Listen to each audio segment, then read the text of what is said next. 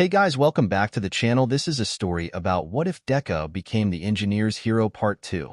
If you guys enjoy this what if and want to see part 3, comment down below. And let me know before I start. Please do support for more awesome content and leave a like. And don't forget to subscribe to my channel. And also share this video with your friends and check out the description in my playlist.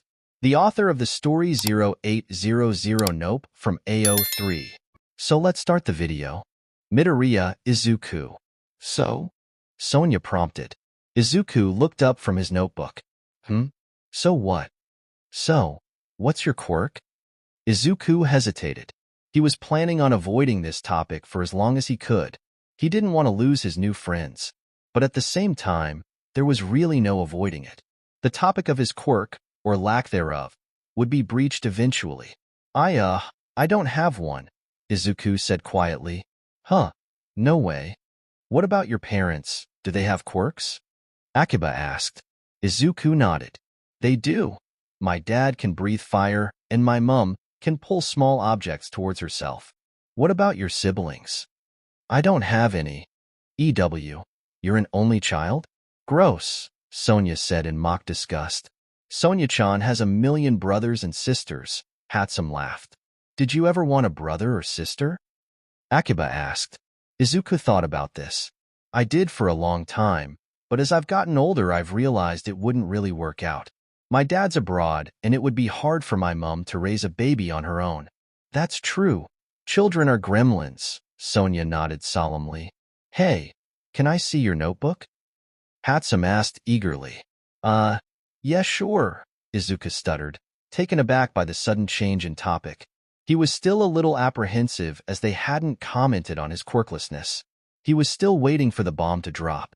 Whoa, this is some in-depth stuff, Midoriya-kun, 𝗵𝗃𝗃𝗁𝗍𝗵 said, eyes scanning side to side as she flipped through the pages. 𝗵𝗃𝗃𝗁𝗍𝗵 stood to read over 𝗵𝗃𝗃's shoulder. You're obsessed with quirks, huh? A side effect of not having one yourself? Haha, I guess you could say that. I'm also just obsessed with heroes. Honestly though, Midoriya-kun, this is actually so cool. It's gonna be so handy when you design support items. Thank you, Izuku stammered, rubbing the back of his neck awkwardly.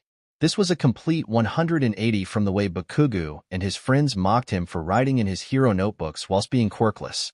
He tried to wrap his head around it, his brain not accustomed to reactions so against what he usually gets. So, what's your quirk, 𝗵𝗃𝗃𝗁𝗍𝗵? It's technology manipulation. Anything that is controlled by any sort of technology, I can take over that control. For example, 𝗵𝗃𝗃𝗁𝗍𝗵 pointed at the television. It began flipping through different shows, switching to cable, and flipping through different channels. You should probably never let me borrow your computer. 𝗬𝗃𝗃𝗁𝗍𝗵 is actually kind of terrifying. If you piss him off, he could hack into your phone and expose everything, Sonia warned. I would never though. That would be so mean. 𝗵𝗃𝗃𝗁𝗍𝗵 defended. So he says, Sonia muttered, raising her eyebrows at Izuku skeptically. Whoa, that's amazing. I'm surprised you haven't gone into computing or anything like that, Izuku said whilst scribbling intently in his notebook. I considered it, but 𝗵𝗃𝗃𝗁𝗍𝗵 shrugged non-committedly. It's a bit boring for me. I need to be making things. I'm not built to be sat at a desk all day. What about you, 𝗵𝗃𝗃𝗁𝗍𝗵? My quirk is zoom. It allows me to magnify and zoom in on whatever is in my line of vision. If I'm really focused, I can see things as far away as 5 kilometers. Sugoi. I'm sure that's pretty handy when you're inventing too. That's right. I'm able to see in detail the nitpicky parts of my inventions, 𝗵𝗃𝗃𝗁𝗍𝗵 affirmed before adding. If only I had the patience. This earned 𝗵𝗃𝗃𝗁𝗍𝗵 a whack from Sonia. Patience is a virtue, and also means your items have less risk of potential danger.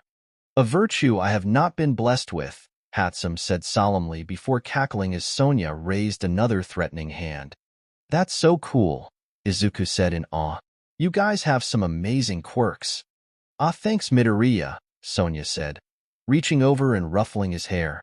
Don't sell yourself too short though, okay? She's right, 𝗵𝗃𝗃𝗁𝗍𝗵 nodded. Even if you're quirkless, from the looks of it you've got an impressive brain. I'm looking forward to seeing what you'll create. Also, if you ever want to try any items to make up for being quirkless, feel free to hit me up, 𝗵𝗃𝗃𝗁𝗍𝗵 whispered to him. Sonia threw a cushion at 𝗵𝗃𝗃𝗁𝗍𝗵. Enough of that. Don't become her lab rat, Midoriya-kun. Izuku smiled down at his notebook, eyes watery and a lump in his throat to match. Thanks, guys. Izuku was walking home from the train station. He, 𝗵𝗃𝗲, and Sonia had gotten the train back from 𝗵𝗃𝗁𝗲, and he had just waved goodbye to them before turning and walking the opposite way. His heart felt light, and he had a spring in his step. Something buzzed in his pocket. His phone. He pulled it out, expecting it to be his mother asking him if he was on his way home. Instead, he found his phone to be buzzing with messages from 𝗵𝗃𝗲 and 2 unsaved numbers. 𝗵𝗃𝗲. Hi, Midoriya. I thought I'd ask you to the group chat to make it easier for us to talk to each other. 𝗵𝗃𝗲. Add. 𝗵𝗃𝗲. I thought I'd add you to the group chat. Plus XXXXXXYYYYYY. Ask you to the group chat. Plus XXXXXXXXXXXX. Ask you to the group chat. Plus XXXXXXXXXXX. Get his ass. Plus XXXXXXXYYYYYY. Do you mean get his ADD? Plus XXXXXXXXXXXX. OMG good one May. Plus XXXXXXXXXXXX. Also this is Sonia. Smiley face. Plus XXXXXXYYYYYY. This number is May. 𝗵𝗃𝗲𝗊. And this is cyberbullying. Izuku's heart stuttered a little, and a tiny smile spread on his friends. He felt a little silly getting emotional over something mundane, as being added to a group chat. Izuku had been added to group chats before for group projects at school. He had always felt too awkward to message in them, overthinking if he was the first to view a new message too quickly, or if he replied too fast. This felt different though, because this was with friends, not people who were obligated to message him to get a piece of schoolwork done. Izuku. Thanks for asking me, 𝗵𝗃𝗲. 𝗵𝗃𝗲. Not you too, Midoriya. I thought you would have my back. Izuku. Do you mean have you our ass? LOL. Sonia. PFFFDDD you thought to 𝗬𝗍. 𝗵𝗃𝗲. You can have my ass whenever you want, Midoriya, winky face. 𝗵𝗃𝗁𝗲. Whoa. Izuku reached his house, unlocked the door, and stepped inside. He was still looking down at his phone, giggling whilst trying to think of a way to respond to that. Izuku? He heard his mother call from the living room. Coming. Izuku walked into the living room to find his mom perched on the sofa. Is everything okay? Izuku asked hesitantly.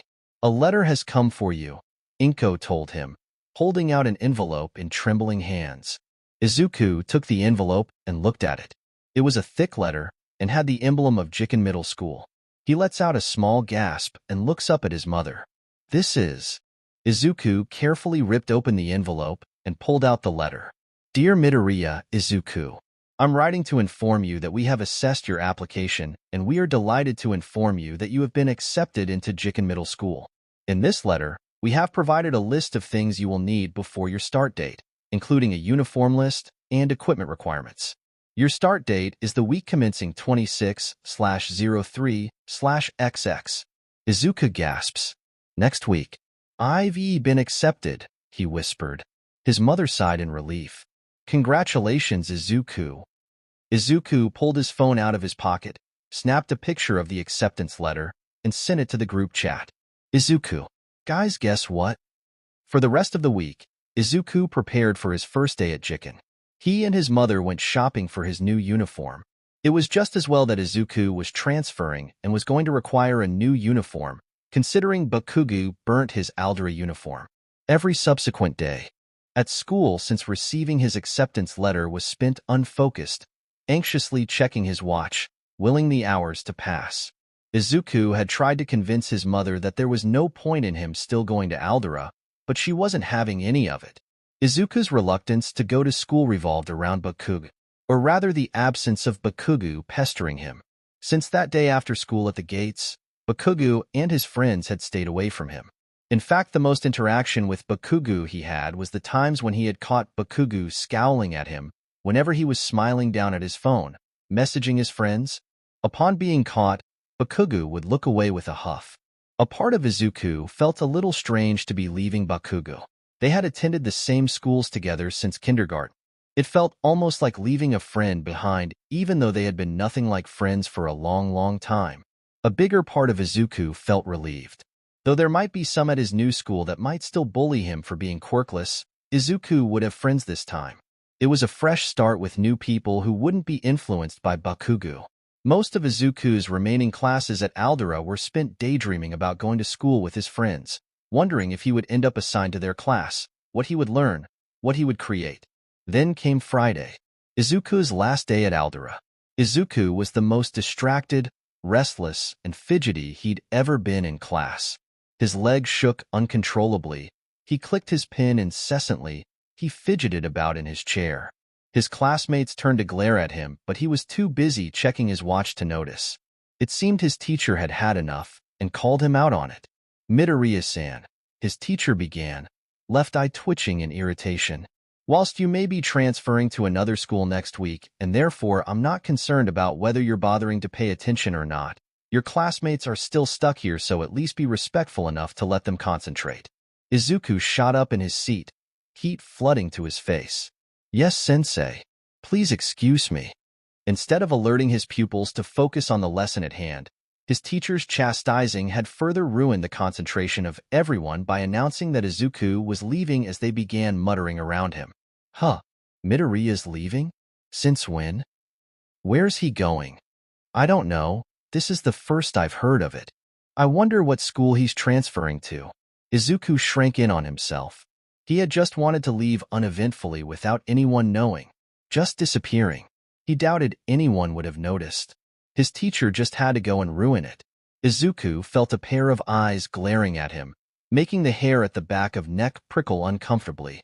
He knew who it was. He glanced hesitantly at Bakugou. He bristled upon meeting his eyes. Bakugou stared at him analytically, eyebrows furrowed. Izuku felt anxiety weighing down on his heart, and he fought the urge to rub his chest. What is he thinking? Eventually, after what felt like a torturously long day, the final school bell rang. Izuku let out an exhausted sigh and moved to pack his bag. Finally, Izuku was outside making his way to the school gates before he was dragged and pinned roughly to one of the back walls. Izuku was familiar with this spot, for it was where he was frequently tormented by Bakugou and his goons. So close, Izuku thought miserably. So close to just fucking leaving. Maybe you're an idiot for thinking it would be so easy. Izuku groaned in frustration and asked heatedly, "What do you want, Bakugou?" Izuku noticed he felt angry, an emotion he wasn't too familiar with. It felt hot, rippling under his skin. It felt impulsive. It made his fists clench, teeth grind together, heart race. He just wanted to go home. He wanted to leave.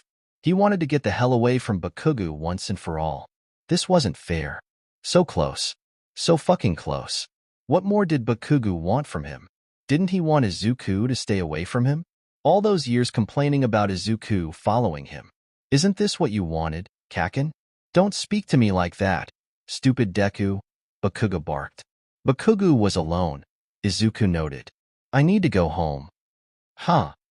You need to go home? For what, To meet with your shitty little friends? Is that it? Izuku didn't know how to respond and tilted his head in confusion. What's your problem with my friends? Bakugou pushed him against the wall even harder. Izuku felt the stone bite into his spine. Do they even know you're quirkless? Bakugou hounded relentlessly. Do you think going to a new school is going to change anything? Do you think they'll all like you because you're new or something? The moment they find out you're quirkless, it'll be the same. Even your shitty friends will realize you're useless and will get sick of being around you. Izuku gasped, his heart jolting. You're wrong. Bakugou's face slipped and his red eyes widened a little upon gaining a reaction out of Izuku. Then he smirked, eyes narrowing, his face crowding Izuku's.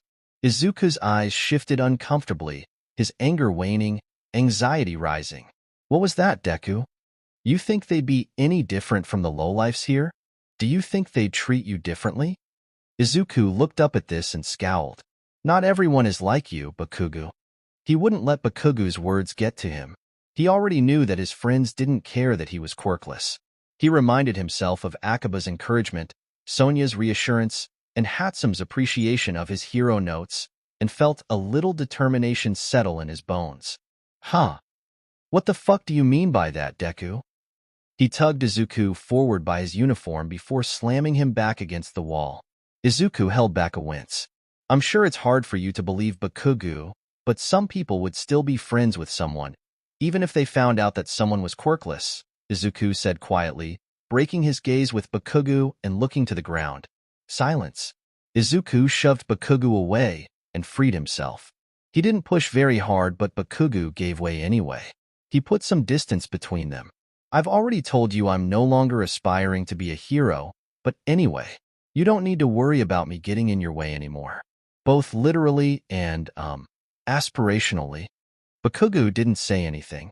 Instead, he stared at Izuku with a strange look on his face, fists clenching and unclenching. Sensing he would soon be getting an explosion to the face, Izuku decided that it was time to leave promptly. Good luck with, everything. Bye, Bakugou. Gripping his backpack straps, Izuku jogged to the school gates and didn't look back. It was Sunday, the night before his first day at 𝗳𝗵𝗃𝗧𝗵 Middle School. He stared at his ceiling in the darkness, his stomach a pit of anxiety, his mind racing. There were a lot of thoughts circling around his brain. He was annoyed to admit that many of them were Bakugou-induced. The things Bakugou had screamed at him opened up the box Izuku had haphazardly taped shut. The box of his insecurities and self-deprecation. The box that was home to that voice in his head. The box that was gently being opened and slowly unpacked with the help of his friends. His friends who had, indirectly, opened his mind to the idea that not everyone will react to his quirklessness with disdain and prejudice. Filled that box with reassurance, support, and a sense of belonging. And yet, Bakugou just had to go and carelessly rip into that box and poison it again with self-doubt and anxiety. And so, here he was. Anxieties about being quirkless, about being relentlessly bullied again, about his friends abandoning him. Even though he knew his friends wouldn't just leave him, otherwise they would have done it already. Even though he knew that the kids at 𝗎𝗪𝗎 chose not to be friends with him, so they wouldn't get the same treatment from Bakugou. Because he was well aware that no one really cares that he's quirkless. Sure, he got it. It makes sense to make fun of him for wanting to be a hero, because who has ever heard of a quirkless hero, right? It's redundant. And sure, he was a little weird, obsessively taking notes about heroes, muttering to himself in class. But Izuku could recall at least a few times he got along with his classmates before they were inevitably scared away by Bakugou. Izuku wondered how long it would take for Akiba, 𝗵𝗃𝗲, and Sonia to be scared away by Bakugou. His phone buzzed on his bedside table, phone screen lighting up his bedroom, diverting his attention from his consuming thoughts. Akiba, hey Midoriya, do you want to walk from the train station to school tomorrow? Akiba, we all meet there in the morning. Izuku, sure. Akiba, cool. See you tomorrow, smiley face. Sonia, see you then. 3. 𝗵𝗃𝗲, good night babies, smiley face. Izuku, good night guys. Izuku checked to see if his alarm was on and set his phone back on his nightstand. He rolled over with a smile on his face, the warmth and heart overpowering the whirlwind in his head. Maybe Bakugou was wrong. Maybe things might just be a little different. Izuku opened his eyes with a jolt. Quickly noticing daylight peeking through his curtains, Izuku seized his phone to check the time. It was 15 minutes before his alarm was due to go off. Sighing, Izuku fell back against hill pillows. Thank God, I didn't oversleep. Izuku considered going to sleep, but the excitement in his chest made him feel that it would be impossible to do so. Yawning, he decided to pass the 15 minutes by scrolling aimlessly on his phone until his alarm started blaring. Swiftly silencing it, Izuku sat up and stretched, before jumping to his feet and eagerly bounding to the bathroom. Upon hearing his mother's gentle snores from her bedroom, Izuku was promptly reminded that he should at least try to be a little quiet this early in the morning. After showering and brushing his teeth, Izuku stood in front of his wardrobe and gently pulled his uniform from its hanger. Hands trembling with apprehension and excitement, he buttoned his shirt, knotted his tie, and buckled his belt. He checked his phone. He had half an hour before his train was due to arrive. He headed down to the kitchen where his mother was cooking breakfast in her pajamas. "Mom, you didn't have to get up for me, you know," Izuku said, feeling guilty. "I could have made breakfast on my own." "On your first day?" "I don't think so," she replied easily. Then she looked over at him, eyes scanning over his new uniform. "Oh, look at you, Izuku rubbed the back of his neck awkwardly. "Stop that." She smiled fondly at his embarrassment. After a quick breakfast and many pictures taken by Inko despite Izuku's reluctance, Izuku grabbed his bag and tied his shoelaces. "I'm off," Izuku announced, hopping to his feet. "Goodbye, Izuku," his mother said from the doorway. "Good luck." Izuku stood at the train door, feet tapping restlessly, fingers hovering impatiently over the open button, waiting for it to turn green. He checked his phone, refreshing it anxiously, but no new messages from his friends. The open button lit up and Izuku pressed it instantaneously. He forced his way through the throngs of commuters waiting on the platform to the entrance of the train station where he breathed in the fresh air gratefully. He pulled out his phone. Still no new messages. "Izuku. Hey guys, I'm here. Sonia. May and I will be there in 2 minutes. 𝗵𝗃𝗲. 5 minutes away." Izuku smiled and gripped his backpack straps, body thrumming with excitement. He leaned against the wall and allowed his mind to wander. Not too long later, a flick to his head drew him out his thoughts. He jumped slightly and pulled his earphones out. "Good morning, Midoriya-kun." 𝗵𝗃𝗃 greeted him enthusiastically. She set down a large box she was holding in her arms. Sonia winced next to her. "God, you're so loud." She half-heartedly shoved 𝗵𝗃𝗃 away from her. "Hey, Midoriya-kun." He noticed that she had dark circles under her eyes, though 𝗵𝗃𝗃 didn't seem to be faring much better than Sonia. "Oh, good morning, Sonia-san. 𝗵𝗃𝗃-san. How are you feeling?" Sonia asked tiredly, pushing her glasses up her nose. "Good," he replied automatically. Then he said hesitantly, "Well, I'm a little nervous to be starting a new school so late in the year, but," he straightened determinedly, "I'm excited too." "Ah, that's great, Midoriya-kun." 𝗵𝗃𝗃 nodded in agreement. "And you don't need to worry because you have us." Izuku smiled warmly at this before noticing Sonia grimacing. "Are you okay, Sonia?" Izuku asked, head tilted curiously. "Did you not sleep well last night?" Sonia smiled at his concern, before rolling her eyes. "Ugh, this one dash," she jabbed a thumb at 𝗵𝗃𝗃, "kept me up all night." "Oh, why's that?" "I was working on my newest baby." 𝗵𝗃𝗃 began eagerly, reaching for her box. Sonia grabbed her wrist, stopped her in her tracks, and groaned. "Please, not now, Mei-chan." 𝗵𝗃𝗃 huffed but left the box alone nonetheless. "You didn't have to stay awake with me, you know." Sonia opened her mouth to reply, when another voice spoke from behind them. "Don't tell me you two were awake the whole night again?" Izuku turned to see 𝗵𝗃𝗃 standing behind them, blue hair glinting in the morning sun. "Good morning, 𝗵𝗃𝗃-kun." Izuku beamed. "Morning, guys," he smiled. His eyes fell to the box sitting in front of 𝗵𝗃𝗃, and he pointed at it. "Let me guess, that's the reason you guys look like zombies?" "Whoa," Sonia raised a defensive hand. "I look like a panda at most." "So when you guys messaged good night last night, you weren't actually going to sleep?" Izuku asked. 𝗵𝗃𝗃 laughed and wrapped an arm around Sonia's neck. "When these two message good night in the group chat, 9 out of 10 times it's likely they're not going to bed." Sonia opened her mouth to argue with this, but then changed her mind. 𝗵𝗃𝗃 smirked at her response, or lack thereof, and said, "Come on, we should set off.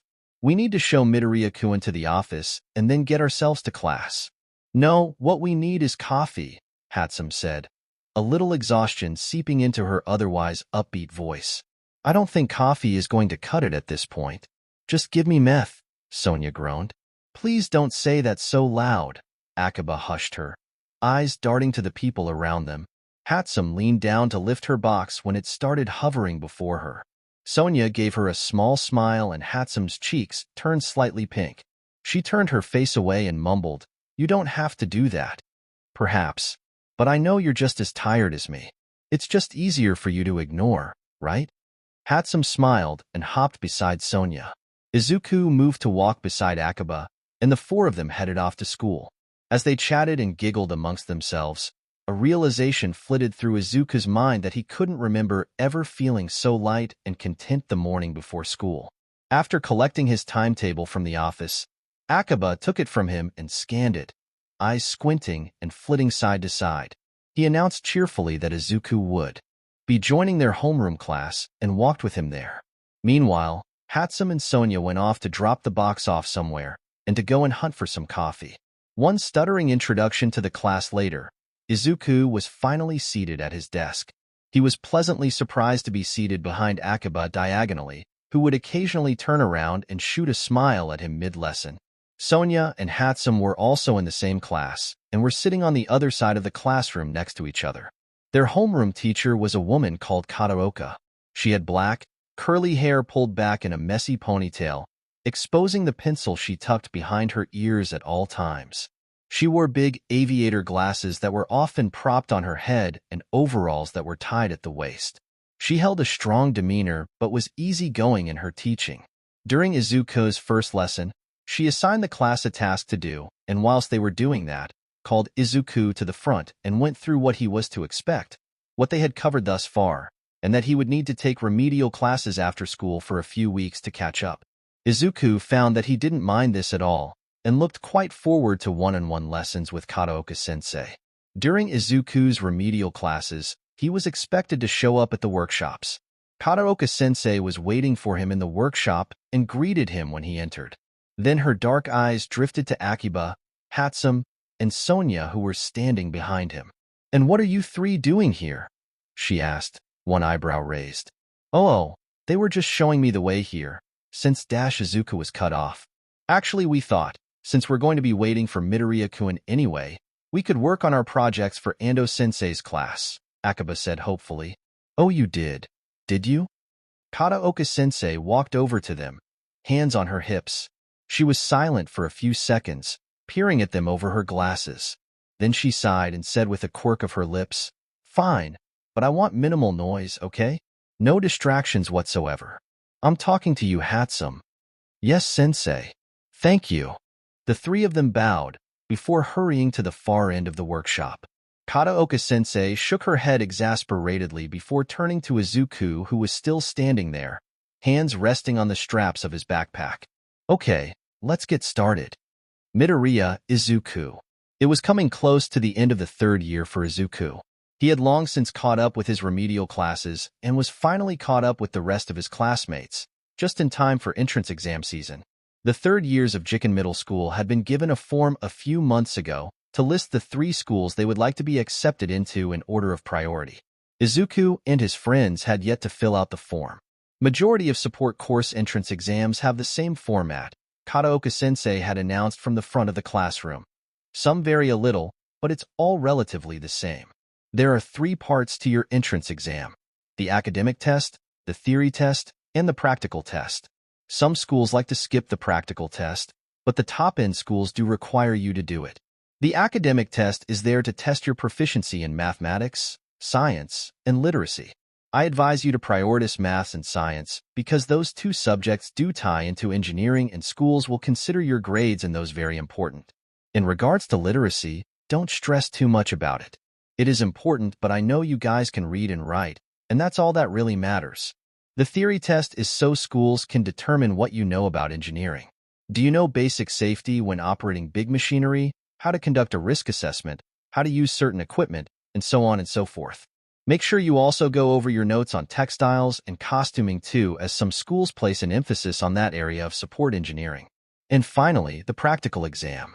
You'll be given a case study of someone's quirk, and you will be required to come up with a support item to help a certain flaw of that quirk. Some exams might ask you to identify the potential flaws yourself. Others might give you the flaws as part of the question. It just depends. The point of this exam is to see how good you are at real-world application, to see if you can apply your engineering knowledge when receiving requests from heroes or your everyday guy. Izuku, 𝗂𝗵𝗲, Sonia, and Mei were scattered around in Mei's basement, all 4 of them surrounded by paper, notebooks, and textbooks. It was the day before the entrance exams at UA, and they had decided to study together. Sonia let out a loud groan.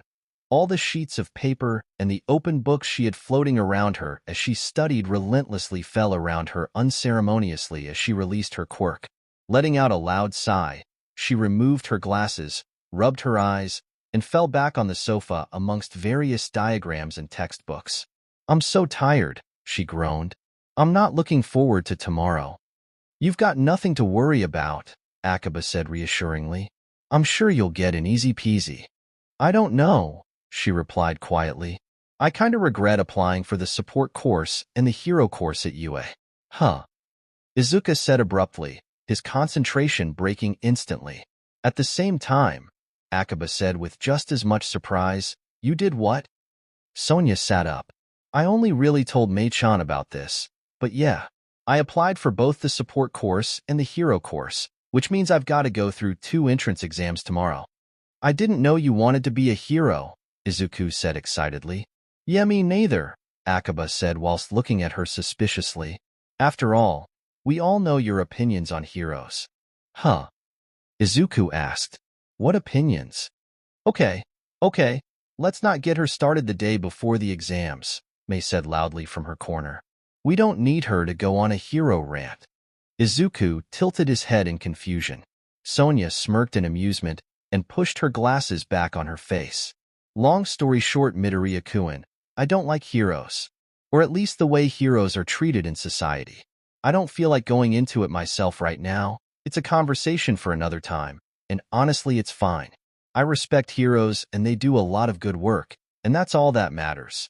UA is the only school I've applied to do the hero course at, mostly just to see what happens. Whether I get in or not. I know I've got a good quirk that would be useful in hero work.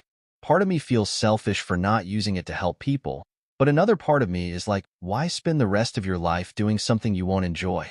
I don't know, it's complicated." Izuku was still confused. "I still don't get it.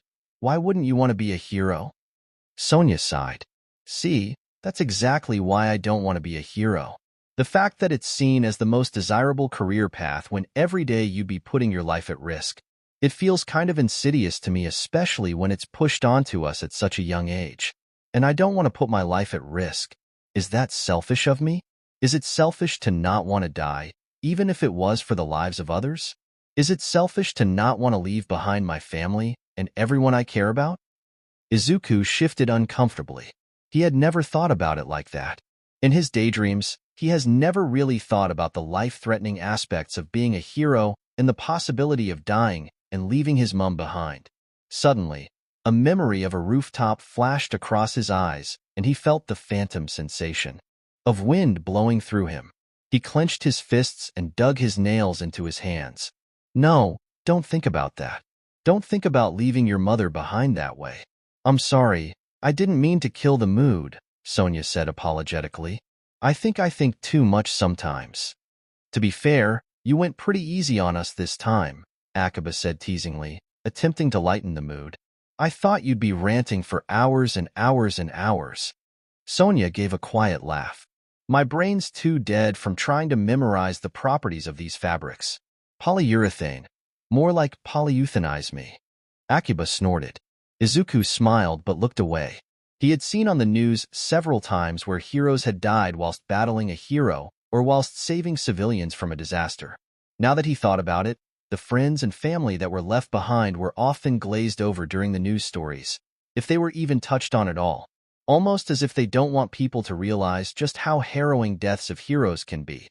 As if they want dying in the name of heroics to be considered noble and not something tragic. Izuku shook his head.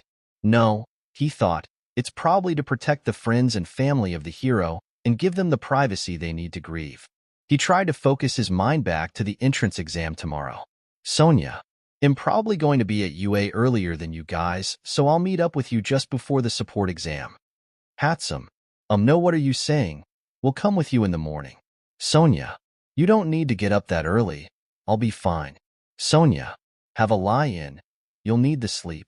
𝗵𝗃𝗲, nope, it's fine. We'll just study for a bit whilst you do your exam."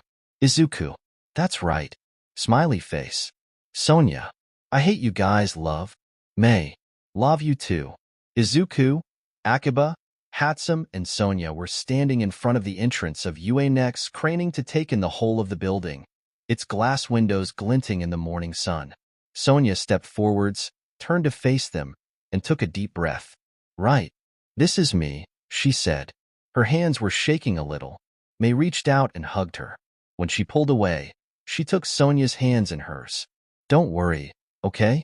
Even if it doesn't go well, you always have the support course." "That's right," 𝗵𝗃𝗲 said, patting her shoulder reassuringly. "And if you ace both exams, the hero course and the support course will be fighting each other for you. Your quirk can be used in so many ways for hero work, they'd be crazy not to pass you." Izuku smiled at her encouragingly. Sonia ruffled Izuku's hair, squeezed May's hand, punched 𝗵𝗃𝗲's shoulder, and gave them all a shaky smile. "Thanks, guys, you're the best." They beamed back at her. The moment was interrupted by someone loudly announcing, "Get out of my way, extras!" They turned and saw Bakugou standing behind them looking miffed. Izuku froze and anxiety surged throughout his body. "Be Bakugou." Bakugou glared at them all, and then fixed his eyes on Izuku, glowering. Izuku shifted uncomfortably. "Bakugou still hates me then. Don't stand in front of me. I'll kill you," Bakugou growled. Good morning, Bakugou. It's good to see you again. Good luck today," Izuku stammered. Bakugou ignored Izuku, choosing instead to glare at him before stomping away. "Wow, what a great attitude for the hero exam," 𝗵𝗃𝗲 broke the silence. Izuku laughed nervously, wringing his hands. "Yeah, I'll take that as my cue to head off," Sonia huffed lightly. "I'll see you guys soon.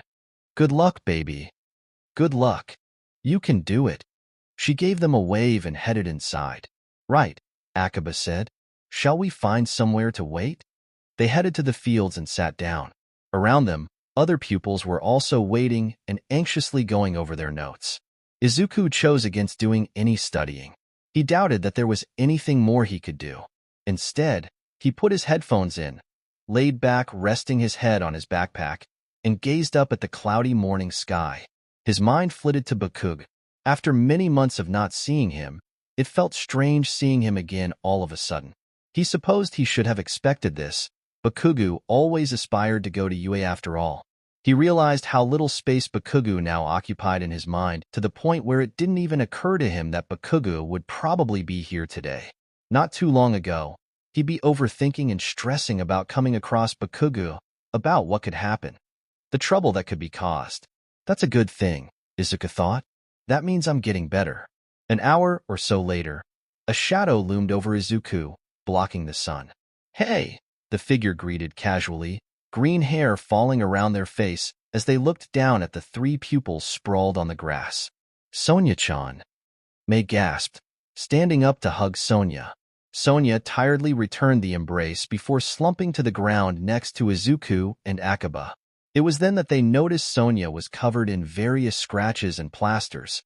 Some bruises were also beginning to form on her arms.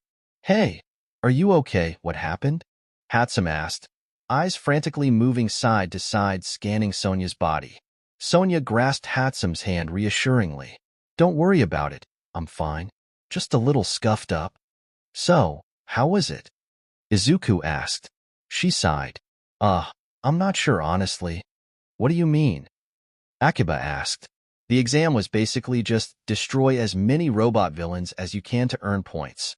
But there were only so many robots, so you had to compete with the entrants for them," Sonia explained. She turned to Izuku. "Your boy Bakugou just so happened to be in my group." "Oh, is that so?" Izuku stuttered nervously at the very mention of said boy who had been occupying his thoughts for the last hour. "Was everything okay?" "Well, aside from him hogging all the robots to himself, fine I guess.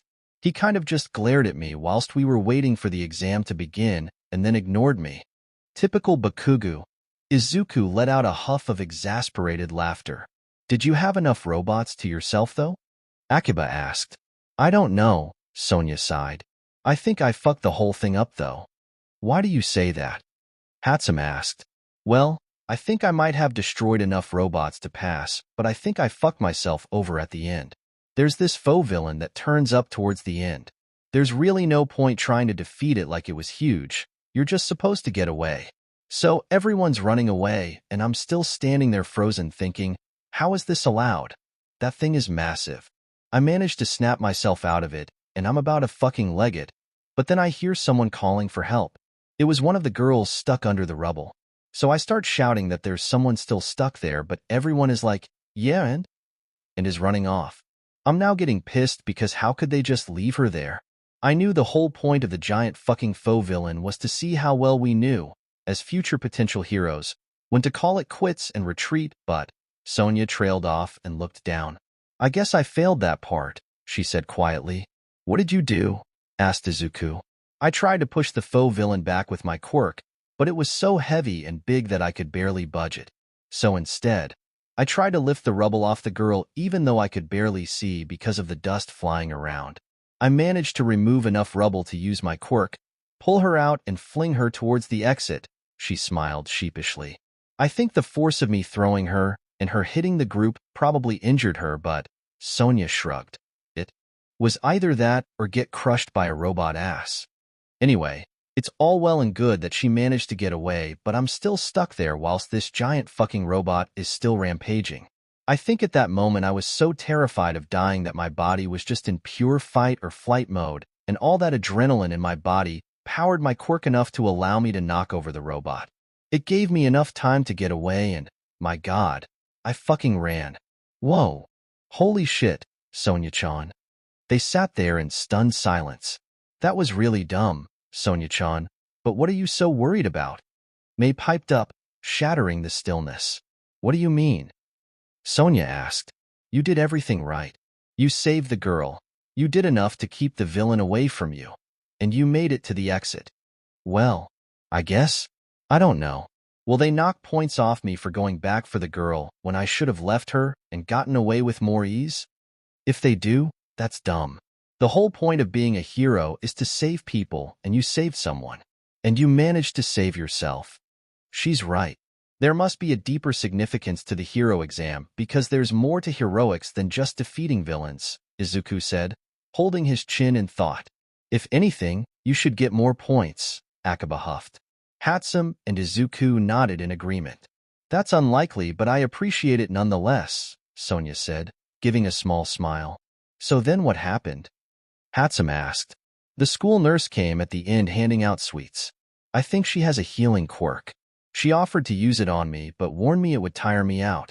I refused because I still have like 1,000,000 more exams to do. She paused. Sonia groaned and massaged her temples. I've got this fucking migraine now, though, from overexerting my quirk. I think I might have something, 𝗂𝗵𝗃 mumbled and rummaged through his bag. Uh-huh. I knew I had some somewhere. He threw a rectangular box over at Sonia. She gasped, holding the box gently in both hands, gazing down at it in awe. Ibuprofen? 𝗧𝗵𝗃, you're the best, she exclaimed. He smiled fondly. You deserve it. It's ironic, Sonia said thoughtfully. Yesterday I was going on about how I didn't want to be a hero because I didn't want to die and leave everyone I care about behind. And yet, during that whole thing when I should have been selfish and prioritized my own safety, I went back for the girl. There's nothing wrong with being compassionate, 𝗂𝗵𝗃 said. Compassionate at what cost? At the cost of leaving behind my friends and family? Maybe that's why I'm reluctant to be a hero. Enough, 𝗵𝗃 declared. Stop being gloomy. You did a good thing, and you should be proud of yourself. Sonia smiled warmly and took May's hand in her own, squeezing gently. Thanks, May-chan. Half an hour later, when all the hero course entrants had completed their exams, it was the support course entrants' turn to go for their exams. Izuku and his friends took their seats in the dark lecture theater. Izuku noticed that a lot of the seats in the theater remained empty. 𝗵𝗃 gasped and pointed to the front. Is that who I think it is? She whispered excitedly. Izuku squinted and then gasped. It's the pro-hero power loader. Sugoi. No way, Sonia whispered in awe. Power loader was fiddling with the presentation before turning to them and clearing his throat. Welcome everyone to the entrance exam for the support course at UA, he announced. I'm going to be giving you a rundown on what to expect for your exams. As you might already know, there are 3 written exams to be completed: the practical, the theory, and the academic. First, you'll be doing your practical. You'll get an hour and a half to do this.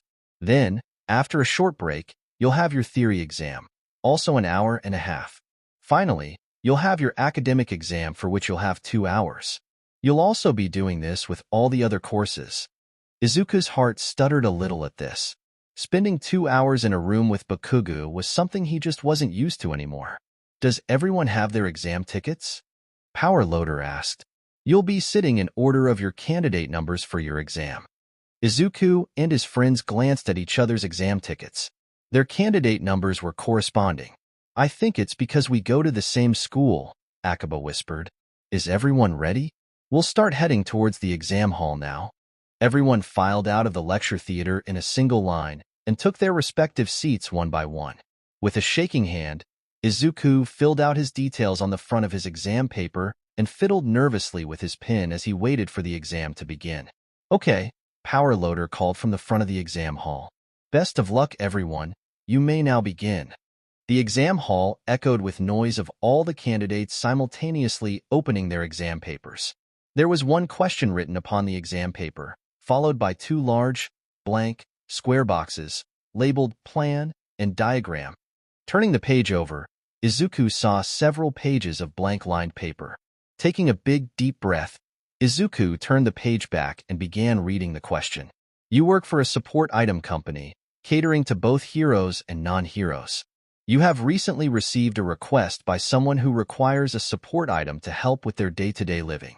This person has a 𝗎𝗪𝗎𝗄𝗃, also known as mutant, type quirk in which they have a tail. The length of this tail is 2/3 the length of their body and can release a paralyzing venom that has the potential to be deadly depending on the amount of venom and slash or the size of the victim.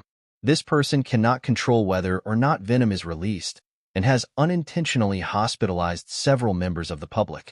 The ideal support item should allow the individual to navigate around in public without the risk of unintentionally poisoning anyone.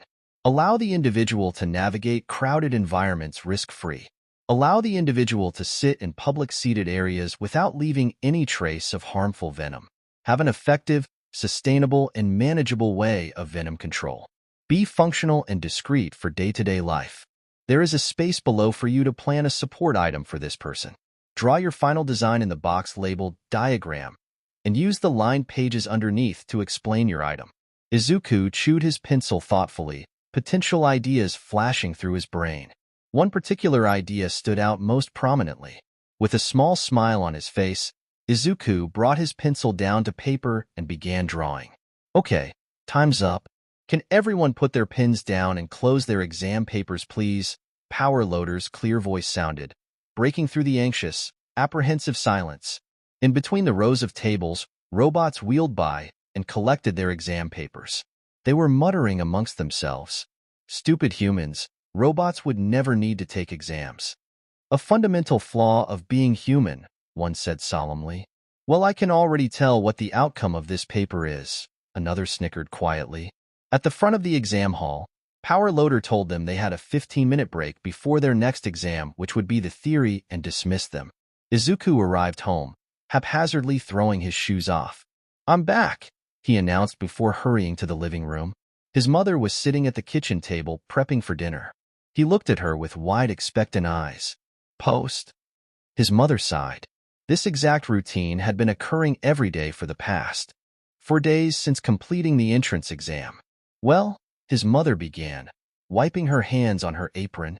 There was one letter that came. She stood up and walked to the coffee table, picked up a letter, and handed it to Izuku. Izuku inhaled sharply and took it to his room. He sat at his desk staring at the crisp, white envelope, sealed with red wax and stamped with the UA logo. Inhaling deeply, Izuku broke the wax seal and opened the envelope. Inside was a letter and a metal disc. Huh, Izuku thought. A hologram? He pushed the small button on the hologram and a projection of 𝗵𝗃𝗺𝗺𝗺 appeared. Midoriya Izuku, this is 𝗵𝗃𝗺𝗺𝗺 from the support course at UA. I hope you are doing well. I'm here to inform you of your results of your recent exams applying for the support course. I am pleased to say that you received enough points on the practical, theory, and academic exams to be accepted. This letter will have arrived with some additional information about starting UA. I'll look forward to meeting you soon, Midoriya-san. The hologram switched off, leaving Izuku staring at his bedroom wall. His wide eyes began brimming with tears, and he let out a sob. I did it. I'm going to UA. A sharp buzzing from his desk made Izuku jump a little in his seat. It was his phone. He gasped. How did everyone else do? He opened his phone. 𝗵𝗃𝗃. Guys, guess what? Sonia, you got in? 𝗵𝗃𝗃. Yes. 𝗵𝗃𝗃. What about you guys? 𝗵𝗃𝗃. I got in too. Sonia. Me too. Smiley face. 𝗵𝗃𝗃. Wait, in which course? Sonia. Both LOL. Izuku.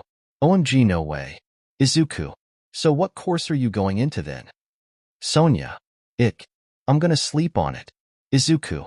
Well, congratulations anyway. 𝗵𝗃𝗃. Yeah, well done, that's amazing, love. 𝗵𝗃𝗃. Congrats, BB. 𝗵𝗃𝗃. What about you, Midoriya? 𝗵𝗃𝗃. Did you pass? Izuku. I did. 𝗵𝗃𝗃.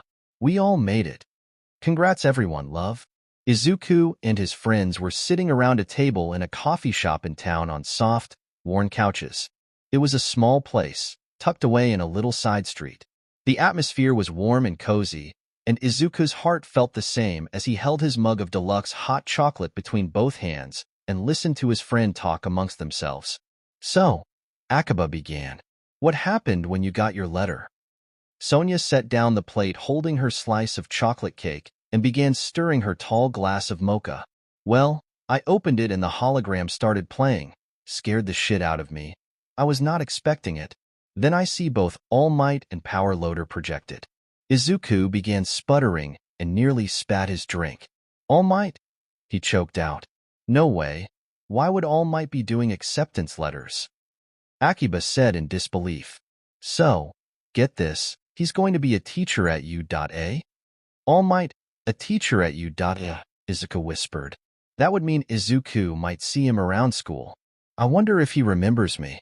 I was so confused. Like, is he retiring or? Sonia continued. Izuku thought back to All Might telling him he can only do hero work for 3 hours a day. Huh, maybe that's why he's gone into teaching. So anyway, All Might told me that I managed to get into the hero course.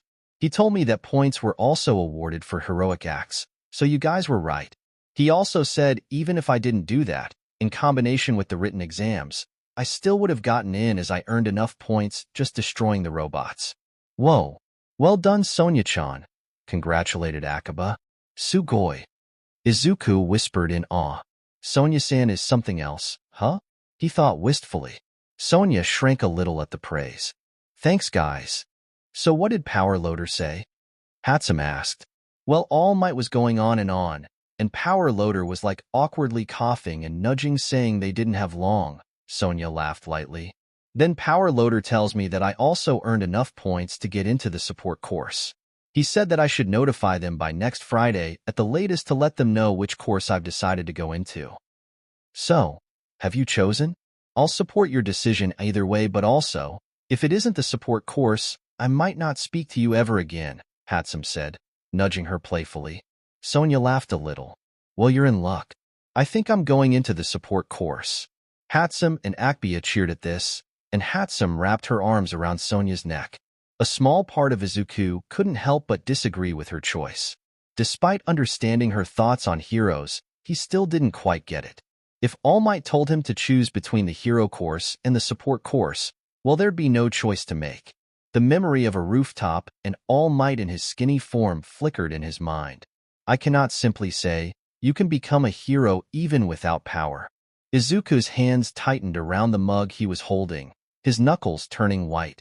He offered his congratulations belatedly before they noticed him being too quiet. How did you come to that decision?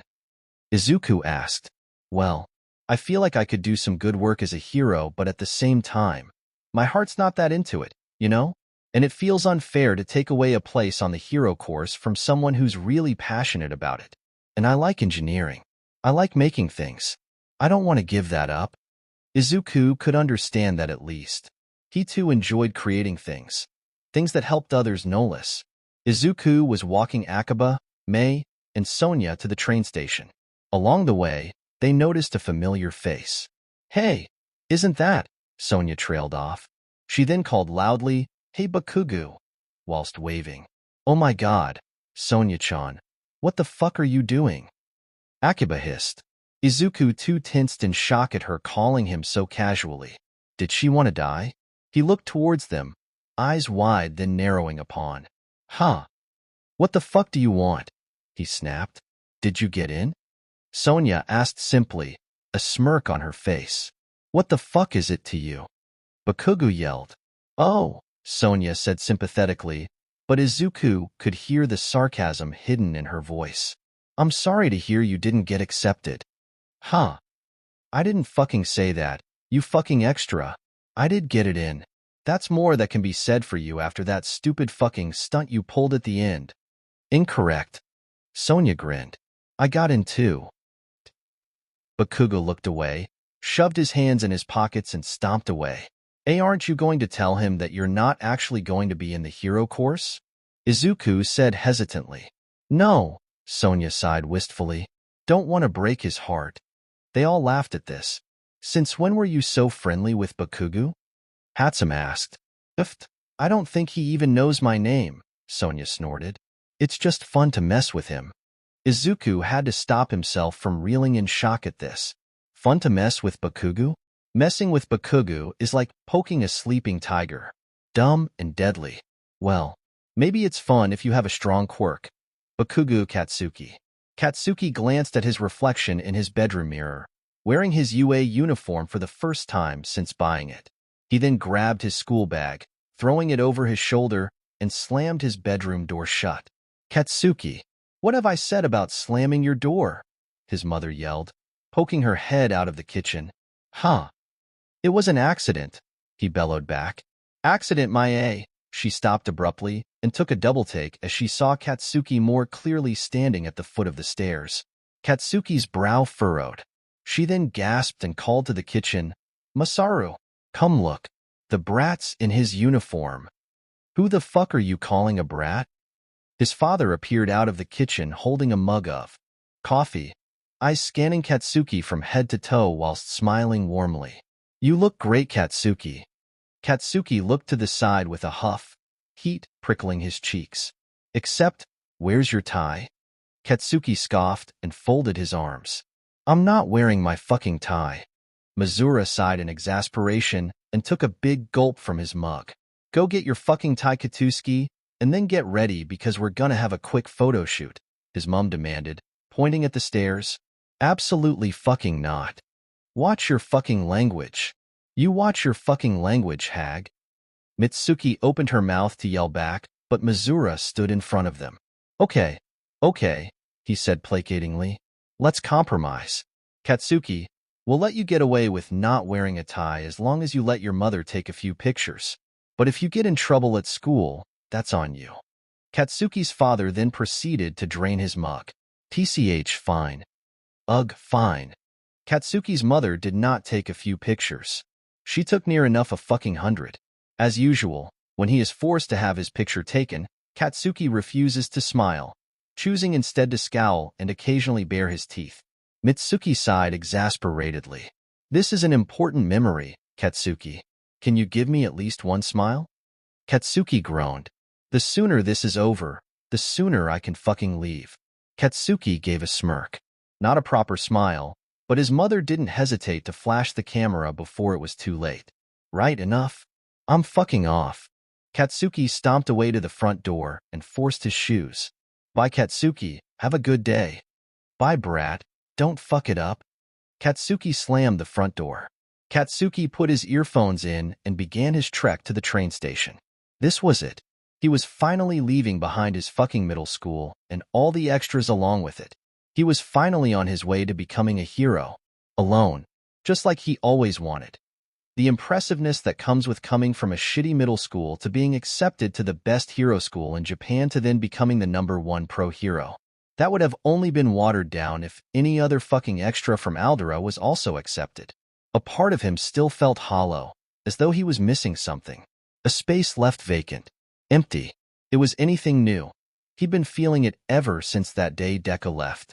He shook his head. He did not want to think about Deku and the guilt and the frustration and the abandonment. Katsuki gave a patronizing laugh in his head. Abandonment. As if. I fucking abandoned Deku. Years ago when that brat found out he was quirkless. I left him in the dust to become a hero whilst he still played pretend. Not the other way around. But you didn't though, said a sly voice in his head. You stayed at first. Didn't you promise to be a hero and protect him?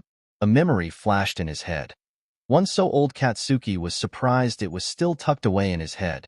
I'm quirkless, Kakin, Deku said quietly, his gaze directed to his feet, hands fumbling with the hem of his shirt. Quirkless? Is that even possible? Katsuki had responded.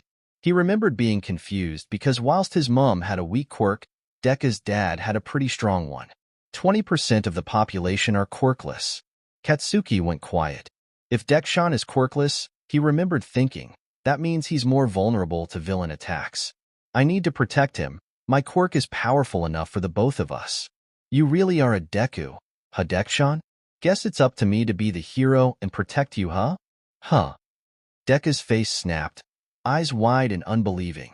The surprise in Deku's wide eyes and in his gasp replayed in Katsuki's head. He really wasn't expecting me to continue being his friend. Huh? Even back then. Was he wrong? That sly voice asked. Did you keep your promise? Images flickered across Katsuki's head. Deku pinned against the wall behind the school, Deku cowering in the corner of a classroom, Deku's stunned wide eyes after Katsuki said to him take a swan dive off the... Shut up, he said out loud. He glared at the commuters around him who were giving strange looks. Enough about fucking Deku. It doesn't matter. Deku doesn't fucking matter. All that matters is how I'm going to be the best fucking hero ever to come out of UA, surpassing even All Might. He smirked resolutely. Katsuki firmly turned his thoughts elsewhere, to the other extras that would be in his class. He cast his mind back to the entrance exam and found he couldn't remember who he did his exam with. His mind was too occupied with defeating every shitty robot to be concerned with anyone else. The adrenaline had been pumping through his veins. Every robot he blew up leaving him feeling exhilarated and with a wide grin on his face. This, he had thought. This is what it means to be a hero. A faint memory of turquoise hair and glasses flitted in his head. He scoffed. That fucking idiot. It was the girl that Deku had been trailing after. The one who had gone back for the extra who got stuck. The one who managed to knock over the robot despite its gigantic size, and had also managed to save the girl. He was certain Deku's shitty friend would have failed until that day he saw them in town. Something about her irked him. She had threatened him before. That day her and the other two extras had come to 𝗎𝙪𝙢 to meet Deku. She's not scared of you. Katsuki huffed. Just she fucking waits. Thoughts about Deku's friends inevitably lead his thoughts back to Deku again. Deku and his dumb face which he hadn't seen for months except for that one time in town a few weeks ago. Deku, who he scared off. Deku, who left him to go to a new school. Deku, with his new group of friends who probably know by now everything he did to him. Deku, who tried to kill himself because of something senseless he said. Deku. Katsuki ground his teeth and pressed hard on the volume up button on his phone. His music so loud it sounded tinny, echoing around his skull. It wasn't enough. Not enough to stop his head fixating on fucking Deku. The deafening music was bordering on becoming painful and Katsuki turned the volume down with a sigh. I bet it was those extras who told Deku to leave. He tried not to think about why he cared. Katsuki didn't get it and felt frustrated. He was already making sure that the extras at 𝗎𝗪𝙢, especially the ones that followed Katsuki around, were staying well away from Deku. So why did he leave? To think, he wouldn't have even known Deku was leaving if that teacher didn't point it out. Deku would have just stopped coming, and Katsuki would have just been left thinking the worst. Take a swan dive off the roof. The sun glinting on green curls as one foot stepped off the edge, then the other. Deku wouldn't have told him. The impulsive way he had reacted after school when he did find out Katsuki couldn't really blame Deku. The moment they find out you're quirkless, it'll be the same. Even your shitty friends will realize you're useless and will get sick of being around you. You're wrong. Deku gasped, eyes wide and shining. Katsuki's heart had jolted slightly at Deku's wide-eyed yet indignant glare. He smirked arrogantly to smother the feeling. What was that, Deku? You think they'd be any different from the lowlifes here? Do you think they'd treat you differently? Deku scowled. Not everyone is like you, Bakugou. Implying that I'm a lowlife, Katsuki thought bitterly. Well, he did go back on his commitment to leave Deku alone. Another promise broken. Maybe Deku was better off moving schools. At least he had friends wherever the fuck he went. Katsuki could have done whatever to prevent anyone from giving shit to Deku. However, Deku still would have been fucking miserable and lonely. Another thing that's your fault, a voice mocked in his head. Katsuki firmly ignores the guilt squirming in his gut, threatening to snake up his throat and choke him. What high school is Deku going to now? Katsuki contemplated, chin resting in his hand as he gazed out of the train window. He was a fucking nerd, his grades often surpassing Katsuki's own, much to his irritation. He also saw the glimpse of him during the academic exam at UA. He thought about how taken aback he was at unexpectedly seeing Deku outside UA, that he couldn't even think of anything to even snap at him, just stare. Katsuki huffed. Deku was just as startled. Gee, good morning, Bakugou. It's good to see you again. Gee, good luck today. At least Katsuki wasn't stuttering like a fucking freak. Good to see you again. Katsuki scoffed. He could guarantee that it was probably the opposite. He had initially thought he and his shitty friends had come to cheer on that four-eyed bitch, but then he remembered what a fucking nerd Deku was about UA and heroes. He's probably gone into general studies like a pathetic loser wannabe, either here or somewhere else. Katsuki pointedly ignored the warm feeling in his chest at the thought of potentially seeing Deku around UA. As far as he was concerned, all the other extra courses at UA were for the extras who couldn't make it into the hero course. Everyone wants to be a hero until they're proven unfit. And with that thought, Katsuki firmly diverted his attention to making his way to UA on time, and only that. Katsuki finally spoke to him midway through his second week at UA. He had been spotting Deku with his friends here and there. Glimpses of a short figure carrying a bulky yellow backpack, green curls blowing back as he rushed to class before the bell sounded, freckles and a smile as he walked through the school gates accompanied by his friends. But he never saw him in one place long enough. Not that he wanted to, of course. It was good that Deku was keeping away from him, seeing as they somehow managed to be in the same school again. Until one morning in which Deku had evidently been running late. Katsuki was about to enter his own class, his hand resting on the door handle of 1A, when a green-haired figure sped past him. Glimpsing a lurid yellow backpack, Katsuki knew instantly that it was Deku. He spoke impulsively. "Oi, Deku, where the fuck do you think you're going?" he drawled loudly.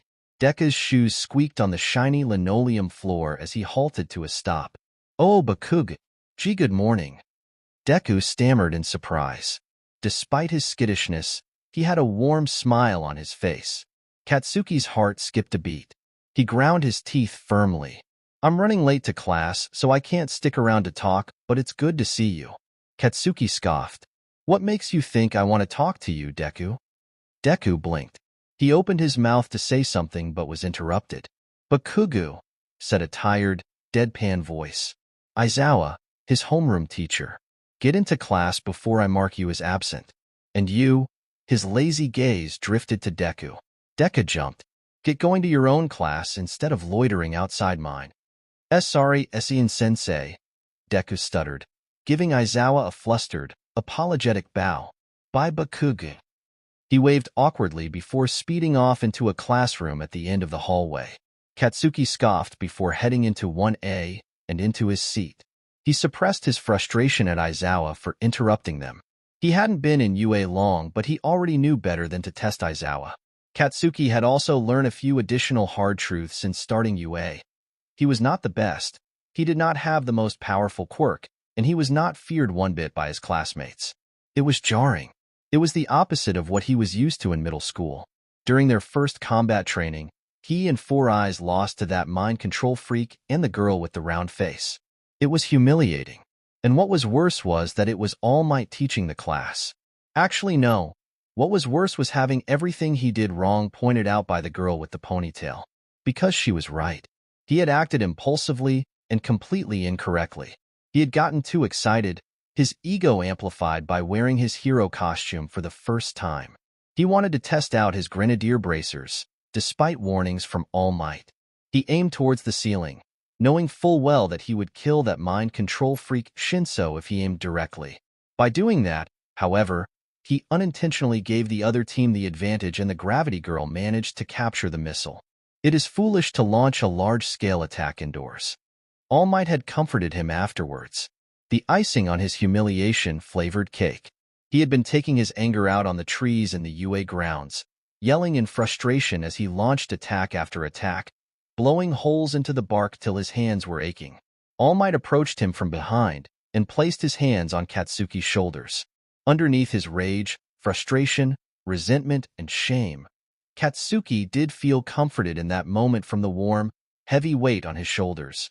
But his pride was damaged enough. A lot of the damage done in front of All Might, the #1 pro hero he had vowed multiple times to surpass. The slime villain, his failure during combat training. And now this. He refused to show any more weakness or accept his reassurance. So instead he stood there, fists clenched, glowering at the smoke emanating from fallen tree branches. Just so you know, pride is important, All Might advised. You definitely have the abilities to become a pro. Katsuki rubbed his eyes furiously. He wasn't sticking around listening to this. You still have a lot of dash. Let go of me, All Might, he bit out. I can't walk. Katsuki then turned his head to meet All Might's eyes. He needed to soothe his injured pride. I'll become a hero that surpasses even you without you telling me.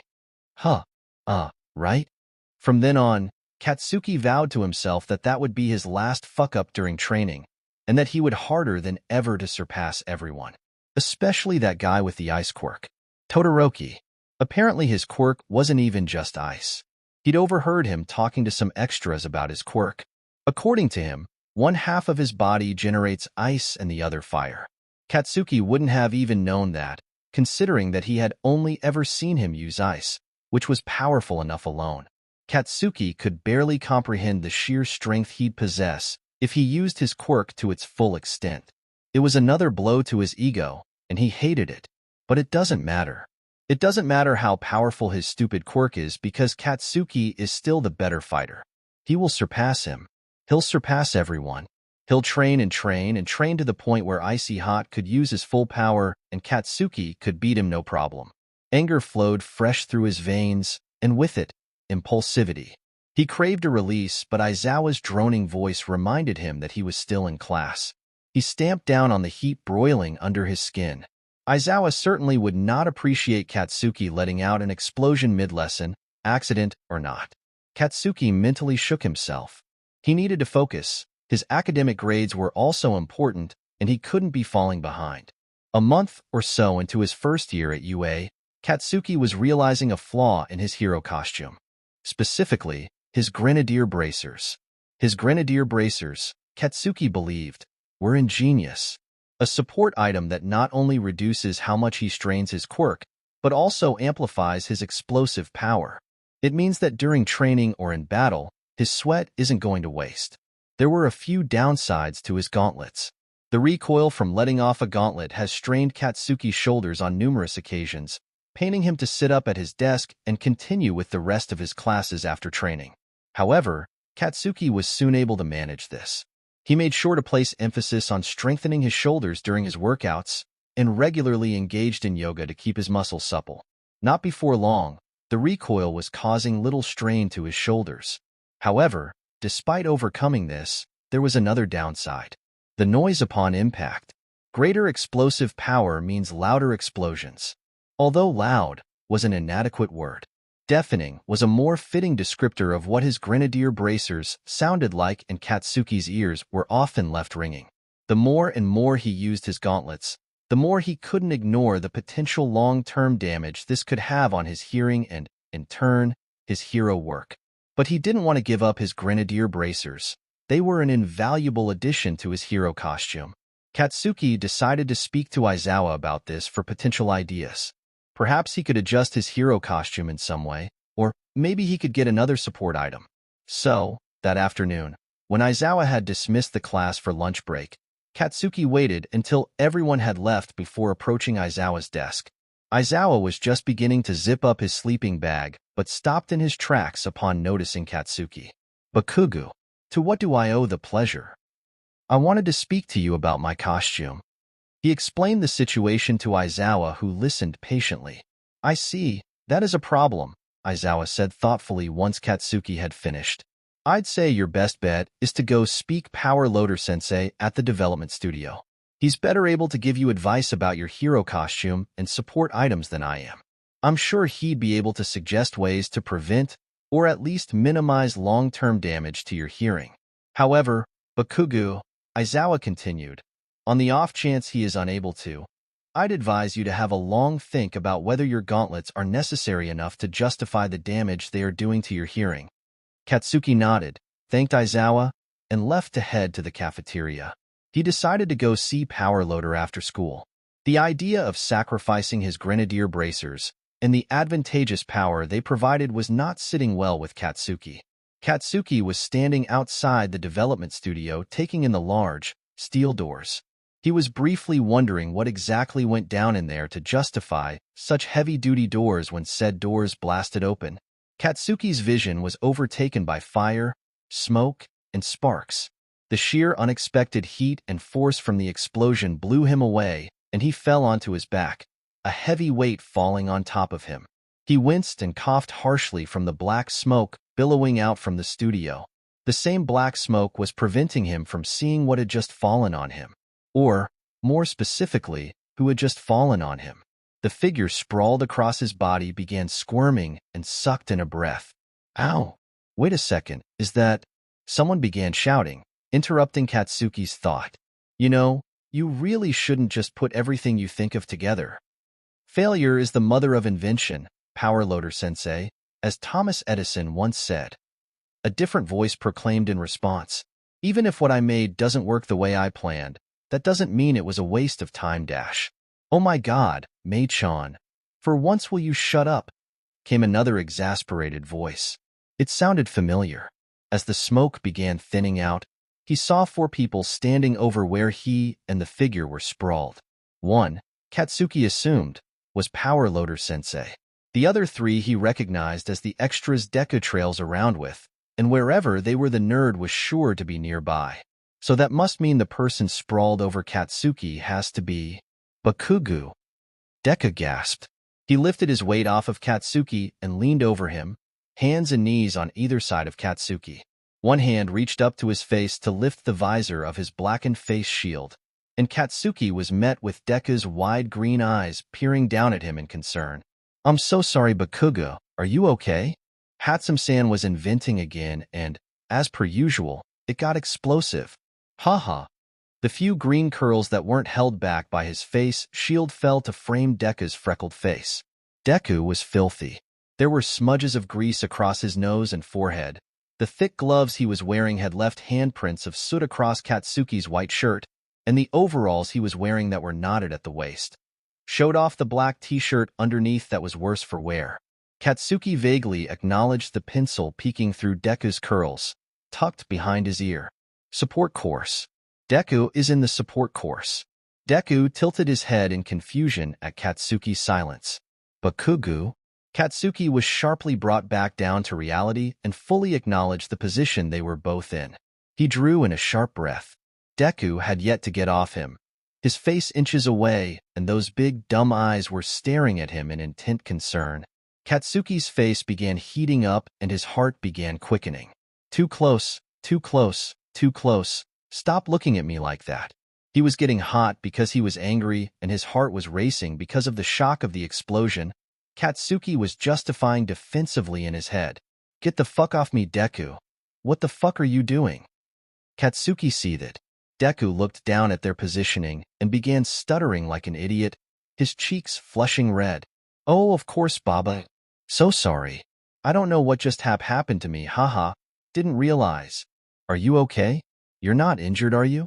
Actually, why are you even here? Oh my God. Shut the fuck up, Deku. I can't deal with your rambling. Just get off me. Katsuki groaned in frustration. Deku rushed to clamber off him. the visor of his face shield falling in the process and hitting him in the face. This caught him off guard, causing him to stumble and fall backwards, landing harshly on his bottom. Ow! Deku pouted and rubbed his reddening nose, smearing more dirt on his face in the process. Katsuki sat up and watched him in disbelief. My god, he is hopeless. How the hell did this clumsy fuck manage to get accepted into the support course? This was someone who would be expected to handle power saws and drills and other dangerous shit, and he could barely manage a face shield without falling on his ass. Deku stood up, leaned over him, and held out a gloved hand. Deku, who had managed to fall twice, was trying to help him. And just like that, Katsuki and Deku were 4 years old again. Katsuki sitting up in the river after falling and Deku standing over him, holding out a much smaller, ungloved hand. He felt a wash of anger pass over him. I was fine. I am fine. I didn't need help then, and I definitely don't need help now. Especially not from you, Deku. Katsuki slapped Deku's hand away, just like he did back then. You know I hate it when you look down on me, Deku, he hissed. The little smile on Deku's face fell, and Katsuki's stomach twisted uncomfortably. So what are you doing here? Someone asked sharply. He looked over at who it was. It was the girl with the glasses who was in his entrance exam. She, like the others, was also wearing overalls and had pushed her bulky protective goggles to rest on her head. Her arms were crossed across her chest as she gave Katsuki a dirty look. Wait a second. What was she doing here? Weren't you supposed to be in the hero course? Don't tell me you were lying when you said you got accepted, Bakugou jeered mockingly. She smirked. Actually, I got offers from the hero course and the support course. I went with the support course in the end. Katsuki frowned. He wasn't sure if he believed her or not, because who would turn down a position in the hero course at the best school in Japan? Unless she turned it down so she could be with her friends. In which case, she's an idiot. Whatever, Katsuki said dismissively. This was already becoming exhausting, and at this point, he just wanted to get home. I'm here to speak with 𝗵𝗃𝗧𝗵𝗃. That's me. 𝗵𝗃𝗃𝗧 raised his hand. Before turning to head back into the studio, he gestured to Katsuki to come in. Katsuki was about to follow behind when he was stopped by Deku. Wait. You dropped this, Bakugou. Katsuki looked over to see Deku picking up the briefcase containing his hero costume that had fallen out of his grip when he fell.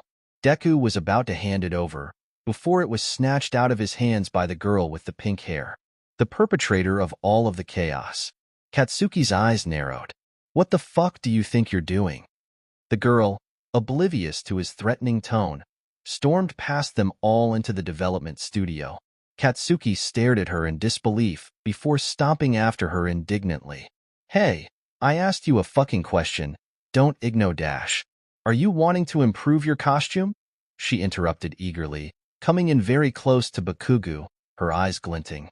Sounds interesting. Katsuki was taken aback.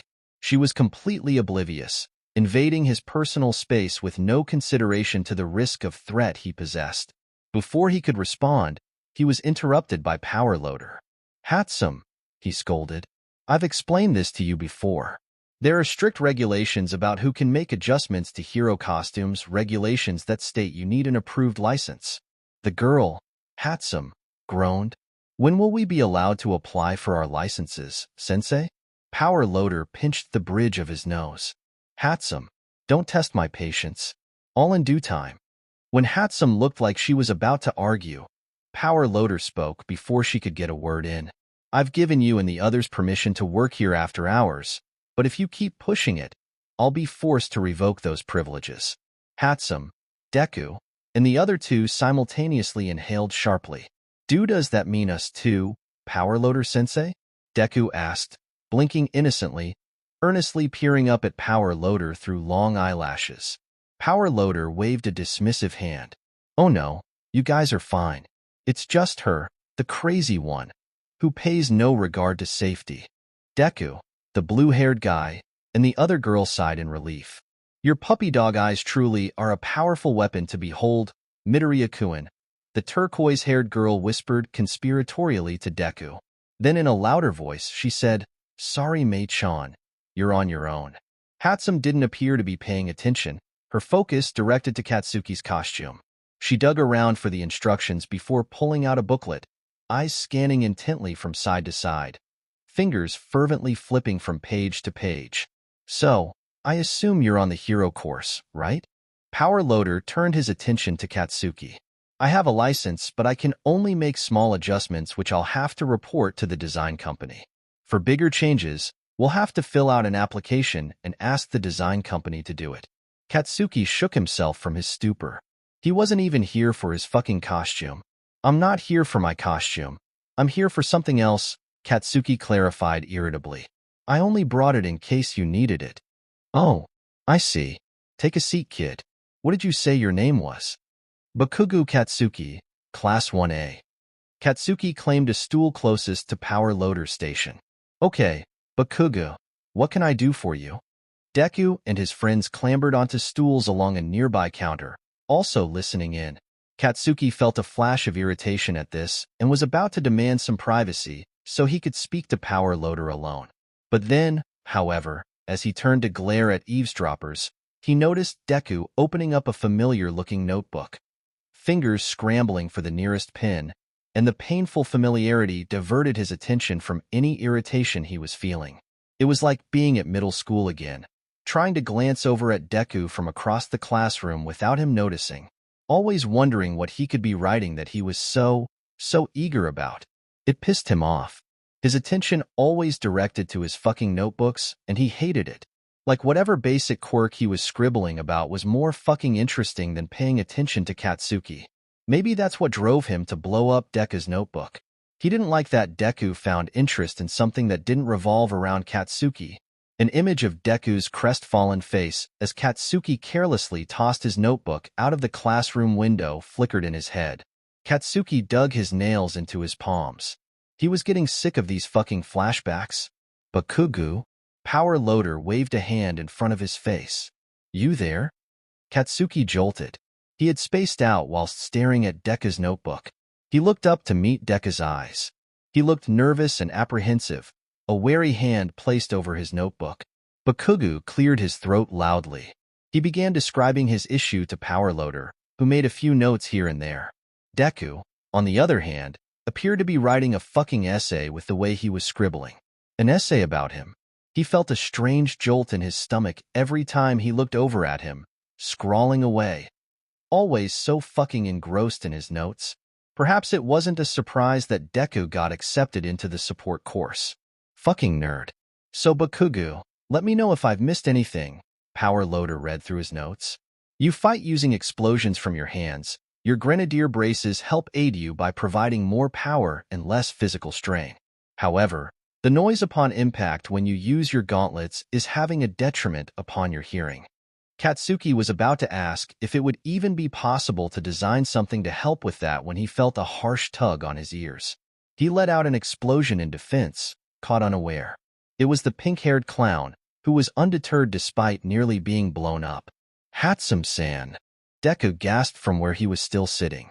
It didn't seem like she took any notice, continuing to peer into Katsuki's ears, pulling on his earlobes, standing way too close to him again.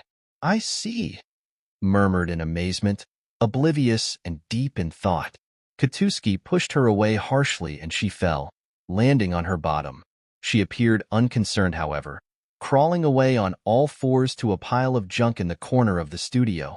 She crossed her legs as she sat on the floor, rummaging through various scraps of machinery, muttering to herself. Katsuki decided then that actually, the real reason why the support course was fitting for Deku was because it was full of fucking weirdos, and that's why he fit right in. He looked over at Deku then, who was currently talking to the other girl and the guy who were sitting on either side of him. He was pointing to his notes with his pen, flipping to certain pages in his notebook. The guy was resting his arm on Deku's shoulder as he leaned over to read, nodding animatedly whenever he agreed with an idea of Deku's. Deku's other shoulder was occupied by the girl's head, who pointed every so often to the notebook, agreeing excitedly with certain suggestions. Katsuki felt like an intruder, watching them. That hollow feeling inside him felt more emptier than ever. For once, the attention was not on him. Not by Deku, nor anyone else. Throughout elementary and middle school, everyone was always tripping over themselves to become Katsuki's friends, in awe of his power and strength. Katsuki had therefore never needed to be a friendly person, because why should he be? They all wanted to be friends with him anyway, regardless of whether he was nice or not. He had a strong quirk, and that was all that mattered. But since coming to UA, no one gave a shit about his quirk. No one was impressed. Well, they were impressed, sure, but it didn't make up for the fact that Katsuki sucked to be around sometimes and often said some shitty stuff. And Deku, having no friends since the age of 6, not if Katsuki had anything to do with it, was now surrounded by people who genuinely looked up to him, stood up for him, who liked him. And this was despite being quirkless, because surely they had to have known by now. They knew and they didn't care. He clenched his fists. Why is that? What's so special about him? Sorry about 𝗵𝗃𝗃 sighed exasperatedly from behind him, interrupting his thoughts. I know she appears self-centered and airheaded, but she's just truly passionate about the stuff she makes. She has shown remorse before when her inventions have injured or almost injured her friends. See that pile of junk she sat in front of? Those are all the support items 𝗵𝗃𝗃's made since starting school. It doesn't seem like much, but considering that it's only been, what, a month? She shows a lot of promise. All 4 of them do. Honestly, not just 𝗵𝗃𝗃. Even when school's over, they're in here bothering me. His fond voice betrayed his words. I've seen a lot of students in the support course in my career, but those 4 are really special. Where's Deku's stuff? Katsuki found himself asking. Instantly, he felt embarrassed and looked over to see if Deku had heard. He hadn't. Who? Midoriya Izuku? Katsuki didn't respond. 𝗵𝗃𝗺 hummed thoughtfully. Now he's an interesting one. Whilst 𝗵𝗃𝗃 is unafraid of failure, Midoriya Izuku is almost the opposite. It's become clear to me that Midoriya Izuku is very anxious at the possibility of failure, which is leading him to be a perfectionist. He is slowly beginning to understand that when inventing stuff, failure is just unavoidable. But even so, I've noticed that whenever an invention does go bust, his self-esteem takes a hit. To avoid that, he plans and plans and plans and plans. He makes sure his ideas are almost flawless before he even considers to start building. That's no mindset to hold as an inventor.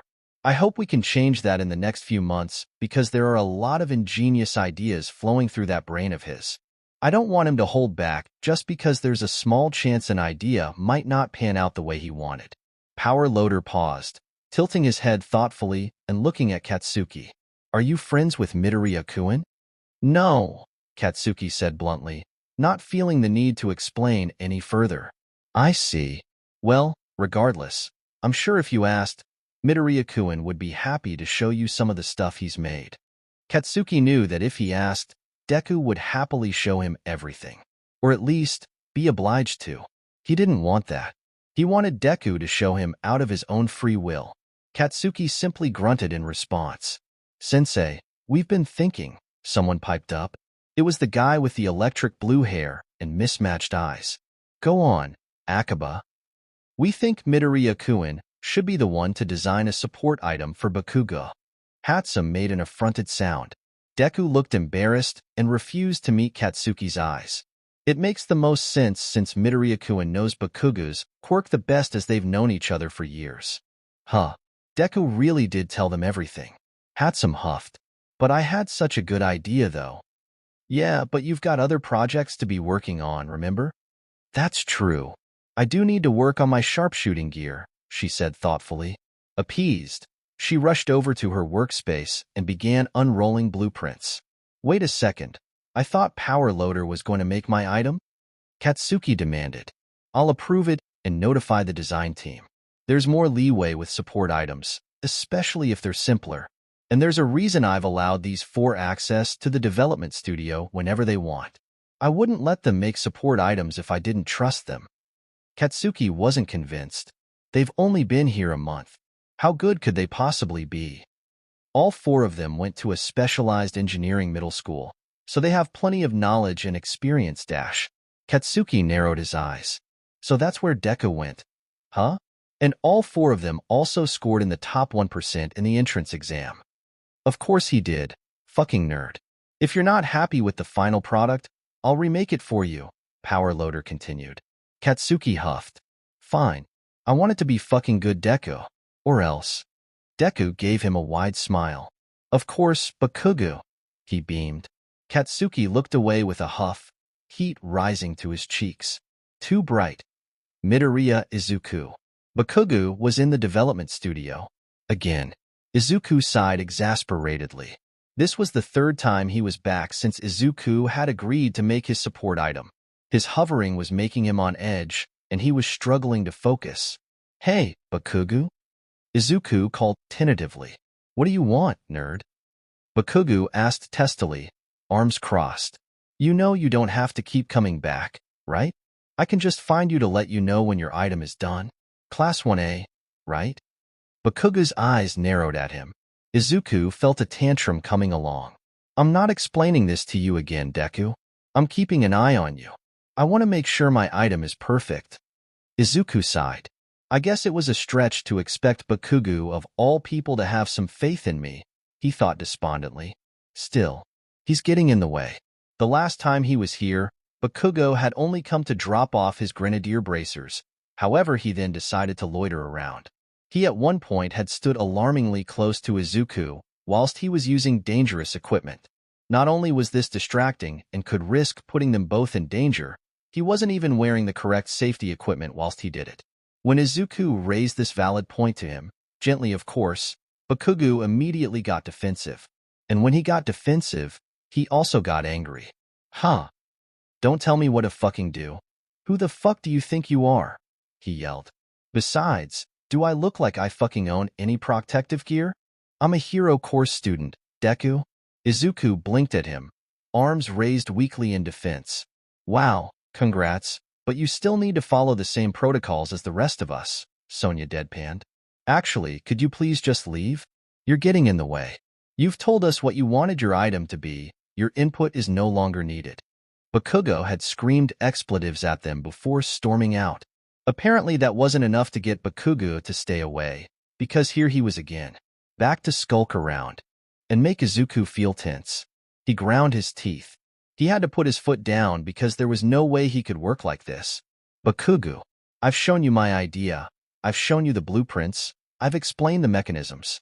All that's left is for me to build it, and it's hard to do that if I'm stressing about you potentially losing an eye because you refuse to wear any eye protection when standing inches away from a power saw.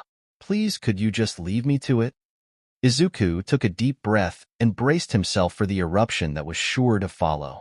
Bakugou was silent and stared at Izuku analytically. His fists were clenching, jaw tensing.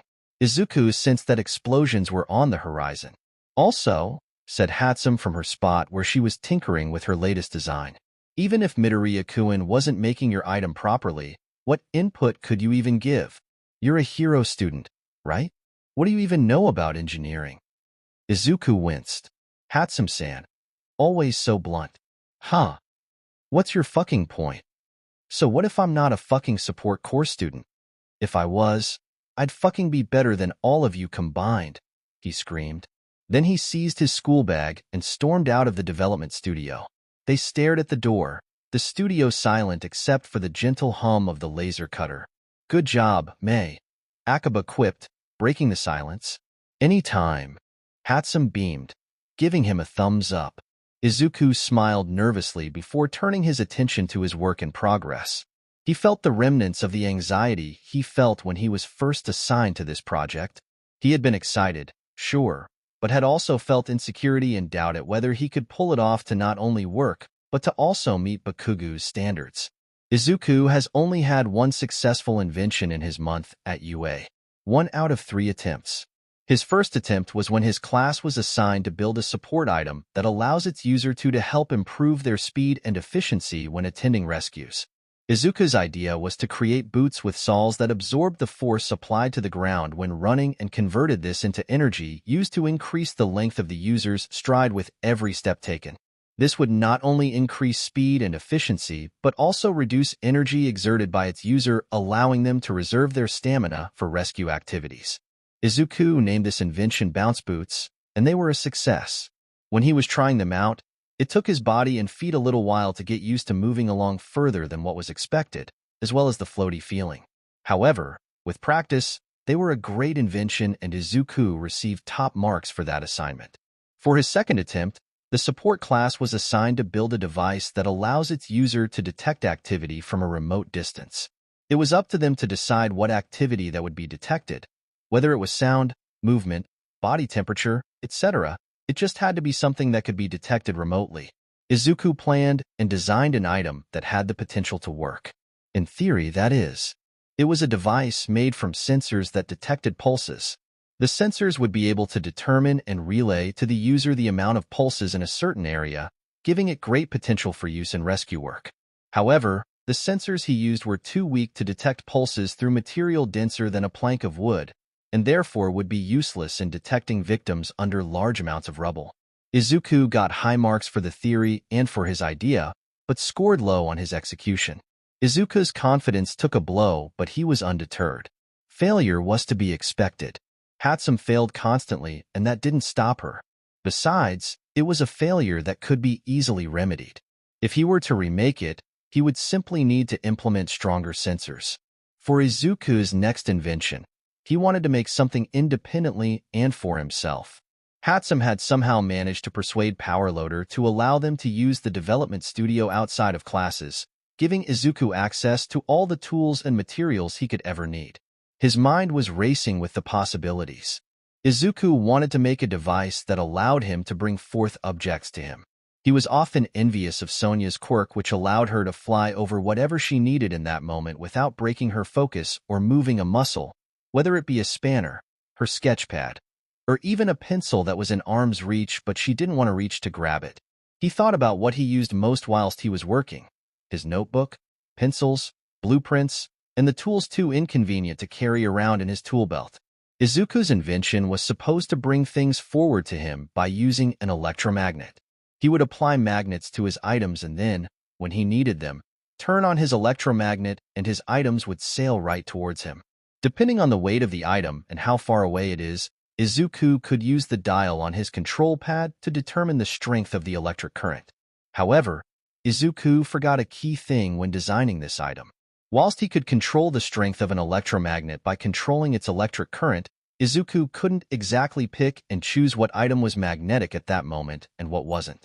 And so, what had happened when he first tried out his summoner? All of his items which he had applied magnets to began hurtling over all at once, as well as a plethora of other things that were unfortunately also magnetic, such as the hammer which hurtled into Izuku's thigh with so much force that he was left with a giant purple bruise staining his skin, the metal casing that 𝗵𝗃 had been welding at the time that whizzed over and burnt Izuku's forearm, and boxes of screws and bolts which spilt all over the floor when Izuku finally had the sense to turn off his failed invention. Needless to say, 𝗬𝗺 was furious. After sending Izuku to Recovery Girl for his burn and bruised thigh, he was forced to tidy up the development studio alone, which was no small feat, and eventually Sonya took pity on him and used her quirk to put everything back in place when 𝗬𝗺 turned his back. He also was given detention in which he was ordered to write an essay on the basics of physics. 𝗬𝗺 told him that it would be a useful reminder and some good revision. Izuku personally would have described it as demeaning and a waste of time. Despite Izuku only attempting to build 3 items, he still had plenty more ideas and an itch to bring them into fruition. However, considering that his second attempt was such a disaster, Izuku had since made sure to plan, as opposed to building straight away on impulse. He made sure all his notes were extensive, every possible failed outcome accounted for, and that the science and mechanics were accurate. Even then he was hesitant to start. He wished he could brush off his failures like 𝗵𝗃 could, but Izuku was already feeling the traces of doubt, the inkling that he didn't belong in the support course and he had made the wrong decision to become an engineer. 𝗬𝗺 had begun to notice. He had confronted Izuku after class one day. "Midoriya Izuku," he called as Izuku was packing his things away. "Please, may I have a word?" 𝗵𝗃, Akaba, and Sonya shot him a confused look which he returned. "We'll save you a seat in the cafeteria, Midoriya Izuku. Okay?" Akaba said and smiled reassuringly. "Okay, see you guys in a bit," he smiled back.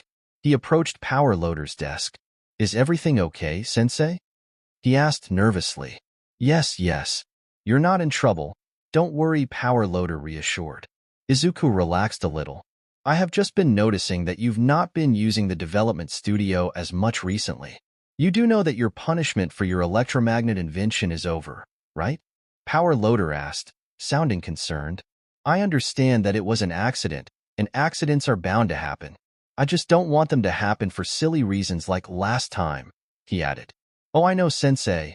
It's just since that accident, I want to make sure that my ideas are perfect and that the risk of failure is low before building them.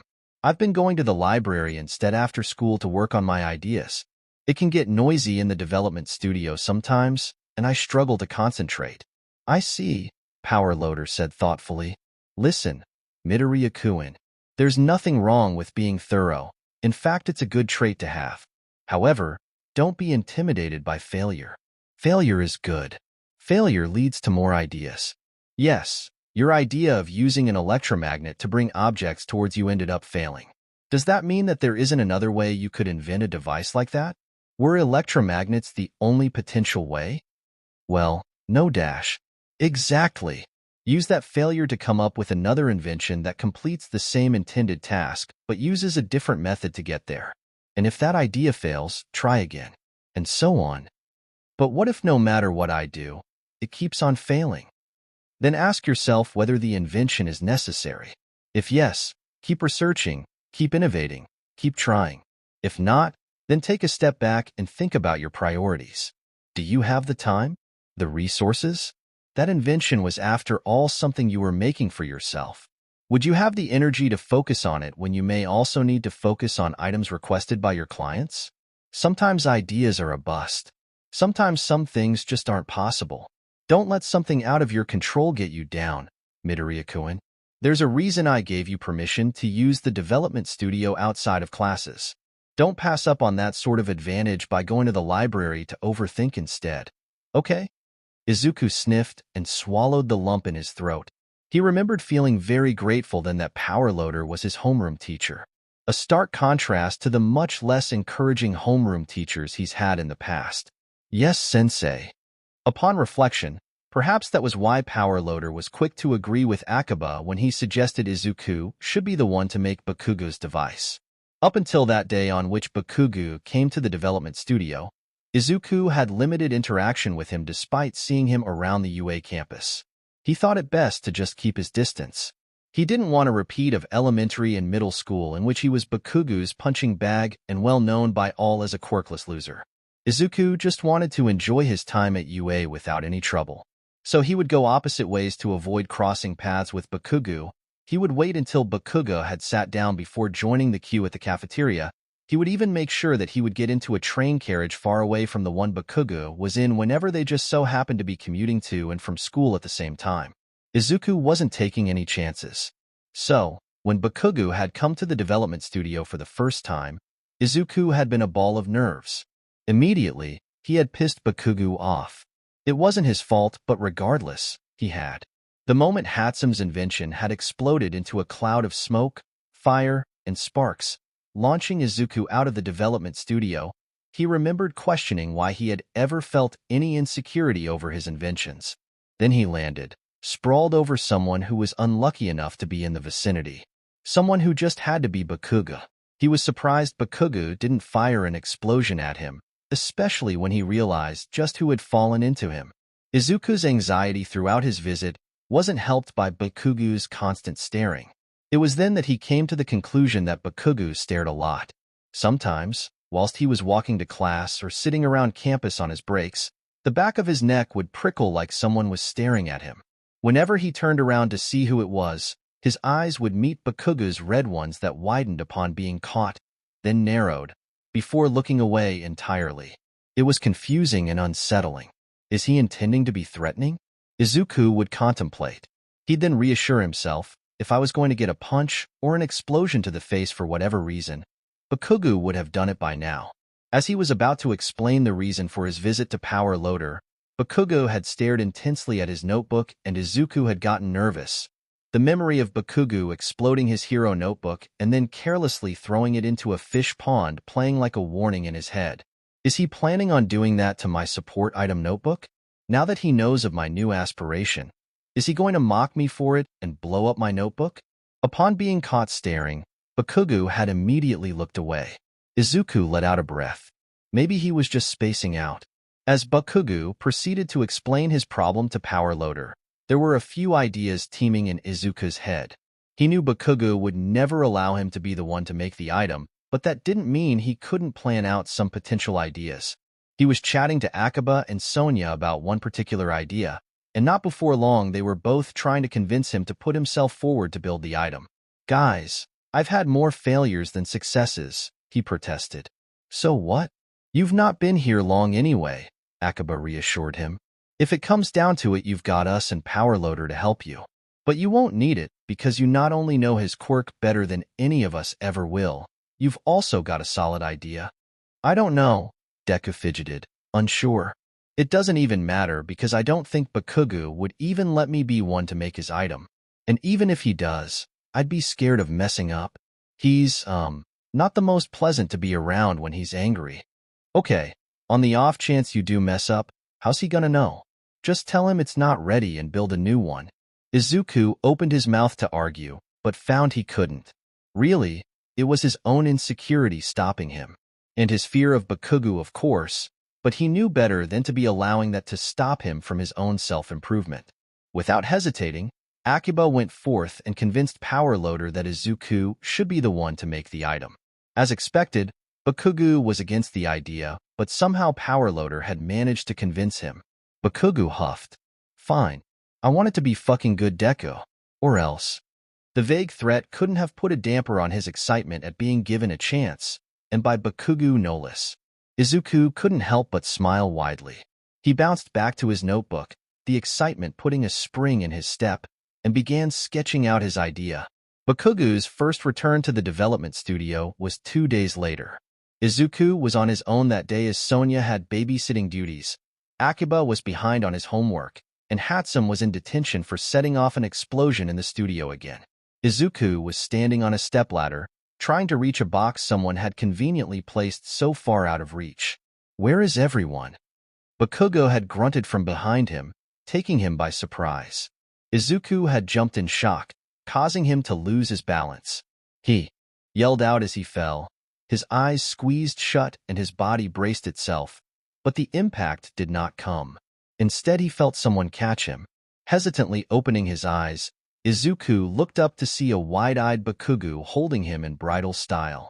Izuku's breath hitched, and he thought he heard Bakugou's do the same. Or maybe he imagined it because surely this must all be an awful dream. Heat flooded his body, and he began stammering. "Bakugou? You, thanks for, catching me. You've got good reflexes, huh? Sorry, why you surprised me." They were so close, and Izuku didn't think his heart could take the proximity any longer. "Be careful, Deku," Bakugou said gruffly, which did nothing to ease Izuku's heart. Bakugou set him on his feet, arms steadying him when he stumbled slightly. Izuku distracted himself by putting the step-ladder away, hoping his flustered state wasn't too obvious. He cleared his throat and asked, "So, what can I do for you?" He was met with silence. When he looked over, he saw Bakugou watching him with a strange look on his face. Then he said, "Seriously, Deku, how the hell did you get accepted into the support course at UA of all places when you're that fucking clumsy?" Izuku huffed. He didn't appreciate his demeaning tone of voice. "I'm not clumsy. That was your fault. There was absolutely no need to scare me like that. Haven't you ever heard of knocking? You're not even supposed to be walking in and out of the development studio as you please anyway. Why are you even here?" "Don't fucking speak to me like that, Deku," Bakugou growled half-heartedly. "I came to find out what you plan on making for my item." Izuku sighed. He couldn't really blame him for being curious. It was his item after all. "So, my idea was to make a pair of earbuds that dash." "Earbuds? Deku? Seriously?" He scoffed. "Yeah, if I thought that solution was that simple, I could have just gone down to the grocery store." Izuku didn't respond. He didn't even let me finish, or at least complete my sentence before talking down on me. "Well, Deku, is that seriously it?" he demanded after a few tense moments in silence. "Well, no, I wasn't done explaining. The obviously goes unspoken." More silence. "Are you gonna bother to finish explaining, Deku?" What the fuck is wrong with you? Izuku ground his teeth. Maybe he should just go to the grocery store, Izuku thought irritably. Then he stopped himself. He was excited to build his first support item that would be used by an actual client. I shouldn't let him annoy me into throwing away this opportunity. Nothing. Just let me finish this time, please. TCH. Go on then, Deku. Izuku unclenched his jaw and finished his explanation. So the way the earbuds would work is by using the microphones on the outside and speakers on the inside to cancel out noise. The microphones pick up the sound waves from the outside. They are then inverted by a chip inside the earbuds. The inverted sound waves are then relayed to the speakers on the inside of the earbuds, which is what you'll hear. Hopefully, if the sound wave inversion tech works, you'll hear nothing, or at least hear the sounds of your explosions to be significantly quieter. Bakugou was quiet, deep in thought. Izuku nervously waited for the questions he was sure to have. That's great and all, Deku, if it works, but how am I supposed to hear in between using my gauntlets? His tone wasn't harsh or condescending, taking Izuku by surprise. There was genuine curiosity coloring his words, and Izuku's heart skipped a little upon hearing it. So, your earbuds will be linked to your gauntlets, which means that the moment you pull the pin, the noise cancellation will activate automatically. It would be hard to determine how long the noise cancellation should be on for because it depends on the range and intensity of the explosion, which isn't really going to be the same each time. So it won't deactivate automatically. I plan on putting touch sensors on the outside of the earbuds, so once your explosion has landed, a quick tap on either earbud will allow you to hear again. My hearing will still be muffled though from wearing the earbuds regardless of whether the noise cancellation is on or off. Oh no, it won't. So in between using your gauntlets, the microphone on the outside will still be picking up sound waves from your environment. However, instead of inverting the sound waves, the earbuds will be increasing the volume of them before relaying them to the speaker on the inside. That should allow you to hear as you normally would, and it should also reduce that clogged feeling you get with earbuds. Bakugou turned his sharp gaze away from Izuku to his notebook and was silent for a few moments. Huh, and you really think you can pull that off? He asked. Izuku thought he sounded impressed, but then shook himself. Bakugou would never allow himself to be impressed at Izuku. I think so. The technology itself isn't that new. It's used in hearing aids, and pilots have been using it in their headsets for decades. I think the trickiest part is linking it up with your gauntlets. Speaking of which, will you be needing your gauntlets at any point during the next few weeks? Bakugou contemplated this. Don't know. Will you need them straight away? No, but I'd like to have them by next Monday at least. Okay, I'll speak to Aizawa and I'll drop them off once I find out. Great, thanks Bakugou. Izuku beamed. Explaining his item had gotten him feeling thrilled all over again. It was early morning and Izuku was standing nervously outside of the classroom of one, peeking inside to see if either Bakugou or his homeroom teacher had arrived yet. They hadn't. He was considering whether he should wait or come back later on when someone tapped him on his shoulder. Izuku jumped out of his skin and shrieked. I'm sorry. A student with spiky red hair apologized panically. I'm really sorry. I didn't mean to freak you out. Izuku stammered awkwardly, not knowing what to say. Is everything okay? Are you looking for someone? Asked someone else next to him. She had pink skin, pink hair, and was wearing a friendly smile. I'm just looking for Bakugou, or Aizawa-sensei. I just need to pass a message on, Izuku explained nervously. Bakugou? I don't think he's here yet, and Aizawa-sensei always arrives when the bell rings, said the student with the spiky red hair. Can we pass the message to them? Oh, yes, please. I just wanted Bakugou to know that his support item is ready whenever he wants to come and try it out. The girl with the pink hair gasped. Oh, are you a support course student? Yes. And you're the one that made his support item? Yes, that's me. Whoa, that's manly, dude, exclaimed the red-haired guy. Oh, thank you. Izuku stuttered, taken aback. He smiled despite feeling flustered. Don't worry, we'll pass your message on. What's your name? I'm Midoriya Izuku. Nice to meet you. I'm Kirishima Ijiro. And I'm Ishido Mina.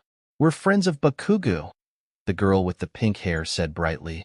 Oh, I see. It's nice to meet you guys. Thanks for the help. No worries, dude. Izuku walked to his own class, taken aback slightly. These friends seemed like the polar opposite of the friends Bakugou had in middle school. A small part of him felt a little happy for Bakugou for finding such friends. Izuku and his friends varied when deciding where to eat lunch. Depending on their workload, sometimes they ate in the cafeteria and sometimes they ate in the development studio. He decided to have lunch in the development studio today, just in case Bakugou decided to pick up his item during their lunch break. 𝗵𝗃 had abandoned her lunch to peer at Izuku's item instead. Wow, amazing. Good job, Midoriya-kun.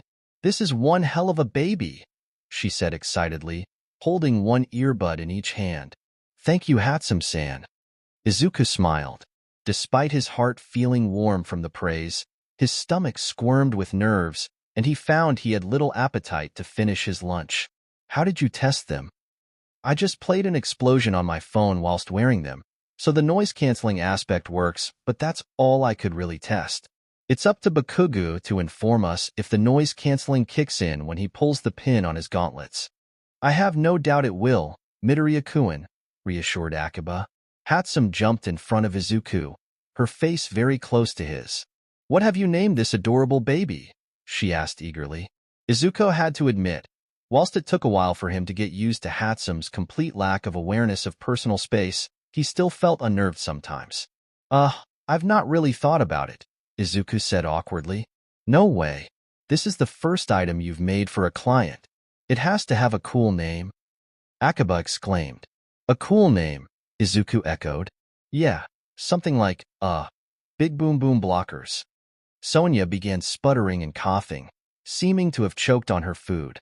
𝗵𝗃 rushed over to slap her on her back with what appeared to be too much enthusiasm. Sonia protested once she got her voice. Were you hitting me that hard on purpose? 𝗵𝗃 blinked innocently, but her smile was impish. No, of course not, before giggling and jumping out of Sonia's reach. You're a little shit. Sonia pointed at her accusatorily but was also laughing. She then turned back to 𝗂𝗵𝗃, still laughing, and exclaimed incredulously, 𝗵𝗃𝗵𝗃? What kind of a name is that? The best kind of name, thank you, 𝗂𝗵𝗃 responded defensively, but he was holding back laughter. Hi, yes Bakugou. Here are your 𝗵𝗃𝗵𝗃 as per your request. 𝗂𝗵𝗃 couldn't hold in his laughter any longer. Catch Bakugou giving your ass a big boom boom, Sonia snorted. Come on, Midoriya-kun. Got any better suggestions? I like 𝗵𝗃𝗵𝗃, Izuku said, giggling. That's all well and good, but will Bakugou like it? Izuku opened his mouth to respond but was interrupted. Like what? Asked a gruff voice from the doorway. It was Bakugou. Oh, speak of the devil, Sonia said delighted. Great timing, Bakugou. We just thought of the perfect name for your item. Bakugou's brow furrowed suspiciously. Right. No one said anything, silently daring each other to be the one to tell Bakugou. Upon seeing everyone's eyes flitting to one another's, holding back smirks, Bakugou bristled defensively and began shouting, Well, what is it? Where the fuck is the item anyway? Why the fuck am I wasting my lunch break for this? Izuku jumped to his feet panically, laughter leaving his body instantly. Of course, Bakugou. 𝗵𝗃, could I have them back? Izuku retrieved the 𝗵𝗃𝗵𝗃 from 𝗵𝗃 and handed them to Bakugou. The noise blockers looked similar to a pair of regular earbuds. Izuku did consider making them grenade-themed like the rest of Bakugou's hero costume, but scrapped that idea thinking it would be better if they were more subtle and unassuming. The last thing he wanted was for villains to potentially draw any conclusions about weaknesses. The 𝗵𝗃𝗵𝗃 also had hooks that helped to firmly secure the item in place, and to reduce any risk of them falling out of place whilst on patrol. I decided to make them battery-powered instead of rechargeable because it's hard to determine how long one mission would take, and you wouldn't want them to die whilst you're still on patrol, Izuku explained nervously. You can try them on now, if you like, and see if you can hear okay. I don't know when you next plan on using your gauntlets, Today, Bakugou interrupted before clearing his throat. We've got training today. I can test them properly then. Bakugou then inserted the noise blockers and hooked them into place. His eyes widened. Say something, Deku. You, something. Deku flustered. He mentally punched himself in embarrassment. Bakugou rolled his eyes, but looked impressed nonetheless. So, what did you end up naming them? 𝗵𝗃𝗁𝗵𝗃. Bakugou looked at him incredulously. Huh? What kind of fucking name is that? Izuku laughed sheepishly and rubbed the back of his head. Bakugou scoffed. Whatever. 𝗵𝗃𝗁𝗵𝗃, he muttered, shaking his head in disbelief. Sonia snorted from where she was sitting. Pfft. He said it. She giggled, pointing gleefully. 𝗬𝗂𝗵𝗃 shushed her. Izuku quickly changed the topic before Bakugou was aggravated into losing his temper again. So can you hear okay? Your hearing ability isn't inhibited, is it? Izuku asked. Bakugou shook his head. Everything sounds clear. Izuku smiled delightedly. I'm glad. I hope your training goes well. Please let me know as soon as possible how well the noise cancellation works so I can make any adjustments if needed. All right. Bakugou was watching him with a strange look on his face. It seemed like he was almost smiling. One corner of his mouth quipped, "Thanks, Deku. Good job." Izuku's heart skipped a beat. The appreciation and regard in Bakugou's voice was almost undetectable, but it was there nonetheless. Did Bakugou just praise me? Bakugou removed the 𝗵𝗃𝗁𝗵𝗃 and carefully placed them in their case, which was grenade-themed, and turned to leave. You're welcome, Bakugou. Izuku's reply was delayed, and his voice was a little unsteady, but he managed to not trip over his words. Bakugou paused in the doorway briefly before continuing his exit. As soon as the door to the development studio closed shut, Izuku threw himself back onto his stool and buried his face in his hands. Did you guys see that? He asked, voice muffled. Yeah, we're all shocked too. Bakugou? Having something good to say? Absolutely unreal, Sonia said dryly. Ooh, I hope the 𝗵𝗃𝗁𝗵𝗃 work during training, Izuku fretted anxiously. Enough, Midoriya-kun. 𝗬𝗂𝗵𝗃 rubbed Izuku's shoulder reassuringly. You've done a good job. Stop stressing. Izuku inhaled deeply and let it out. 𝗬𝗂𝗵𝗃, holy shit, have you guys seen the news? Sonia. No, why, what's happening? 𝗬𝗂𝗵𝗃. UA hero students were attacked by villains at some training facility. Izuku. What? 𝗵𝗃𝗁. Whilst the teachers were there. 𝗬𝗂𝗵𝗃. Yeah, it's insane. Izuku. Which hero students? Sonia. OMG, didn't Bakugou have training today? 𝗬𝗂𝗵𝗃. He did, but no idea if it was his class or the other one. Izuku. Wait, so then what happened? 𝗬𝗂𝗵𝗃. One kid managed to escape and alert the authorities and All Might. 𝗬𝗂𝗵𝗃. All Might managed to fight off the villains. 𝗬𝗂𝗵𝗃. There's some stuff about a thing called Nomu. 𝗵𝗃𝗁. Nomu? What's that? 𝗬𝗂𝗵𝗃. Not sure. It's still unclear whether it's human or not, but it has multiple quirks. 𝗵𝗃𝗁. Whoa. Izuku. Is that even possible? 𝗵𝗃𝗁. It shouldn't be because the strain on the human body would be lethal. 𝗬𝗂𝗵𝗃. It sure as hell doesn't look human. 𝗬𝗂𝗵𝗃. Attachment 687 KB. 𝗬𝗂𝗵𝗃. Are you guys seeing this shit? 𝗵𝗃𝗁. Okay, so definitely not human. Izuku. Are all the hero students okay then? 𝗬𝗂𝗵𝗃. Yeah, they are. All Might, Eraserhead, and 13 were there. 𝗬𝗂𝗵𝗃. And I think the kids fought the villains too, actually. Sonia. Damn, talk about realistic training. Do we know what class it was then?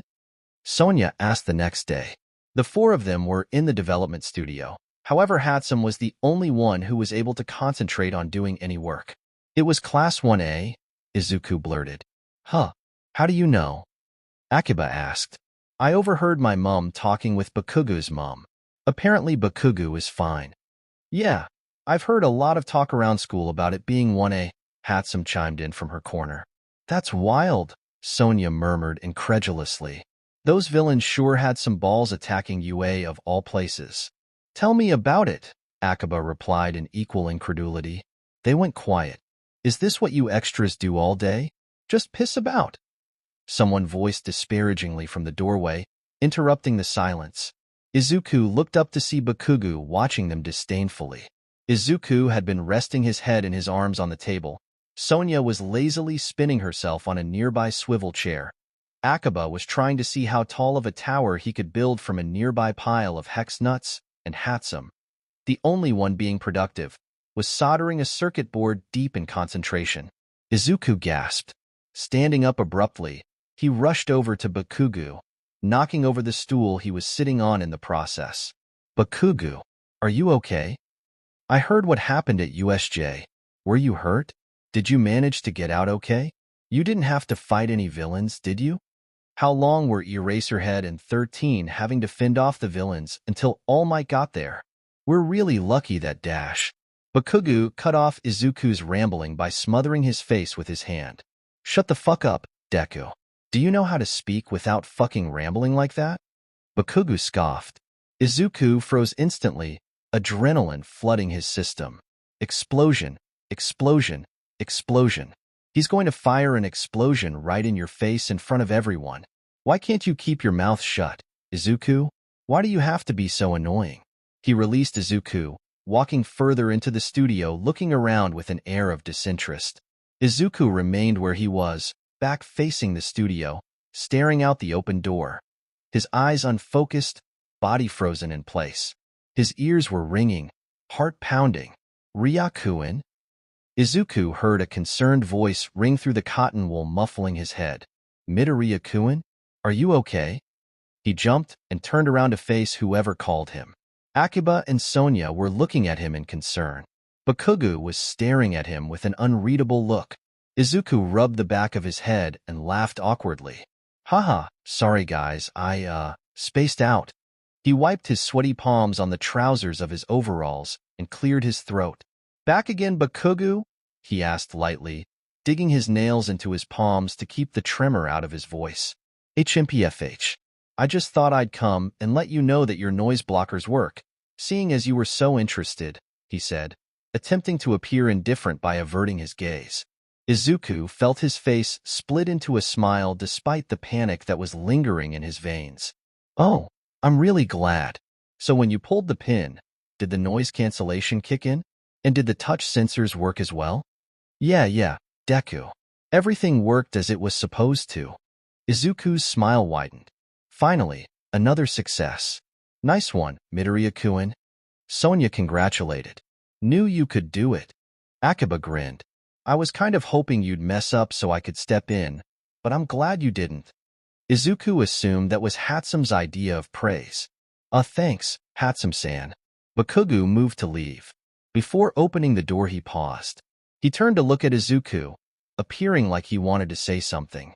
Instead, he decided against it and left without a word. Izuku tilted his head in confusion. I wonder what he wanted to say. He shrugged. Knowing that his invention was a success brightened Izuku's mood, and he decided to put his mild freakout earlier into a box and save thinking about how perhaps he wasn't moving on from his fear of Bakugou as well as he thought he was for another time. "Midoriya Izuku. All right, settle down," came the firm voice of Power Loader from the doorway of Class 1H. "Get in your seats." 𝗵𝗃𝗲 and Sonia, who were perched on Akiba and Izuku's desks, leapt to their feet and hurried to their own desks. "We have something important to discuss today," Power Loader said sternly from the front of the class. Instantly, along with everyone else in Class 1H, Izuku froze. The last time they had a serious talk like this during homeroom was when Power Loader confirmed the rumors about the villain attack at USJ and explained how security was to be tightened at UA. Has there been another villain attack? Izuku fretted anxiously, thinking of Bakugou. "The UA Sports Festival is drawing near," Power Loader stated instead. Silence. Then the excited gasp of 𝗵𝗃𝗲 rang throughout the classroom. "Oh, what a perfect opportunity to showcase my babies to the dash," she cut off mid-sentence. Izuku looked over and saw that she was silenced by Sonia, who had leaned over and muffled her with one hand. "Wait a second, Power Loader Sensei," Sonia objected. "Is it safe to hold the sports festival this year so soon after UA was infiltrated by villains?" "That's true," Akiba said contemplatively. "Holding a sports festival could be used by the villains as an opportunity to break in again. Apparently, they think of it as UA showing that our crisis management system is solid as a rock by going ahead with the event." Power Loader's tone of voice suggested he strongly disagreed with whoever they were. "Security will of course be strengthened to 5 times that of previous years." The 𝗬𝗧 Sports Festival is a big annual event. It's not something to be cancelled because of a few villains. Power Loader continued to sound bitter. Anyway, Power Loader went on. The sports festival is, like 𝗵𝗃𝗃 said, a good opportunity to showcase your talents as well as your inventions. Investors and scouters will be watching. If you want to be noticed by investors, by support item agencies, by heroes looking for someone to potentially create their support items, now is your opportunity. One chance a year, your first of 3 chances. All courses except for the hero courses are allowed to bring in whatever support items they want, so don't hold back. Use every advantage you have because you never know, you might just have the opportunity to transfer over to the hero course. Someone scoffed. Looking over, Izuku saw that it was Sonia. 𝗵𝗃𝗃 gave an exasperated laugh. Think I can guess how you feel about that, Sonia-chan? 𝗵𝗃𝗃 turned around to grin teasingly at Sonia. Shut up, Sonia replied half-heartedly. I just don't think anyone in this course really wants to give up engineering to become a hero. I do want to win, though, just to humble the hero course students a little. 𝗵𝗃𝗃 rolled her eyes. Izuku considered what she said. Would he give up engineering to be a hero? Not that he could, obviously, but if he had a quirk, would he give up all his ideas and inventions? He was surprised to find himself in conflict. Only a few months ago, Izuku would have said yes without hesitation. Why would he need items to be strong if he had his own quirk? On the off chance he needed a support item, someone else would be making it for him instead of himself. However, current Izuku was enjoying inventing too much. Enjoying his and his friends' antics in the development studio too much. The pride he felt after a successful invention, the determination after a failed idea. I don't think I could give that up. Not at this point, at least. Regardless of whether you want to join the hero course or not, I don't want to see anyone slacking off. Remember, you're representing the support course. You're showing the world that UA has more to offer than just the hero course, that those working behind the scenes are just as important. Yes, sir, the class shouted in response. Homeroom dismissed. Power Loader concluded. As they exited the classroom, they noticed a big crowd surrounding another classroom towards the end of the hall. I wonder what's going on over there, 𝗵𝗃𝗃 said thoughtfully. Huh, Izuku said as they approached the crowd. Isn't that Class 1A? Standing on their tiptoes, they saw the students of 1A watching the crowd apprehensively. What business do you have with Class A? Demanded one student. He was tall and was awkwardly chopping his hands as he spoke. We can't get out. Scouting out the enemy, 4 Eyes drawled a familiar voice. We're the ones who made it out of the villain's attack. They probably want to check us out before the sports festival. Is that our good friend, Bakugou? Sonia asked, craning her neck over the crowd. Yeah, it is. There's no point in doing stuff like that, Bakugou continued. Out of my way, extras. Of course it is, Izuku sighed exasperatedly. Who else would call people they don't know extras? Bakugou began shoving his way through the crowd, not before catching sight of Izuku and his friends. Izuku tensed. Huh, Bakugou scoffed. Don't tell me you extras are part of these losers scouting out the enemy? What, you want to be transferred into the hero course or something? He laughed condescendingly. I don't need to scout you or your class to know I can beat you easy peasy, Sonia declared, smirking and crossing her arms. And then I can't turn down an offer from the hero course for a second time. Students within the crowd began whispering. She turned down the hero course? As if. Who the hell turns down a spot on the hero course at UA? She has to be lying because that's insane. Bakugou stared at her analytically before huffing and walking away from the crowd. Those are some big words, Sonia-chan, 𝗵𝗃𝗃 said teasingly. Think you'll be able to live up to them? Of course. What do you take me for? Izuku sat on the step near the front door, tying his shoelaces.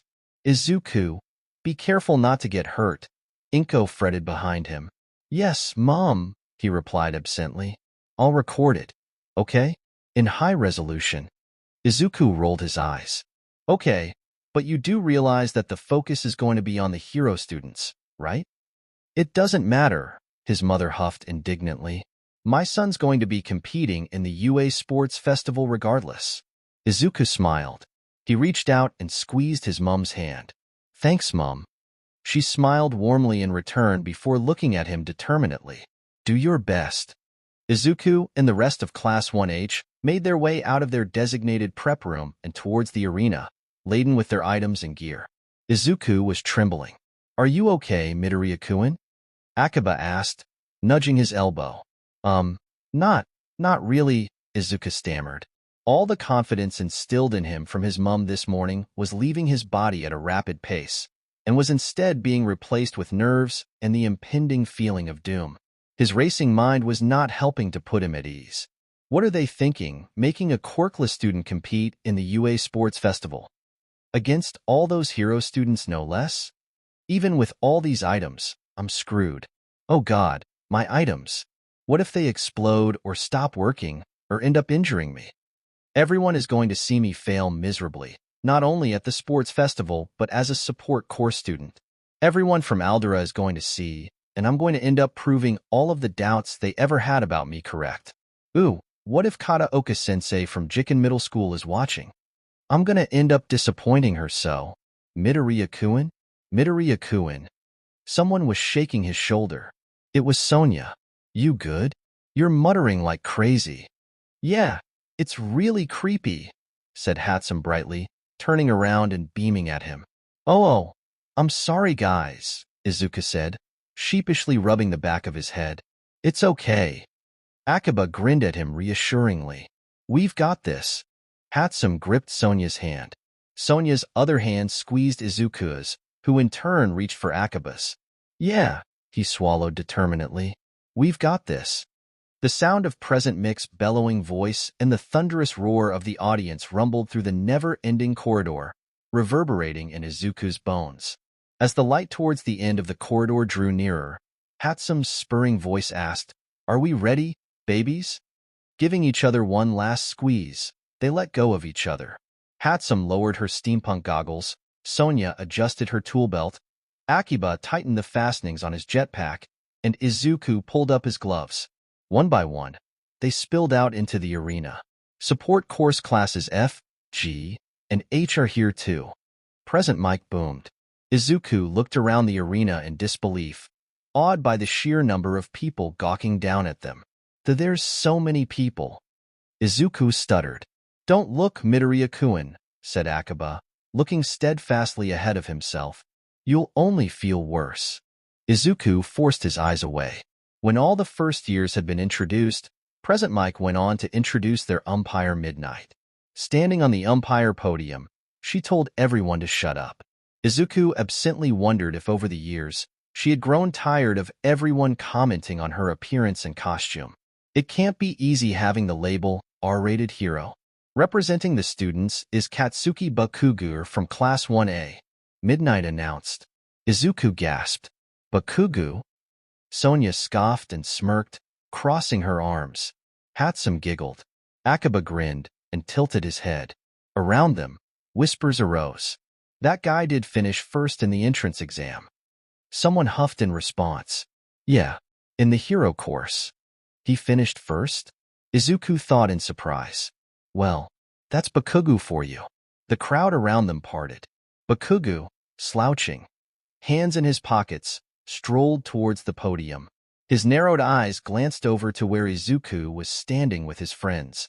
A jolt went through Izuku as their eyes met, but before he could react, Bakugou's eyes flitted back to the front, as though he didn't even see him. There was silence, save for the shuffling of the crowd, and the sound of the first years fidgeting in anticipation of what Bakugou's speech would be. Izuku's heart was stuttering. Bakugou, hands still in his pockets and shoulders still slouched, stood behind the microphone and opened his mouth. I pledge, he drawled, that I'll be number one. An exasperated groan emanated from where the 1A students were standing. I knew he'd do that. Following on quickly, the rest of the first years began yelling and booing towards Bakugou. Don't be so full of yourselves, Class A. You sludge bastard. Sonia was cackling. God, he's too much. 𝗵𝗃𝗲𝗃 was shaking his head, amused. How does someone develop an ego like that? Izuku simply blinked owlishly towards the podium. I don't know what I expected. A tall student from 1A, pushed through the crowd and started berating Bakugou. "Why are you doing something so disgraceful?" he demanded, arms chopping violently in the air. Bakugou ignored him. "At least become a nice bouncy step for me to jump off of," he sneered. Izuku could taste the dislike leaching into the air from the first years.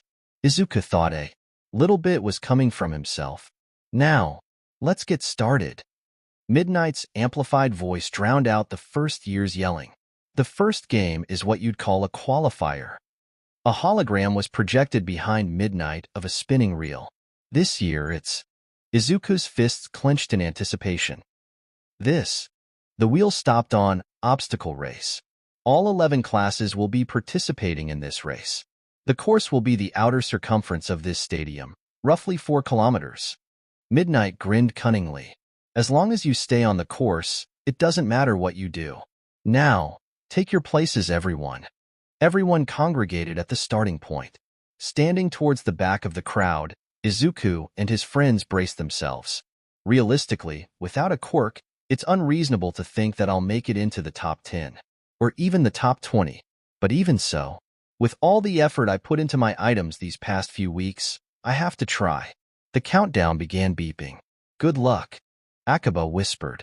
"Start." Izuku tried to say "good luck" back to 𝗵𝗃𝗲, but it was lost in the chaos that ensued.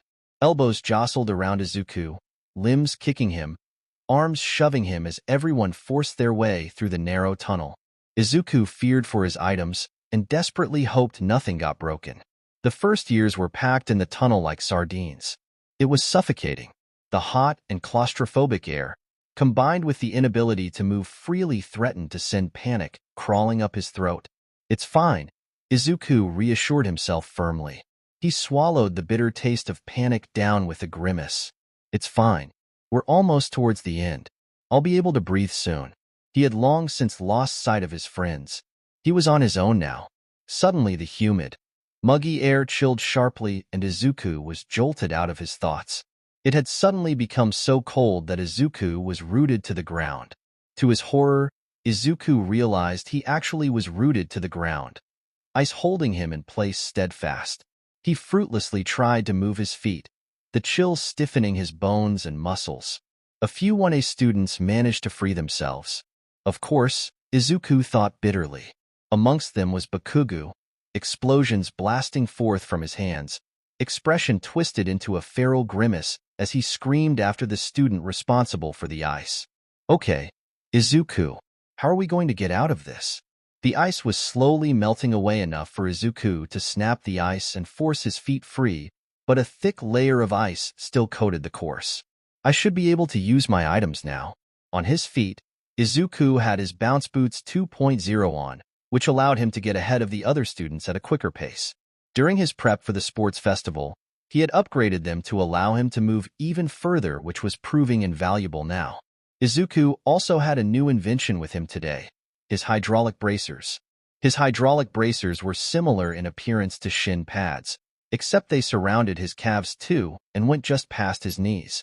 Inspired by a similar device of 𝗵𝗃𝗲𝗄, his hydraulic bracers actively sensed when the wearer was falling and, using the manipulation of gravity, righted them. Considering Izuku's jelly legs whenever he was nervous, his clumsiness, and all of the unknown quirks possessed by the rest of the first year, it was a critical item to have. Whenever Izuku felt himself slipping on the ice, his hydraulic bracers righted him. Combined with his bounce boots, he was moving effortlessly through the race course. Finally away from the ice, Izuku relaxed a little, moving with more ease and using his hydraulic bracers a little less. Not before long, however, Izuku was swiftly confronted by what he assumed were the obstacles of the obstacle race. Gargantuan robots towered over Izuku, the artificial red lights of their eyes glinting menacingly at him. Izuku gasped harshly, stumbling backwards. He would have fallen had it not been for his bracers. The robots reminded him of Sonia talking about her entrance exam. The exam was basically just destroy as many robot villains as you can to earn points. Huh, are these the leftovers from the entrance exams? Izuku wondered grimly. However, if they are from the entrance exam, that means they are defeatable. Izuku groaned internally. He didn't want to use another item so soon, Especially not the one he had in mind, however. I guess I don't have a choice. Before he could even prepare to use his next item, ice appeared again, swallowing a few robots. Izuku saw clearly this time who was responsible. It was a kid with red and white hair, a scar covering one eye. Izuku tilted his head. Isn't that 𝗵𝘃𝗲𝗺 son? Whoa, Yue really did have the best of the best. What was just a small amount of ice became an avalanche. Ice erupted forth from the kid's hand, consuming every robot, leaving behind crystalline structures glinting in the sun. Combined with the fog wafting around, the robots frozen in their attacking stance, the determined glower on his face, the red and white-haired boy looked menacing. Izuku shivered. He stopped them, someone shouted in front of him. Between their legs. We can get through. I wouldn't if I were. 𝗵𝘃𝗲𝗺's son warned as he ran ahead. I froze them when they were unbalanced. They'll fall on you. Todoroki Shudo from Class 1A. He attacked and defended in one hit. 𝗵𝘃𝗃𝗀𝗺 blared. How elegant! Wasn't it just? Izuku thought dazedly. More robots appeared through the fog. Izuku clenched his fists. Well, someone drawled next to him. We meet again, shitty robots. Sonia-san. Izuku gasped. Hey, Midoriya-kun, you're alive. Izuku let out a short huff of laughter. Somehow. Sonia laughed before coming closer to him. Listen, I've got a plan, she whispered. When I say go, run as fast as you can. Got it? What? We don't have long, okay? I don't want the others to catch up to us. Before Izuku could stutter confusedly anymore, Sonia brought her arms out in front of her. The army of robots in front of them glowed green before shooting up 10 feet above the ground. Sweat dripped off Sonia's face, her brow wrinkled and furrowed from the effort of using her quirk to hold them in the air. Gio! She screamed. Izuku shot off, his bounce boots allowing him to quickly stride under the robots suspended above his head. Sonia was hot on his heels. With a pain shout, the robots were released. The ground shook with the force of all the robots falling at once, clouds of dirt obscuring their vision, stray lasers shooting from intact limbs. You're on your own now, Midoriya-kun, she panted. She winked at him before sprinting away. Izuku gaped after her in shock. Meanwhile, 𝗵𝘃𝗃𝗀𝗺 was stuttering in shock. What do we have here? Another contender, but not from any of the hero courses. Eliminating all of the robots in one go. Sonia Malik from the support course races ahead of some hero students who are still left behind. Talk about a powerful quirk. Oh, what's this? It seems Sonia of Class 1H was offered a spot in the hero course, but she turned it down for the support course. How unusual. Perhaps she's changed her mind and wants her spot on the hero course back? Izuku huffed in amusement. He could just imagine the displeasure Sonia was feeling at hearing 𝗵𝘃𝗃𝗀𝗺 suggest such a thing. Someone began yelling violently from the wreckage. Looking over his shoulder, he saw a figure propelling themselves by explosions through the wreckage, screaming the whole time. Bakugou? Deku gasped. He was wondering where he had gotten to. Like I'd let a seaweed-haired, four-eyed, not even in the hero course loser get ahead of me. Bakugou bellowed indignantly. Class 1, as Bakugou. Since the bottom's blocked, he goes overhead. Clever. Oh God, Bakugou's going to be catching up to me. He did not want to be anywhere near Bakugou and his quirk. Hey, the first barrier's a piece of cake? Then what about the second? Izuku gaped down in horror at the second barrier. If you fall, you're out. If you don't want to fall, then crawl. It's the fall. Here it is, someone announced excitedly next to him. Izuku jumped. It was 𝗵𝘃𝗃𝗀𝗺, who had just materialized next to him. Here's my chance to show off, she continued gleefully. She then turned to Izuku. Hi, Midoriya-kun. Hanging in there? Well, 𝗵𝘃𝗃𝗀𝗺 cut Izuku off.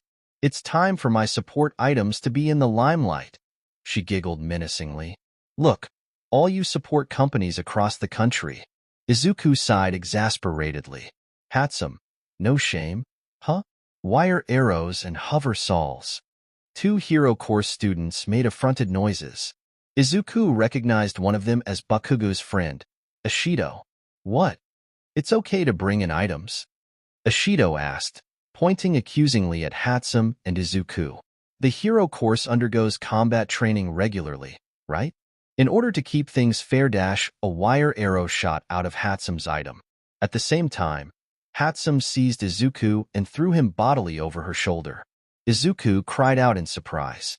For those of us in the support course, this is the place where we can show off our ideas and skills to companies. Come, take a look, all you companies, especially the big ones. 𝗵𝗃-san, Izuku shouted to get her attention, wriggling and trying to get free. What are you doing? We're getting across, 𝗵𝗃 said like it was obvious. Izuku rolled his eyes. He wanted to argue further about how he didn't need her help, but he has long since learned there is no use with 𝗵𝗃. Us support course students have got to stick together, she added. I've noticed you haven't used your last item, and I don't want you to be disqualified before you can use it. With that, 𝗵𝗃 activated her item and they shot off. Izuku gripped tight to the harnesses across 𝗵𝗃's back, his stomach churning. 𝗵𝗃-san. If only she knew how much Izuku would rather not use his final item.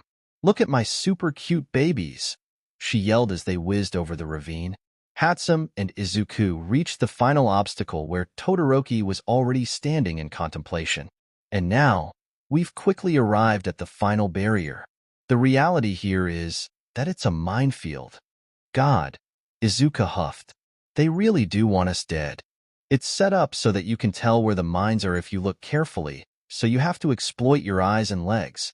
By the way, these landmines are for games, so they're not that powerful, but they're loud and flashy enough to make you wet your pants. Do you want my help getting across, Midoriya-kun? 𝗵𝗃 asked. No. Izuku gritted his teeth. He needs to do something independently. Thank you, 𝗵𝗃-san, but I think I'm good. Okay, see you on the other side then. A few landmines erupted around them, making Izuku jump out of his skin, heart racing violently, nerves on edge. When the smoke cleared, he saw that 𝗵𝗃 had disappeared. Izuku shrugged, deciding he had no time to worry about her. Hey. The rest of the pack is also speeding up. However, even as they push and pull at each other, can the top two, Bakugou Katsuki and Todoroki Shudo of Class 1A, remain at the lead? Izuku remained firmly at the starting line, thinking. Someone spoke next to him, drawing him out of his thoughts. Hey Midoriya-kun, glad to see you're okay. Akiba-kun, how are you doing? Could be better, but I'm here. Do you have a plan? I think I'm gonna use my flying 𝗵𝗃𝗲. Want a ride? Izuku shook his head firmly. I've already had 𝗵𝗃-san and Sonia-san help me out. I need to do this by myself. Akiba smiled at him warmly. Best of luck, Midoriya-kun. He squeezed Izuku's shoulder before flying above all the chaos and zooming towards the exit. With a hand on his chin, Izuku thought of a plan. Landmines used for games. Izuku gasped. He had a perfect idea. Pulling out a trowel from his tool belt, he got to work digging up the landmines. This was going to be tedious, but worth it. Hopefully. These landmines aren't necessarily powerful, however. Izuku glanced at his small but growing pile of intact landmines. If I lose my balance and set off a bunch of them, I'll lose a load of time. Around 10 minutes later, Izuku had a satisfactory pile of landmines. Looking around, he found a largish piece of tree bark. Using his tool belt, he fastened the tree bark to the front of his body. Watch this, Bakugou. He grimaced, secured his protective goggles, took a deep breath, and then leaped onto the pile of landmines. Boom! In a colossal explosion of pink smoke, Izuku flew into the air. Ears ringing, he clenched his eyes shut, gripped tight on the tree bark. He soared through the air, vaguely acknowledging the first years gaping up at him. Class 1. HS Midoriya Izuku is in hot pursuit with that blast. Actually, he's in the lead. Another support course student showing up the hero course kids. Oh God. Oh God. Oh God. Izuku panicked. Everything's going to plan, but I didn't think about the landing. Ooh, I hope I don't break anything.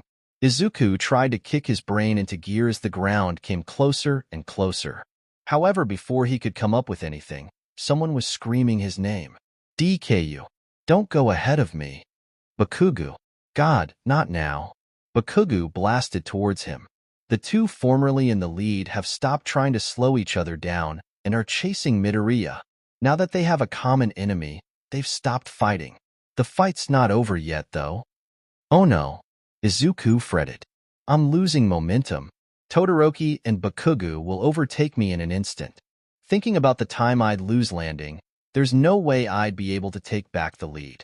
Well, in that case, I'll just have to stop these two. Using his entire body weight, Izuku slammed down the tree bark right in between Todoroki and Bakugou, setting off several landmines in that vicinity. It was just what Izuku needed, proving him with just enough momentum to get ahead of the two leads. Midoriya swiftly blocks those behind him. Would you believe it? He cleared the minefield in an instant. Power loader, your class is something else. Just what the hell are you teaching them? Izuku ran. He ran faster than he had ever ran in his life. Faster than he ever had in PE. Faster than he ever had ran whilst trying to escape from his middle school bullies. Faster than he ever had whilst trying to escape Bakugou. And here we are again, trying to run away from Bakugou. We've come full circle. His legs were burning, lungs aching, every bone in his body begging him to succumb to exhaustion. Fight it. You have to fight it. We're so close. The sound of his feet hitting the ground echoed throughout the tunnel as he thudded to the finishing line. UA Sports Festival, first-year stage. Who could have predicted the developments at the beginning or this conclusion? Right now, the first person back in the stadium is that man. Izuku. Midoriya's made a huge splash. Izuku collapsed to his knees, coughing and wheezing, streamers falling around him, cheers echoing around him. He looked up dazedly, mouth dry. Huh, they're cheering for me. His vision blurred, eyes flooding with tears. And now, they're finishing one after another. We'll make a list of the results later, but for now, good work. Midoriya-kun, someone called behind him. It was 𝗂𝗵𝗲. You were amazing. In tow with 𝗂𝗵𝗲 were Sonya and 𝗵𝗃. Sonya was looking grumpy. I almost regret helping you, honestly, Sonya sniffed. Then she smiled at him. But for real, that was fucking amazing, Midoriya. You showed up those hero students better than I ever could. Izuku's face heated up, and he hid it behind his arms. Please stop, he whimpered. It was just luck and help from you guys. I definitely wouldn't have made it without you, Sonya-san and 𝗵𝗃-san. Yeah, and your items. Speaking of, did you use your gloves? Izuku's stomach churned uncomfortably. No, not yet. I'm, saving them, he lied. Sonya giggled. Good. I can't wait to see Bakugou's face when you use them. Anxiety constricted his heart at the very thought. The first game of the first-year stage is finally over. Now, take a look at the results. Midnight announced. In first place, it's Midoriya Izuku from Class H. In second place, it's Todoroki Shudo from Class A. In third place, it's Bakugou Katsuki from Class A. In fourth place, it's 𝗂𝗵𝗲 from Class H. Izuku gasped. Sonya-san managed to make it into the top 5. Sugoi. The top 42 make it through to the next round, Midnight explained. It's unfortunate, but don't worry even if you didn't make it. We've prepared other chances for you to shine. Izuku's eyes scanned the leaderboard frantically to see where 𝗵𝗃 and 𝗂𝗵𝗲 placed. 23, 𝗂𝗵𝗃, Class H. 41, 𝗵𝗃, Class H. Izuku breathed a sigh of relief. They both managed to make it. It was a close call for 𝗵𝗃-san, though. The real competition begins next. Midnight continued. The hologram of a spinning will projected behind Midnight once again. Now then, here is the second game. I already know what it is, but what could it be? Izuku gulped in anticipation. Here it is. Midnight gestured to the hologram which read, Cavalry Battle.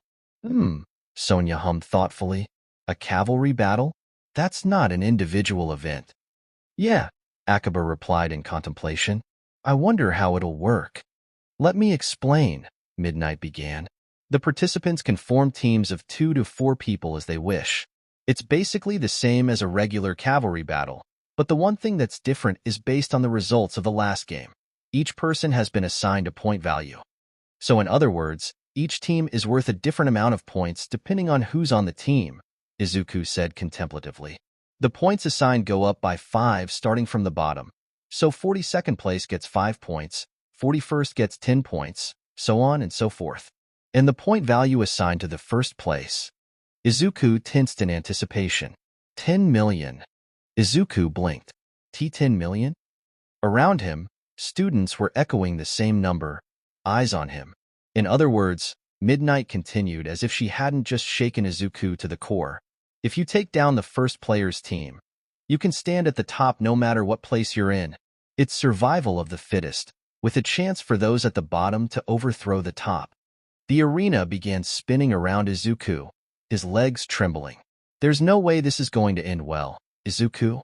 Best call it quits whilst you still can without being absolutely humiliated. You really did win by luck. Huh? How are you gonna win this one? No quirk up against everyone from both hero courses? And look at how they're looking at you right now. Not to mention, this is Bakugou's perfect opportunity to get his own back, and he's not going to go easy. 𝗧𝗵𝗃𝗁? Midoriya Izuku? Someone was shaking his shoulder. Are you okay? Izuku's unfocused eyes caught a glimpse of electric blue hair. 𝗧𝗵𝗃𝗁, Izuku mumbled, looking up at him with blurry eyes. Hey, what's up? Are you okay? Izuku struggled to formulate a response. Is it about the points thing? Don't worry about that, you've got us, 𝗧𝗵𝗃𝗁 continued reassuringly. I didn't even intend to win, Izuku laughed humorlessly. I just wanted to get through it. But you did, and that's one hell of an achievement. Yeah, Sonia agreed. And with my quirk, we're gonna get through the next round. So we're gonna team up together? Izuku asked. Of course. But everyone's going to be after my 10 million points. Yeah, but, like I said, we have my quirk. So we're basically invincible, Sonia bragged, hooking an arm around Izuku's neck. A lump lodged itself in Izuku's throat, and he felt the urge to cry. I really have won the friend lottery, haven't I? It also works out well for me since you're number 1, 𝗵𝗃𝗃𝗁 said brightly, getting very close to Izuku.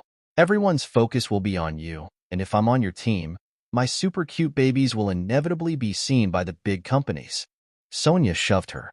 And also because we're friends, 𝗵𝗃𝗃𝗁 added haltingly.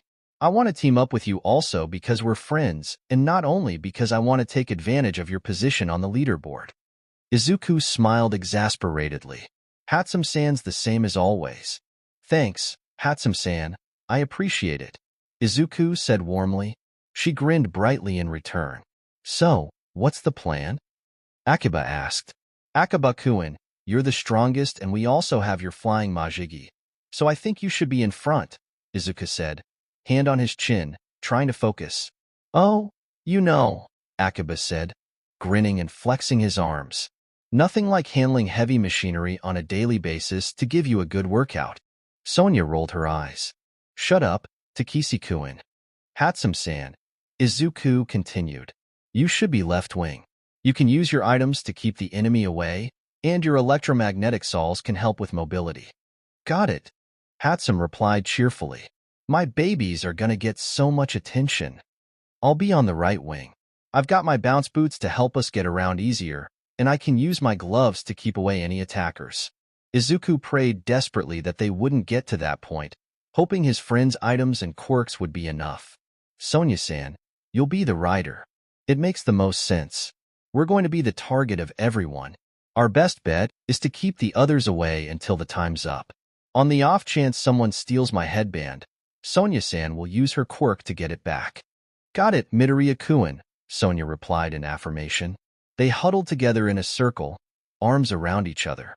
Let's do the support course proud, 𝗧𝗵𝗃𝗁 said enthusiastically. They shouted in unison before proceeding to separate and get in formation. Looking up, Izuku saw that the other teams had their eyes on them. Izuku did his best not to shrink on himself. Let's go. Present mic boomed in excitement, counting down to the brutal battle royale. 3, 2, 1. Start.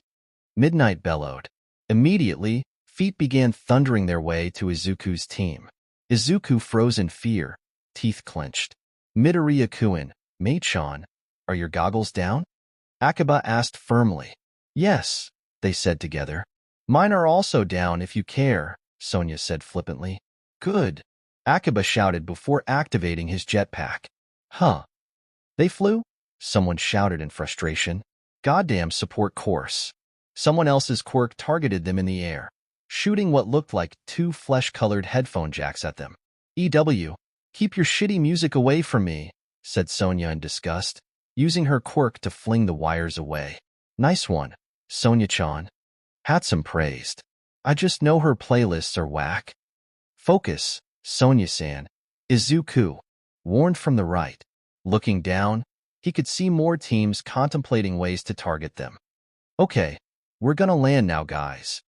𝗵𝗃𝗲 cautioned. Mei-chan, Midoriya Izuku, keep the landing smooth. Combining Izuku's bounce boots and 𝗵𝗃𝗲's electromagnetic saws, their landing wasn't as jolting as they braced for. 𝗵𝗃𝗲's electromagnetic saws were a big pair of boots that used electromagnetic induction, which allowed her to move instantly to evade and improved her mobility when doing so. They were the inspiration for Izuku's hydraulic bracers. Nice one, guys, Sonia commended. Now then, even though barely 2 minutes have passed since we've started, it's already turned into a free-for-all. Fights over the headbands breaking out all over. Ignoring the 10 million points and going for second to fourth place isn't bad either. Yes, Izuku thought desperately. Please ignore us. Multiple teams began charging towards them at once.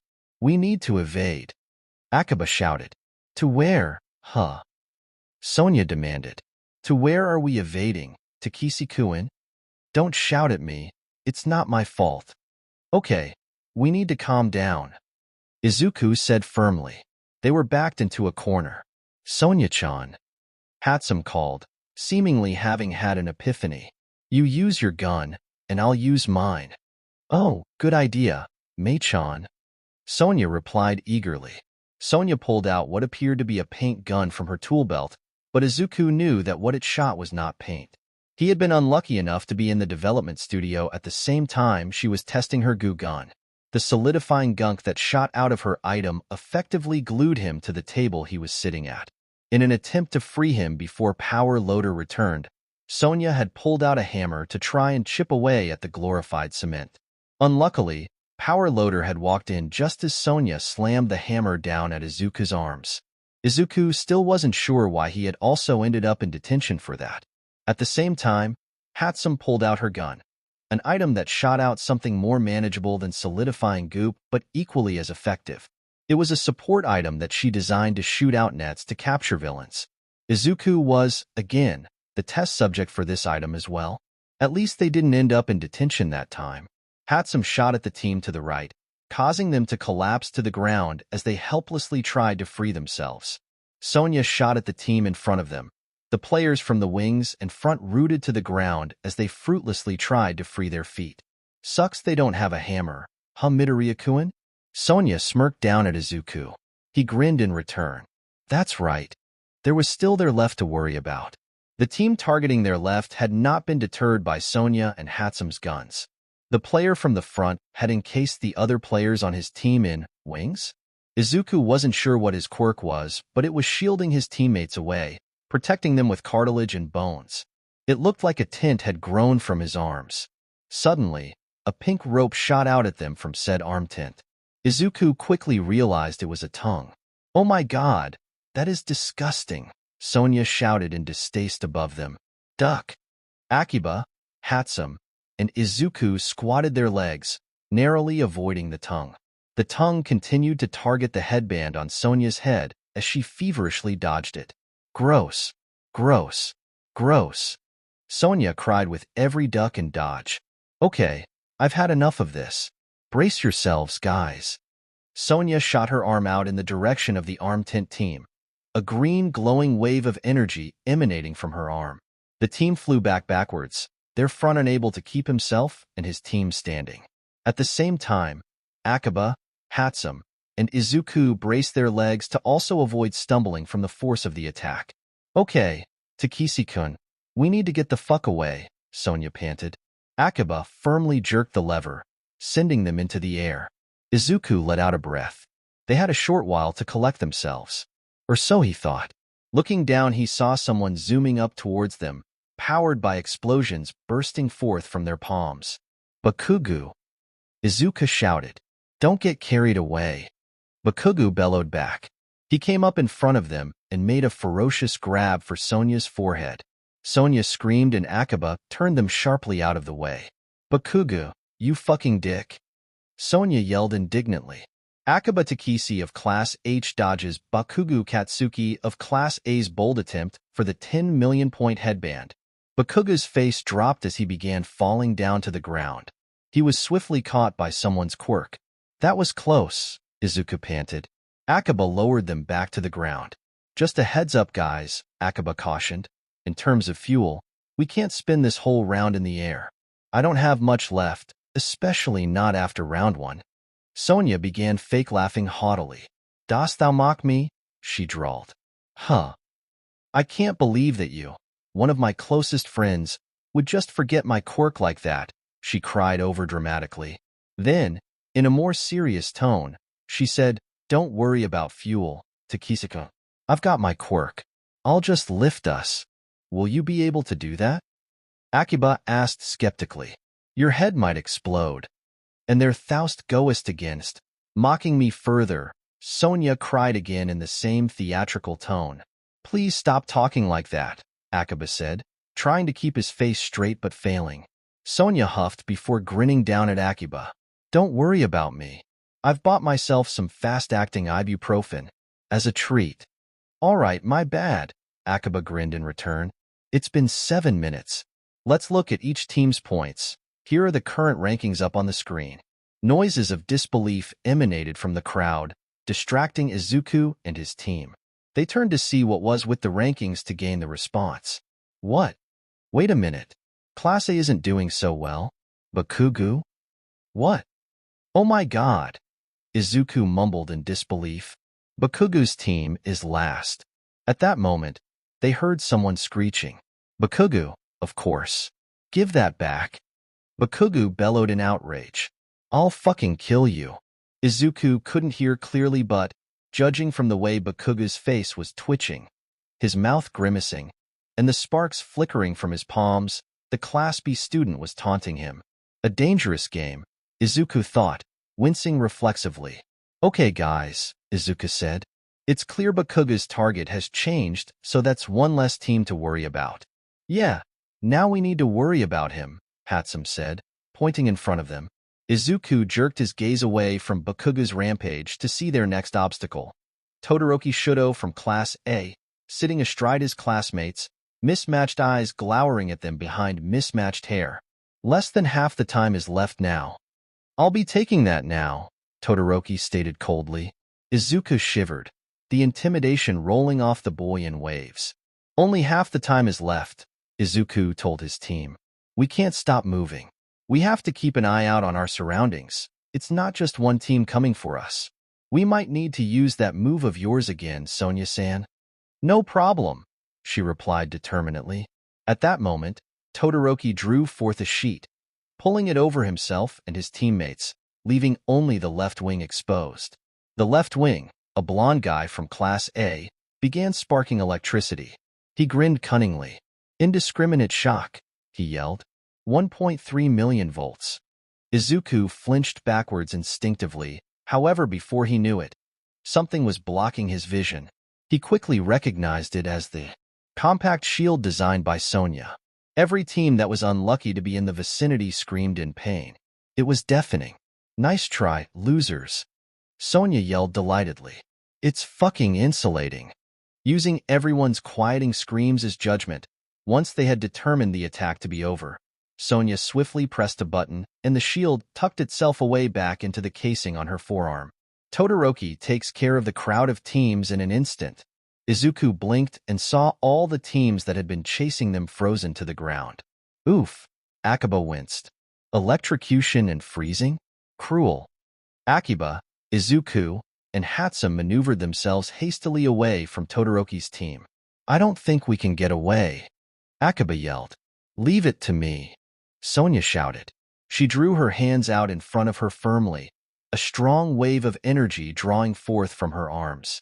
Todoroki's team stumbled, however, they managed to stay upright. How the fuck? Sonya exclaimed incredulously.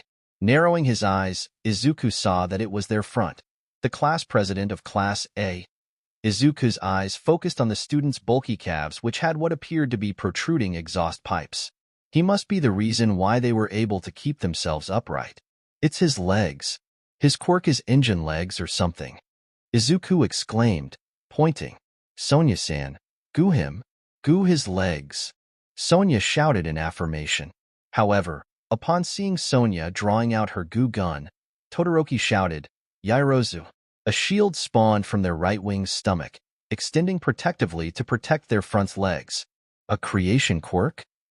Izuku exclaimed. The girl, Yaoyorozu, he assumed, smirked. Oh, Sonya said in realization. So that's why her shirt is open. I was wondering why she had her tits out. 𝗵𝗃𝗃 huffed an out-of-breath laugh. Getting distracted. Sonya-chan? Not that distracted, she said, amused. I've got an idea, Midoriya-kun. Why don't you use your gloves to destroy that shield, and then, as soon as you've done that, I'll use my goo gun. Izuku's heart stuttered. I don't really want to use them, Izuku thought helplessly. But what choice do we have? I can't be selfish. I can't let my issues get in the way. Oh, good idea, Sonya-san. Izuku stuttered belatedly. We'll have to get close. 𝗵𝗃𝗃 and 𝗵𝗃𝗃, I'll count us down. Of course, 𝗵𝗃𝗃 and 𝗵𝗃 answered firmly. I'll let you know when to get your shield out after, Sonya-san. Okay, Sonya replied resolutely. On my count. 3, 2, 1. As smoothly and quickly as they could before Todoroki could attack them, they managed to get close enough for Izuku to bring a gloved palm toward the shield. Izuku took a deep breath. He briefly prayed that no one would get injured from what he was about to do. Gritting his teeth, Izuku shouted, Sonya-san. Sonya's shield erupted out in front of them. Izuku positioned the majority of his body behind the shield, leaving out his right arm and right eye to aim. Izuku clicked his middle finger and thumb together before instantly opening up his hand. An explosion blasted from his palm, shattering the shield. Izuku swiftly ducked his body back behind the shield. Before Izuku could think, the shield was put away and Sonya had pulled out her goo gun. Using her telekinesis, Sonya flew the gun behind the front's calves, shooting the goo swiftly before Todoroki's team could figure out what was going on. The goo solidified around the guy's calves, the exhaust pipes sputtering fruitlessly. Evade! Izuku yelled. They briskly moved out of the team's reach, only just dodging Todoroki's ice. Bakugou is merciless. Managing to get his headbands back, Bakugou is back in second place with only seconds to go. He's going to be after us now too. Izuku warned. We've got this. Sonya panted. We've managed to incapacitate Todoroki's team. We just need to evade Bakugou. DKU. Bakugou bellowed. You fucking nerd. Don't tell me you've fucking gone and copied my quirk as well. Izuku had no idea what Bakugou was talking about, but he did know that this was exactly why he did not want to use his gloves. His gloves, directly inspired from Bakugou himself. His gloves, that he knew would infuriate Bakugou for sure. His gloves, a nauseating replica of the very quirk that had ruined the last decade of his life. Izuku had gone ahead and created them anyway, despite the anxiety writhing in his stomach and clenching his heart.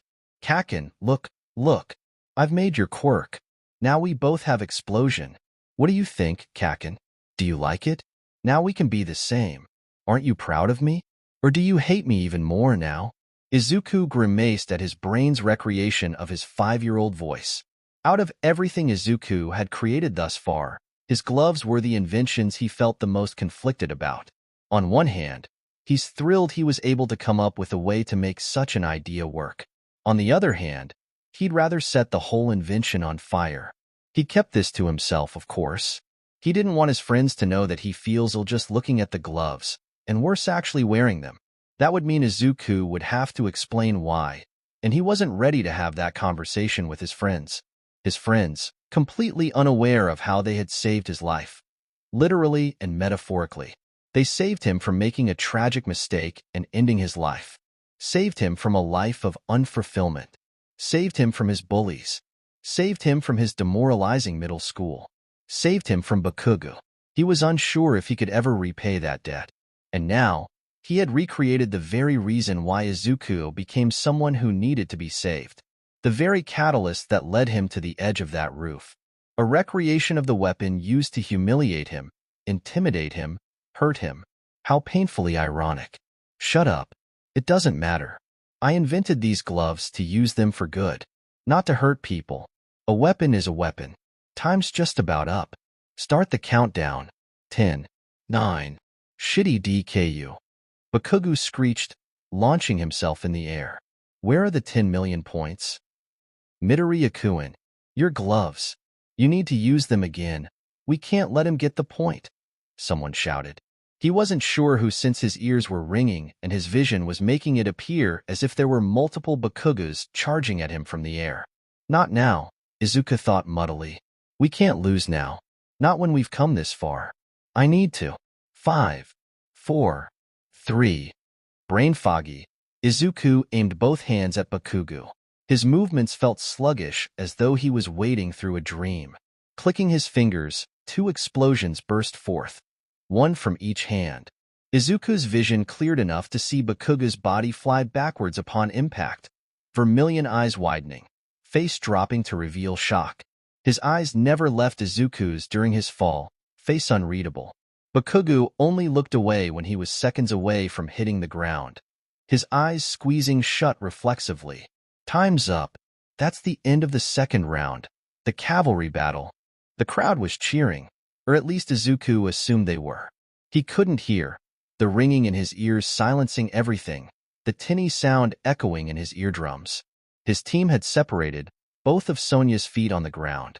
He doesn't remember helping her down. He was also struggling to recall when his knees had fallen to the ground. Suddenly, Izuku was engulfed. The arms wrapped tight around him grounded him. The ringing in his ears was fading away, his eyes focusing.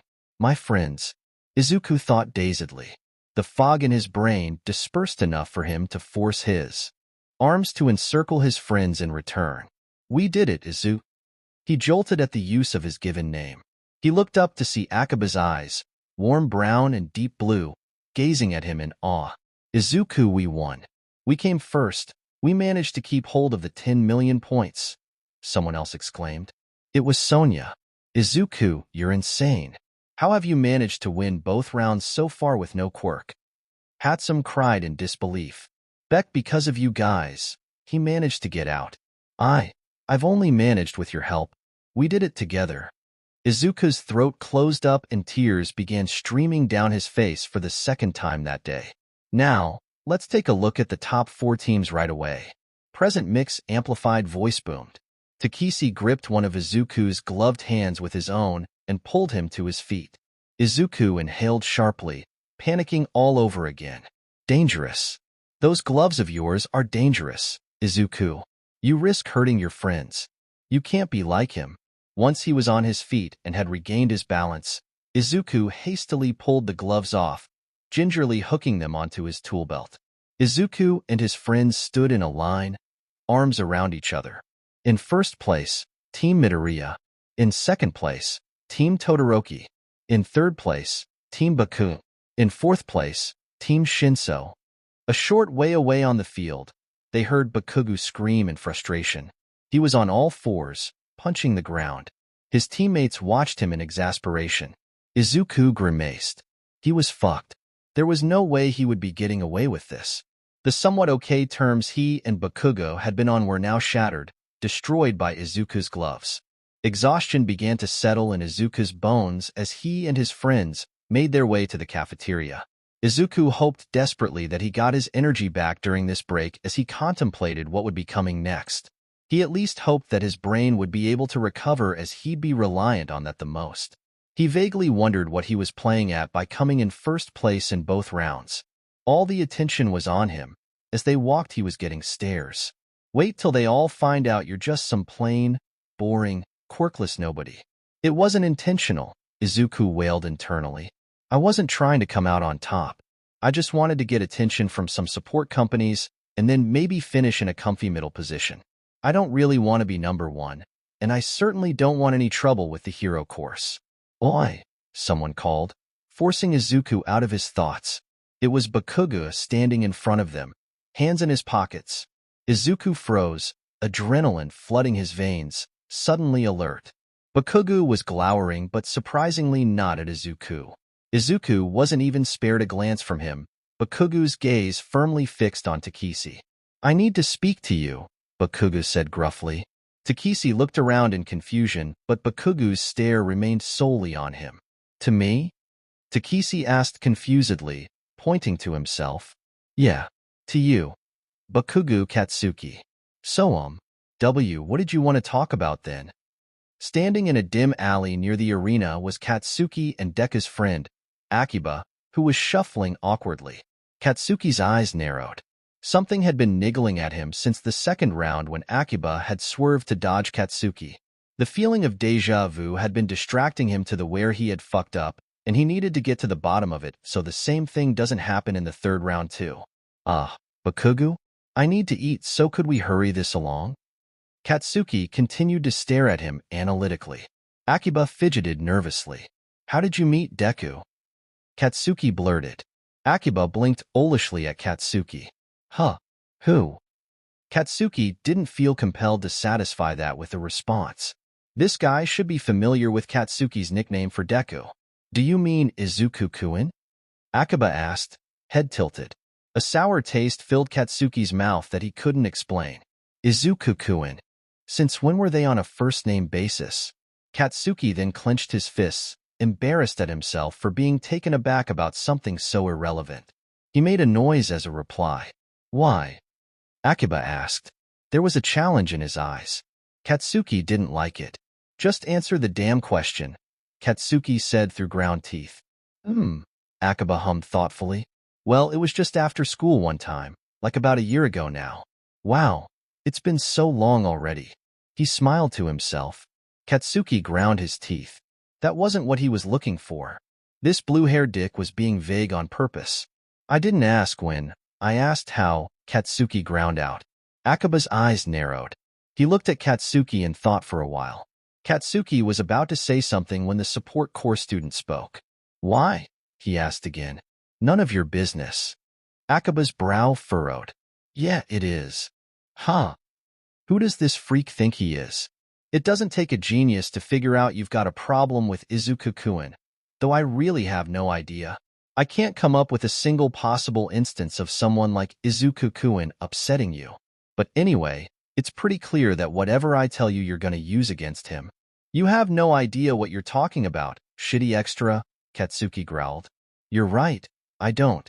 Anytime we ask Izuku-kun, he either gets nervous or gives some vague explanation about how you and him were friends when you were kids but grew apart. Huh, Katsuki thought in surprise. He assumed he would have told them everything that had gone down between them since Katsuki found out Deku was quirkless, but apparently not.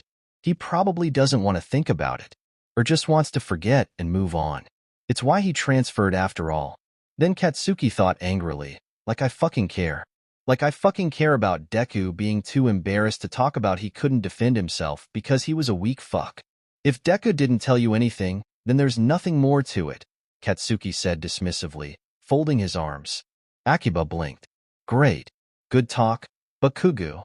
𝗳𝗍𝗄 gave him a wave and began walking in the direction of the cafeteria. Good luck in the next round. Oi! Katsuki shouted indignantly. We're not done fucking talking, you fucking extra. 𝗳𝗍𝗄 paused. With his back towards Katsuki, he said, I'm not talking unless you do, Bakugou. Talk about what, for fuck's sake? 𝗳𝗍𝗄 turned to walk back to where they were in the alley. Why did you stop being friends with Izuku-kun? He asked finally. Katsuki's jaw and fists clenched. He was getting pretty sick of being asked about the past. Because I didn't want to be associated with a quirkless fucking loser, he snapped impulsively. There. Are you fucking satisfied with that? Now drop it. 𝗳𝗍𝗄 blinked at him in surprise. Because he's quirkless? You've got a problem with that extra? Katsuki asked testily. I'm just shocked. That's a pretty underwhelming reason to have so much animosity with him. Katsuki frowned. Huh. I mean, yeah, he's quirkless, but have you seen his brain? 𝗧𝗵𝗃𝗀𝗁's like one of the smartest people I've ever met. 𝗬𝗏𝗂 smiled warmly at the ground. He's so cool. Katsuki grimaced. What's his deal talking and smiling about Deku like that? The sour taste in his mouth intensified and his stomach squirmed unpleasantly. Having good grades isn't enough to become a hero, Katsuki said dismissively. He doesn't want to be a hero. He wants to be an engineer and design support items for heroes. That's why he's in the support course, 𝗬𝗏𝗂 pointed out like it was obvious. Katsuki scoffed condescendingly. You should have heard him in middle school before he transferred. The loser wouldn't shut up about going to UA and becoming a hero. 𝗬𝗏𝗂 frowned. Well, he is obsessed with heroes. But also, so what if he wanted to be a hero? 2% of people who are thought to be quirkless end up getting their quirk later in life. Maybe he thought that would happen to him. Katsuki felt his temper rising. He couldn't stand how reasonable this guy was. It was so much easier getting everyone to agree with him in 𝗎𝙪𝙢.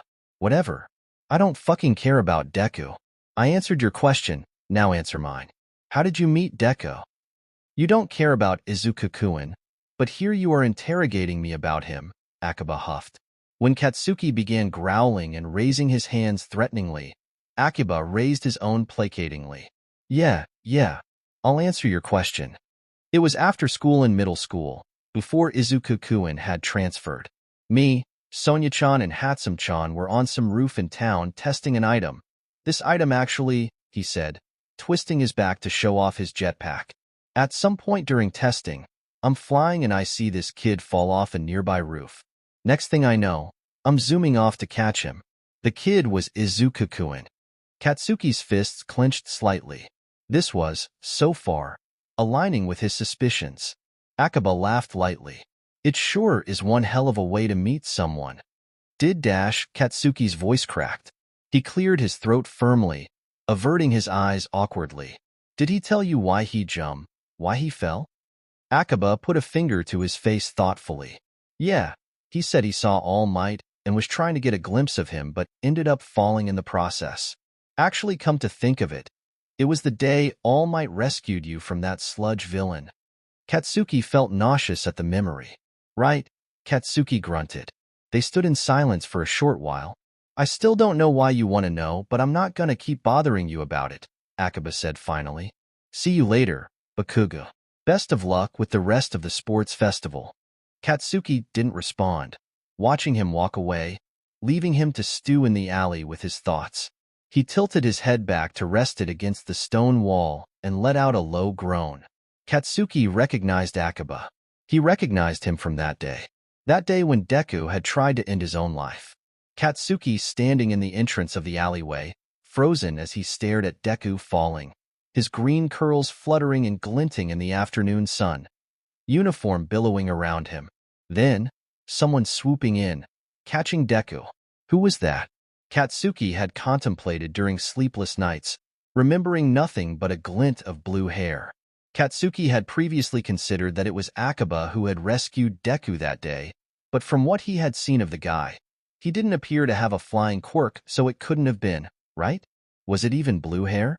Or is my head getting mixed up with Deku's green hair? He'd debate restlessly, the memory changing over and over again depending on what answer he was leaning towards that night.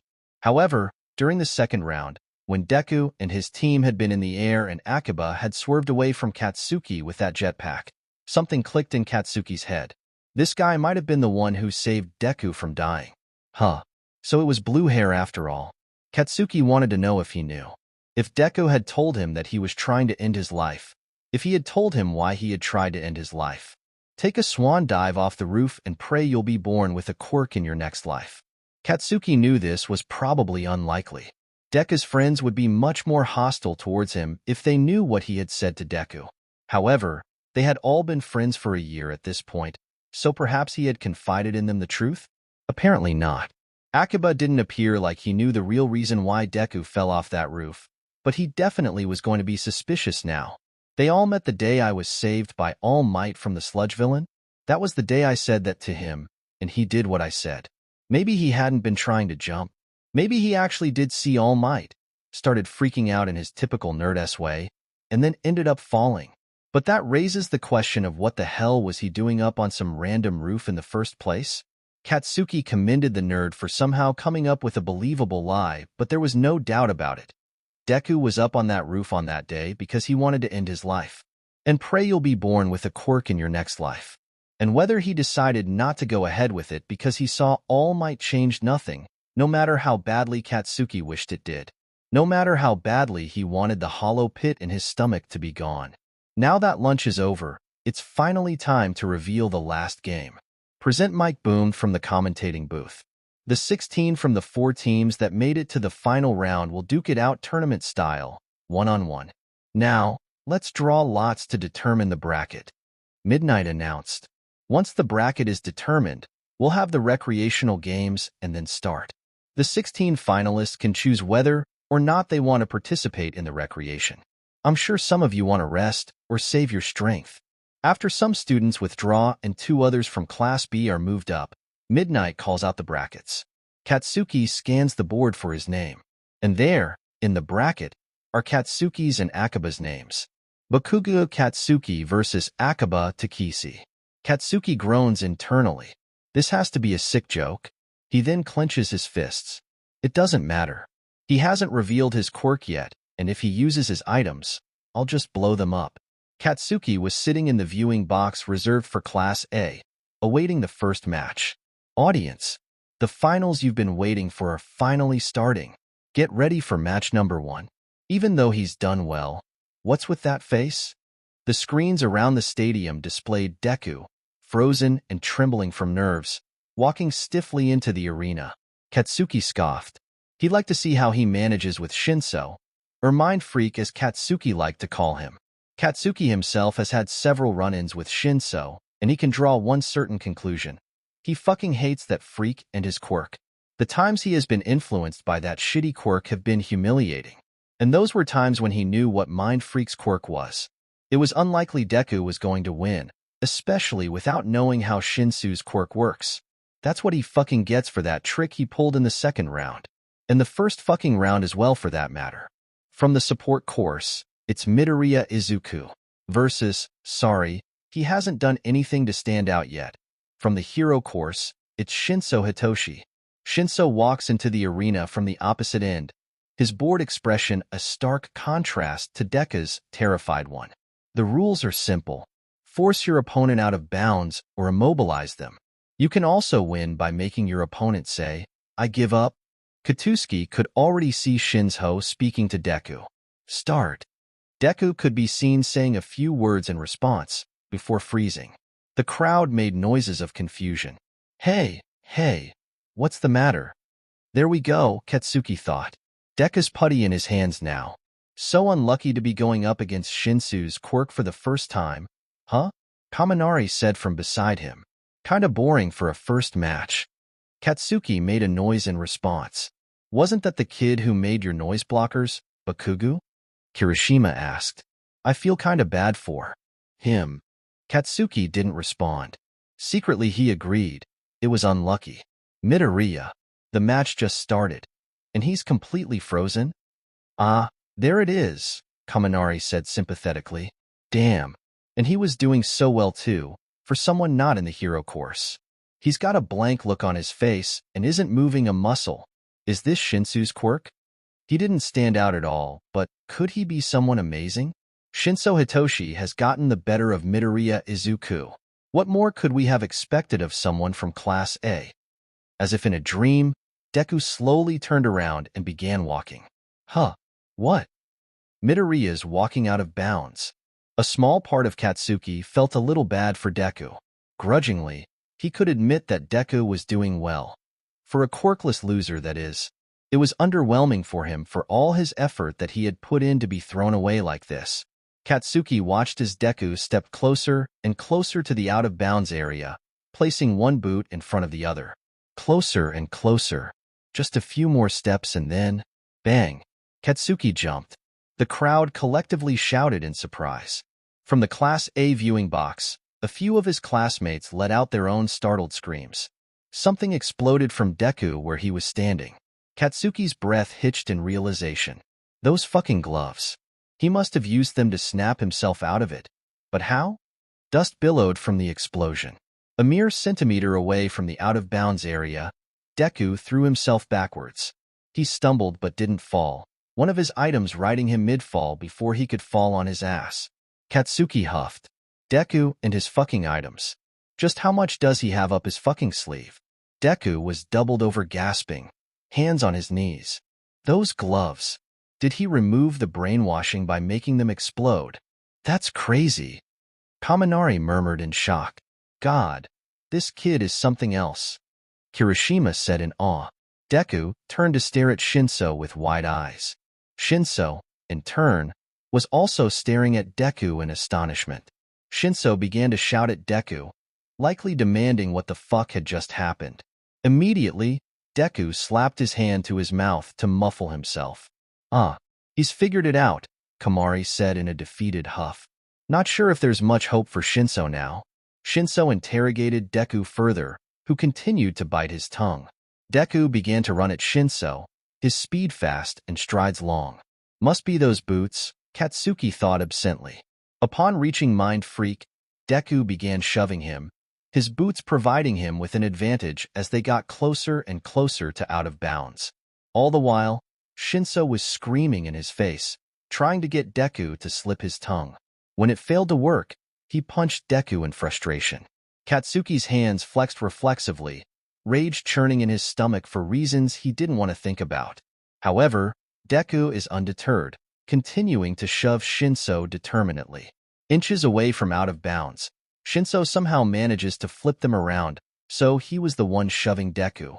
Deku gasped and fought to switch them both back, but as close as they were, it was a dangerous game. Shinso gives him one final firm shove. The crowd, Present Mike, Katsuki, and the rest of the Class A viewing box inhale collectively, but Deku didn't fall. He managed to catch himself midway to the ground, his items saving him from failure. Taking advantage of Shinso's shock, he ducked around him, their positions back to what they originally were and, with a shout of effort, lunged towards Shinso. Shinso fell out of bounds, staring up at Deku in shock. Deku, panting heavily, looked down upon him. The look on his face was wide-eyed and manic. The first person to advance to the second round is none other than Midoriya Izuku from Class H. Katsuki blinked in shock, still processing what he had just watched. Quirkless Deku somehow won against a quirk like Shinso's, a quirk he knew nothing about, and has made it in the semifinals? What the fuck? After a few other matches in which 𝗬𝗲 lost immediately to Todoroki, Deku's weirdo friend with pink hair advertised her items before proceeding to deliberately lose to Four Eyes. Kaminari had brutally lost to a Class B extra he was trying to flirt with. Deku's seaweed-haired friend had won the match against Ponytail. Ishido had won against Aoyama, and Kirishima had won against a Class B extra. It was finally Katsuki's turn to go up against 𝗵𝗃𝗃𝗁, the guy he had been interrogating not too long ago. Katsuki rolled his shoulders. Let's just get this over and done with. The eighth and last match of the first round. He was kind of famous in middle school. This isn't the face of a regular person. Katsuki scowled even harder at this. It's Katsuki Bakugou from the Hero course versus 𝗵𝗃𝗃𝗁 from the Support course. Katsuki faced 𝗵𝗃𝗃, glowering intimidatingly. 𝗵𝗃𝗃 met his glare easily with a smile. Nice to see you again, Bakugou, he said cheerily, though Katsuki could see the underlying nerves. You haven't shown your quirk yet, extra, Katsuki drawled. 𝗵𝗃𝗃 pouted. I have a name, you know. Katsuki's brows furrowed. He didn't take the bait. What the hell is quirk? What the fuck do I expect? Eighth match, start. Oh, what the hell? It doesn't even fucking matter. Katsuki immediately began firing explosions, dust and rubble obscuring his vision. Katsuki squinted, trying to make out if his attacks landed. The dust slowly settled and 𝗵𝗃𝗃 was nowhere to be seen. Katsuki gasped. Jetpack. He looked up immediately, scanning frantically for the blue-haired boy. Lo and behold, he was hovering and looking down upon Katsuki. Katsuki felt a spark of anger and was about to use his explosions to go up and teach that freak a lesson for looking down on him. However, at that moment, 𝗵𝗃𝗃 had begun circling above him, throwing objects down in his wake. Immediately, 𝗵𝗃𝗃𝗀𝗁 makes good use of his support items.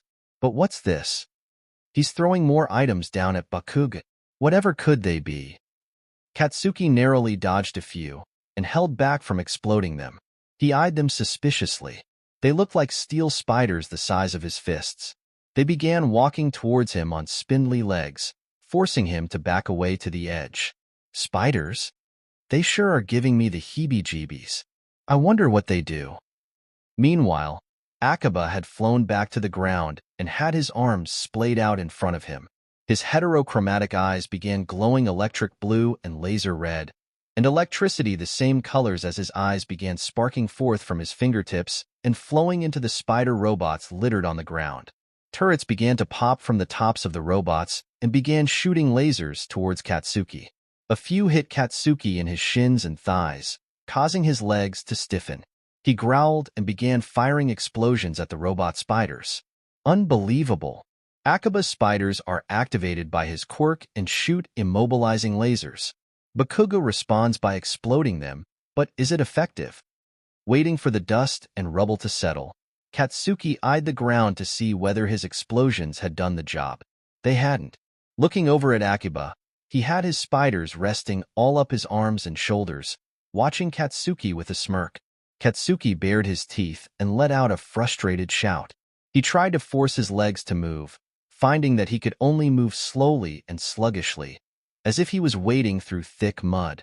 He considered firing more explosions, but his hands were beginning to hurt, and the fucking extra would only dodge them with that jetpack of his.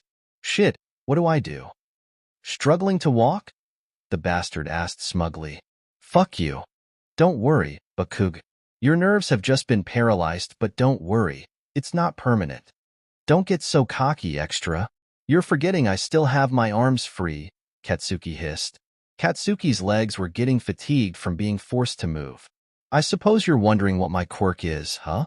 It's technology manipulation. Not exactly great for fighting, right? 𝗵𝗃𝗃𝗃 laughed sheepishly. Unless... 𝗵𝗃𝗃𝗃 looked down at the robot spider sitting at his shoulder with a smirk. I have some tech with me. 𝗵𝗃𝗃𝗃's blue eye started gleaming electric blue, and his brown eye began glowing a sharp red again, followed by electricity sparking from his fingertips again, powering his robots.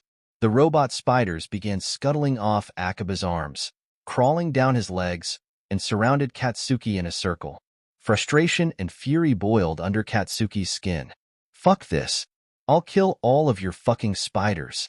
He screamed and began firing explosions at the robots. Some managed to dodge his blasts, especially the ones behind him. However, Katsuki couldn't pivot or go after them because of his stunned legs. Despite this, his non-stop firing prevented the spiders from shooting at him as they were too busy trying to dodge his explosions. Katsuki screamed in frustration at his legs being unable to move.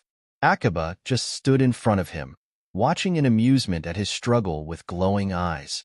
Katsuki paused, breathing heavily. What's this? Is Bakugou Katsuki going to admit defeat? Like fuck. Katsuki bellowed. What am I doing? I just need to take that piece of shit down. If he's down, the robots are down. There's no reason for me to fighting these shitty fucking robots when they can just dodge and shoot me. But if I attack him, he'll just fly away from me with that stupid fucking jetpack. Stupid fuck rescuing Deku. Stupid quirkless Deku. Stupid nerd jumping off a fucking roof. Focus. Katsuki pulled at his hair. He needed to get his head straight. Why was he spiraling? I don't need my legs to move. I'll just move myself around with my quirk. My hands hurt like hell, but it's fine. I just need to blow up that fucking jetpack and then blow up that fucking extra. Gritting his teeth with grim determination, Katsuki began propelling himself with his explosions. It wasn't great. His legs dragged limply behind him, and he could hear the crowd laughing at him. His ears burned in humiliation, but he couldn't let himself get distracted. He could feel his legs slowly regain feeling and movement, which helped stop him falling to the ground in between explosions. He charged after 𝗵𝗃𝗃𝗃, who had begun retreating away from him. Before he could fly away, Katsuki fired an explosion towards his chest, hitting him perfectly in the center. 𝗵𝗃𝗃𝗃 flew backwards, tumbling until he landed on his side. Perfect. Seizing the opportunity, Katsuki propelled himself as fast as he could before the support course student could move. Reaching 𝗵𝗃𝗃, Katsuki placed one palm on the jetpack. He was about to fire when... Wait, 𝗵𝗃𝗃 shouted. Wait, please. Katsuki hesitated. I'll admit defeat. Just don't blow my jetpack up, 𝗵𝗃𝗃 urged. If you fire an explosion at my jetpack, it will cause the fuel inside it to blow up as well, and it will fully destroy my item to the point where I won't be able to fix it. Please don't destroy my item. 𝗵𝗃𝗃 looked up at him with wide eyes that were no longer gleaming, just pleading, his face scratched and bruised, uniform disheveled from the explosions. He reminded him of Deku at that moment, begging for his hero notebook back. Before I went ahead and blew it up anyway.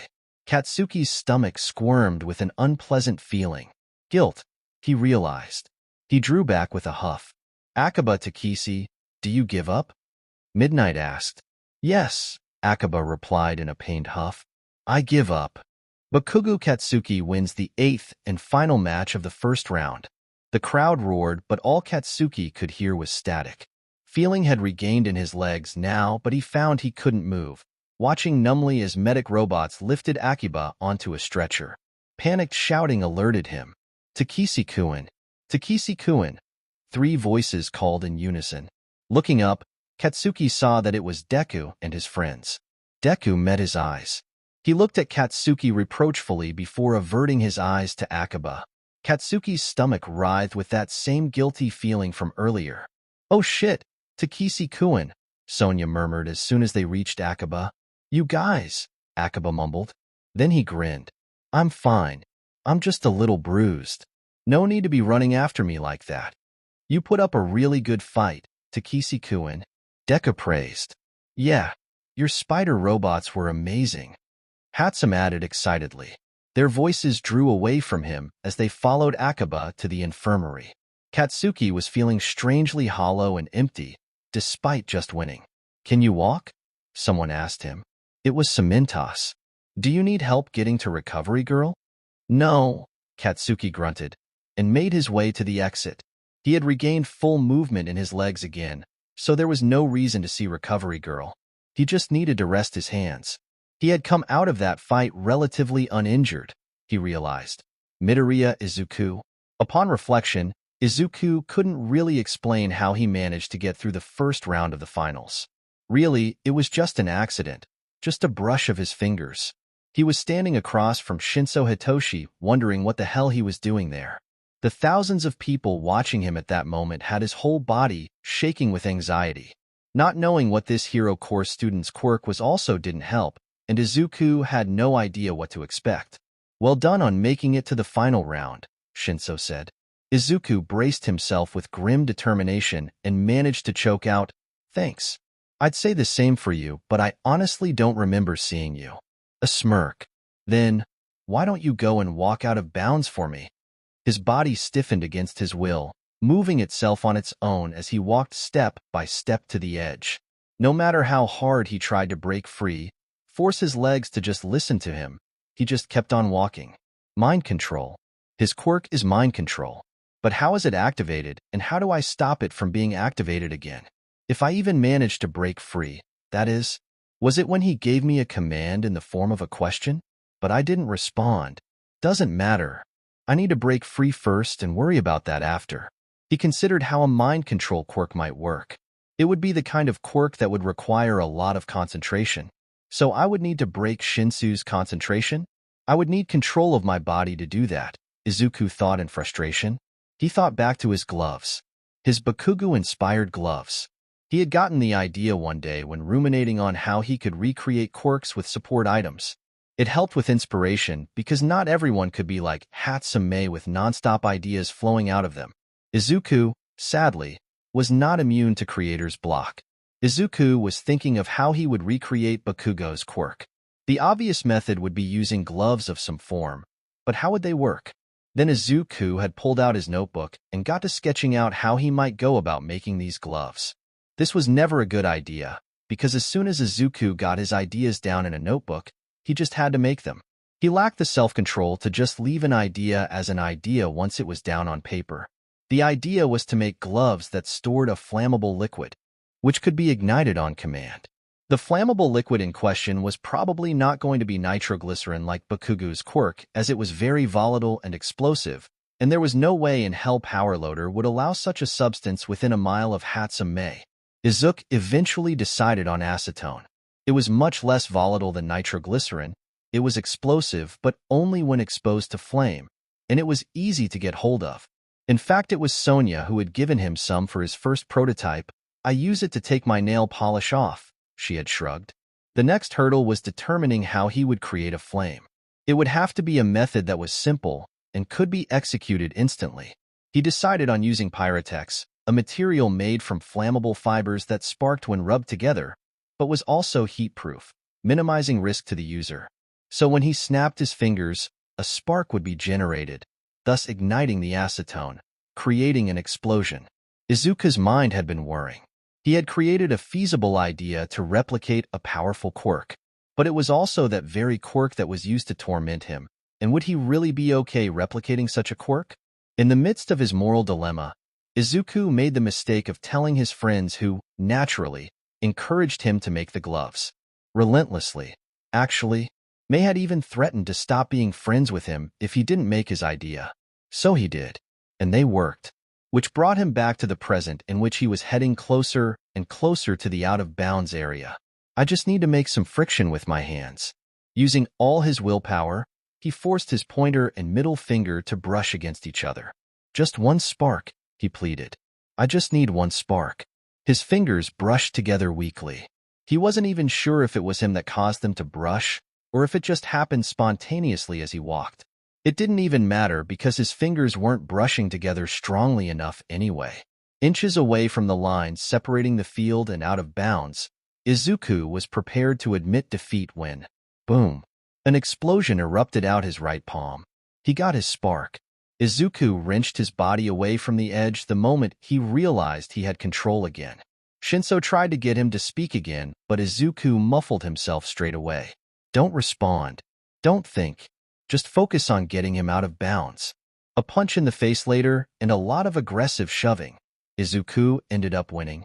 Shinso confronted him afterwards. "Not bad for someone in the support course," he said.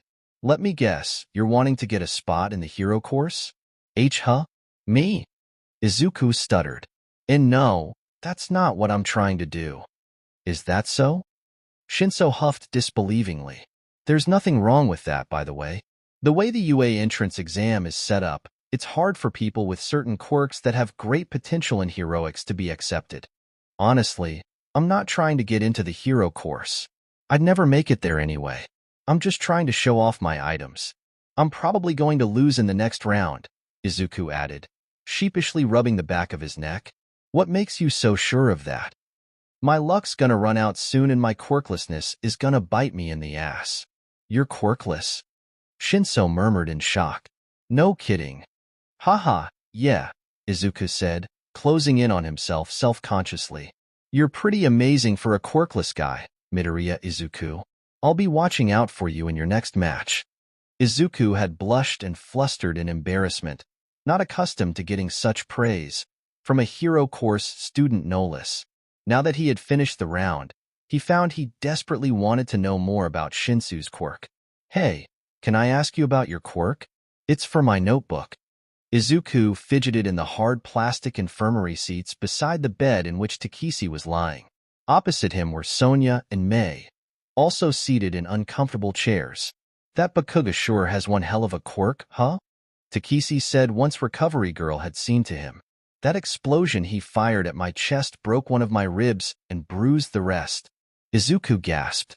He had been at the receiving end of Bakugou's quirk countless times, but never to the point of breaking a bone. He could only imagine the extent of 𝗧𝗍𝗄's injuries had Bakugou gone ahead and blown up his jetpack, whilst 𝗧𝗍𝗄 was still wearing it. Bakugou really wasn't holding back, huh? "Christ," Sonia said. "I'm not looking forward to that fight, that's for sure." "Where's that confidence gone, huh, Sonia-chan?" 𝗧𝗪𝗄 goaded teasingly. "Thought you were gonna beat the hero course's ass?" "Shut up, 𝗧𝗪𝗄-kun," Sonia grumbled, but wore a small smile nonetheless. "I'm going to beat their asses. It's just not going to be easy. There are some powerful quirks in the hero course." Did you even see that guy with the ice quirk? It's not even just ice. Apparently it's fucking fire too. Don't. Izuku groaned. I'm up against him next and I know this is where I'm gonna lose. You never know, Izuku-kun. 𝗧𝗵𝗃𝗲 wagged his finger at him. From what I've seen, Endeavor's precious son doesn't like to use the fire he inherited from his beloved father. If it's just ice you have to worry about, you might be able to manage as long as your gloves don't get wet. Right. His gloves. The idea of using his gloves against another person directly still made him feel nauseous and brought back painful memories. Noticing Izuku's uncomfortable shifting, May asked, "Everything okay with your gloves, Izuku-kun?" Huh. Izuku jolted. Why yeah, everything's fine. Why do you ask? Well, they were inspired by Bakugou, 𝗧𝗵𝗃𝗲 said hesitantly. What's your point? Izuku asked, wondering what 𝗧𝗵𝗃𝗲 was implying. Izuku had yet to tell them all about Bakugou's bullying, so he was curious as to where that comment had come from. Actually, speaking of Bakugou, what the hell did he want to speak to you about earlier? Sonia interrupted before 𝗧𝗵𝗃𝗲 could reply. We never got around to asking you. Well, 𝗵𝗃𝗃𝗁 looked up at them hesitantly. They stared back in confusion. What? Sonia asked warily. Oh my god, 𝗧𝗵𝗃𝗁. Was he asking you out? May whispered excitedly. Izuku jolted, jerking his eyes to 𝗧𝗵𝗃𝗁. Sonia sputtered. 𝗧𝗵𝗃𝗁, please, say it ain't so. You could do so much better than Bakugou. Huh. 𝗧𝗵𝗃𝗁 exclaimed. What are you guys talking about? Don't look at me like that, Izuku-kun. He was doing no such thing. Then why were you stuttering? May asked teasingly. Sonia was cackling hysterically and, despite himself, Izuku couldn't help but to also giggle at the ridiculous mental image of Bakugou shyly confessing to 𝗧𝗵𝗃𝗁. Stop laughing at me. I'm injured. You're all so mean, 𝗧𝗵𝗃𝗁 tried to say seriously, but couldn't hold back his laughter. Okay, enough. Bakugou was not confessing to me. He actually wanted to ask about Izuku-kun. That sobered Izuku right up. Bakugou wanted to ask about me? Izuku stammered in surprise. Is he wanting to ask Izuku-kun out? May asked with a playful smile, except it wasn't as funny that time. Bakugou asking about Izuku could never mean anything good. Actually, he wanted to know how we all met Izuku-kun, 𝗧𝗵𝗃𝗁 said. Izuku's brow furrowed, and he felt suspicion and wariness tug at his nerves. Why would he want to know that? He asked. Don't worry, Izuku-kun. I had my suspicions too. I tried to dodge the question and said that we met a year ago, but he wasn't having it. He was demanding to know how we met, which I thought was a strange and specific question to ask.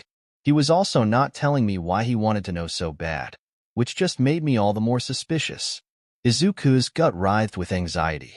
Why does Bakugou want to know about that so bad? Then he remembered how he had even met his friends. Izuku met Sonia, 𝗧𝗵𝗃𝗁, and May the day he tried to end his life. He cursed internally at the memory resurfacing itself for the second time that day.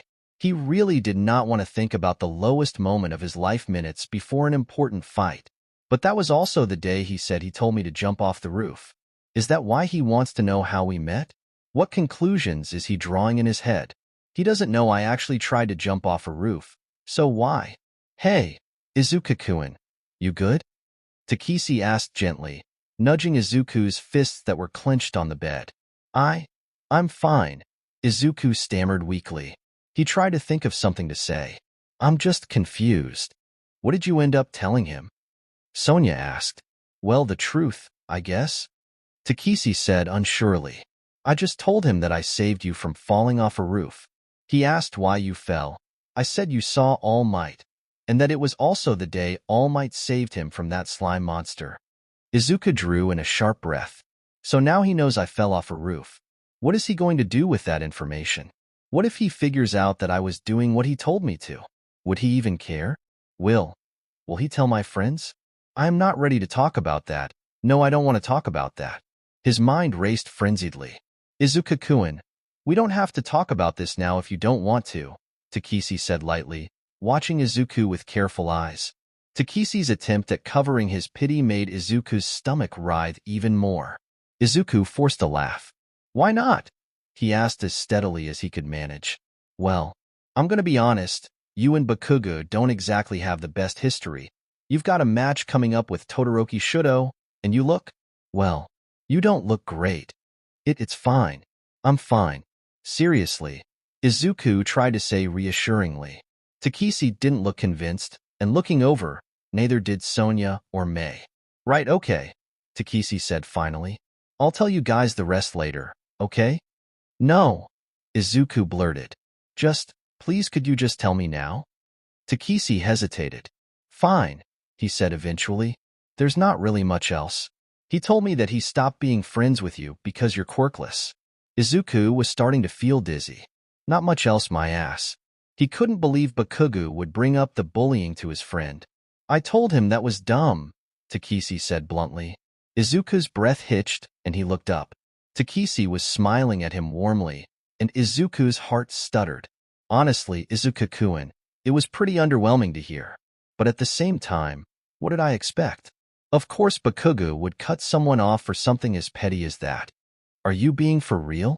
That's why he doesn't like you. Sonia asked derisively. Typical Bakugou. Like it even matters, May chimed in. A quirk is just an ability, but you don't need to have quirks to have abilities.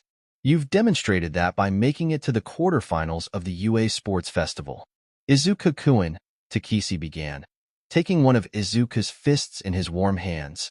I don't know exactly what has gone down between you and Bakugou.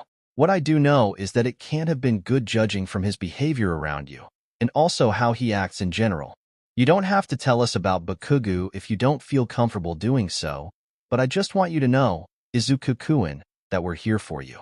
We would never turn our backs on you for something you can't help, okay? Izuku could no longer hold back his tears. Okay, he whispered.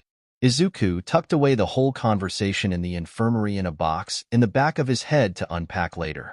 He even considered unpacking it with his friends in May's basement at some point. Maybe. After spouting some reassurances that he was okay to his friends, Izuku made his way back to the arena. Is everyone ready for the first match of the quarterfinals? Present Mike announced. For this first match, we've got 𝗳𝗏𝗄𝗃 𝗧𝗪𝙢 from the hero course, and up against him we have Midoriya Izuku representing the support course. Across the field, 𝗳𝗏𝗄𝗃 𝗧𝗪𝙢 stood glowering at him. Ready? Start. A flaw of Izuku's gloves was that they were useless when wet. The moment the igniting material came in contact with any moisture, there was no hope for a spark. Any attempt at creating an explosion extinguished pathetically. Therefore, Izuku needed to stay well away from 𝗳𝗏𝗄𝗃's ice. You haven't shown your quirk yet, Midoriya Izuku. Is it even one worth showing off, or are you saving it as your trump card? 𝗳𝗏𝗄𝗃 called from across the field.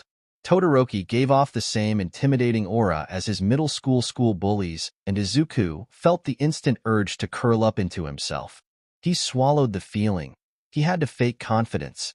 Izuku had made it this far without his quirks and only his items that he made himself. Faking confidence shouldn't be too hard, right? The same could be said about you, 𝗳𝗏𝗄𝗃. Why don't you show us your fire? Izuku responded boldly. I'm sure you know this by now, but my father is Endeavor.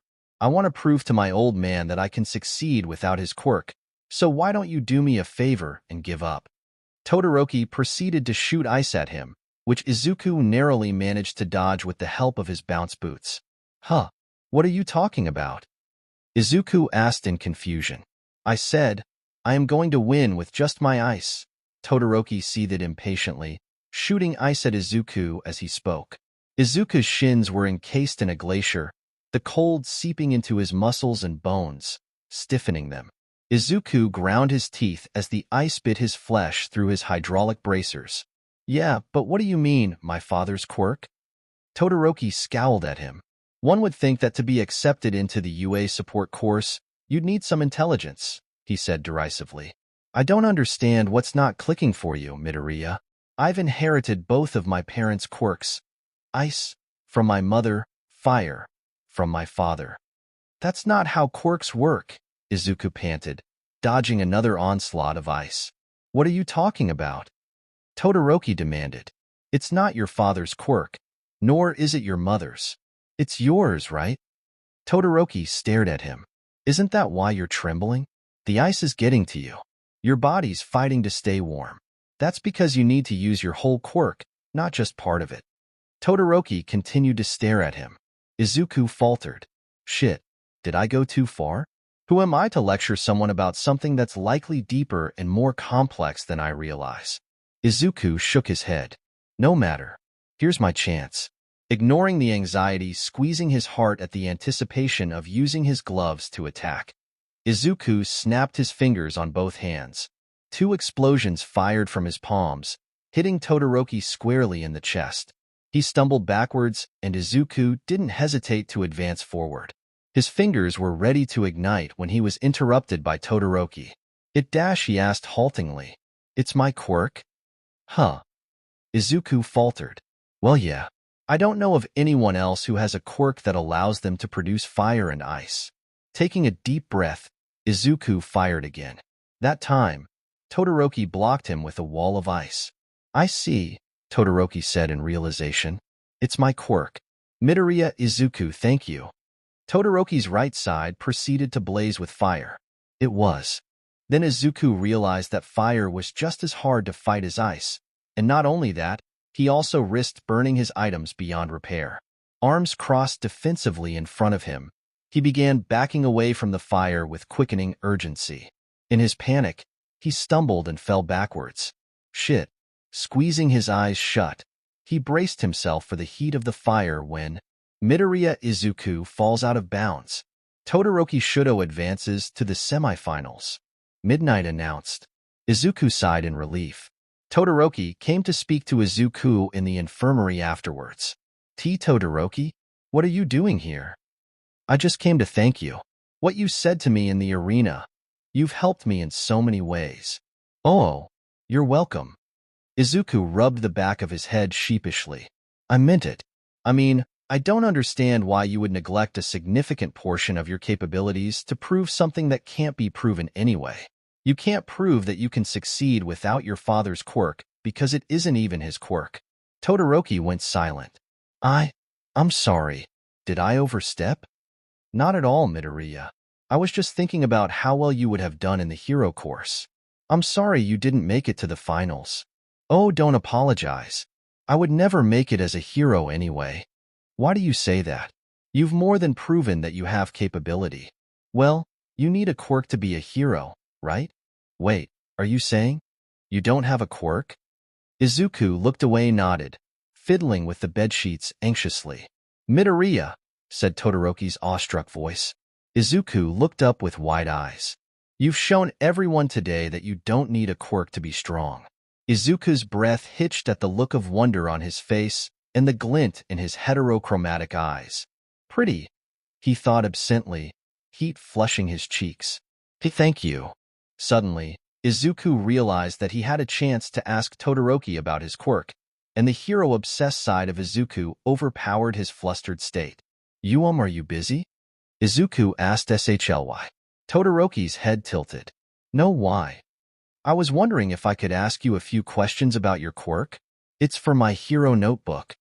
Oh, I missed Sonia-chan's fight, Izuku said dejectedly, once he made it back to the support course viewing booth. She won. May supplied helpfully. She's in the semi-finals now. Ah, damn it. I wish I could have seen it. Well, you can see her in the semi-finals. Yeah, she might just win this whole thing. Takeshi said. Could you imagine just showing up the whole hero course like that? Izuku said in amazement. That's exactly why she needs to win. We need to put people like Bakugou in their place, Takeshi said resolutely. Izuku tensed upon hearing Bakugou's name, remembering their conversation earlier. It's Bakugou's round next. He's up against another guy from the hero course, the one who turns hard.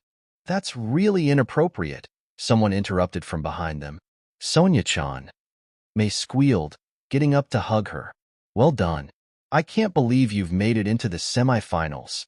God, me neither. Sonia replied just excitedly. As I was coming up here, some kids from general studies were cheering me on. They really do not like the hero course. Who can blame them after Bakugou's opening speech? Takeshi snorted. Oh, is that him up now? Let's find out who I'm up against in the next round, biggest boom or guy who's hard? Hey. It's time for the final match of the quarterfinals. Both from Class A and the Hero course. It's Bakugou Katsuki versus 𝗵𝗃𝗄𝗃 𝗧𝗪𝙢𝙢𝙢𝙀. They watched as Bakugou fired explosion after explosion at his classmate, all rendered useless against 𝗵𝗃𝗄𝗃's hardened body. Bakugou wasn't able to keep up his offensive charade for long, however, quickly needing to defend himself against 𝗵𝗃𝗄𝗃's relentless attacks, lest he let himself get pushed to the boundaries. 𝗵𝗃𝗄𝗃's quirk is simple, but that's what makes it so strong, Izuku muttered, his pen moving, scribbling its way across his notebook. Bakugou manages to counter. What's this? Unlike before, it's working. I see, Izuku said thoughtfully. 𝗵𝗃𝗄𝗃 can only keep up his hardened form for so long. 𝗧𝗪𝗧 nudged Izuku. What sort of item would you make for 𝗵𝗃𝗄𝗃? 𝗵𝗃𝗄𝗃 fights mostly with his fists, so probably something that would enhance his punches, perhaps in the form of knuckle dusters? What about you, 𝗧𝗪𝗧-kun? Well, from what I've so far, 𝗵𝗃𝗄𝗃 loses his hardening around his arms because those are what he uses to defend himself. So I'd probably make something to protect that area when his quirk begins to give out. Ooh, that's a good idea. Do you mind if I write that down, 𝗧𝗪𝗧-kun? 𝗧𝗪𝗧 laughed. Go ahead. 𝗵𝗃𝗄𝗃 is immobilized, Midnight announced, altering Izuku away from his notes. Bakugou wins. The crowd roared, but Izuku and his friends remained silent. And that completes the final four, declared Present Mike. Todoroki Shudo from Class A, Ida Tenya from Class A, Sonia Malik from Class H, and Bakugou Katsuki from A. I've always wondered, Sonia-chan, how did you get everyone to say your name in that order, as in your given name first then surname? 𝗧𝗪𝗧 asked. I usually request it on application forms, and when I'm introducing myself, I say my name given then surname. It's not typically common in India to be referred to by surname, unless it's like a formality, so it was super weird for me when I came here to be referred to mostly by surname, Sonia replied. Yeah, I remember back in middle school, you were constantly correcting people. Even Mei-chan and I, 𝗧𝗪𝗧 laughed. Haha, yeah, like please, Malik was my dad. After a swift defeat from Todoroki in which he encased Ida in ice, it was time for the final match of the third round. Right. Time to go up against biggest boom, Sonia said, standing up and stretching. Don't worry, Sonia-chan, Izuku said determinedly. I've put together a plan that will ensure your win. You and your brain, Izuku-kun, Sonia said fondly, rubbing Izuku's head. It's okay. I appreciate it, but it won't be necessary. I want to do this on my own. Bakugou is arguably one of the strongest kids from the hero course. It won't feel right fighting him unless I do it independently. Well, at least take some of my items, Mei offered. Sonia smiled warmly. Thanks, Mei-chan, but like I said, I want to win all on my own. I won't be using any of my own items either. It should be fine. I think I've shown off enough to the companies. Now it's just time to show off my quirk. Mei's lip wobbled before rushing forward and engulfing Sonia in a hug. 𝗧𝗪𝗧 and Izuku promptly joined the hug. Good luck, Sonia-chan, Mei whispered. You can do it. Your quirk is strong as hell, Izuku said, his voice muffled in Sonia's shoulder. Kick his ass for me, Sonia-chan, said 𝗧𝗪𝗧. Okay, Sonia said resolutely, pushing them all away. You're gonna have me in tears if you carry on like that. I'll be fine. She waved. See you guys later.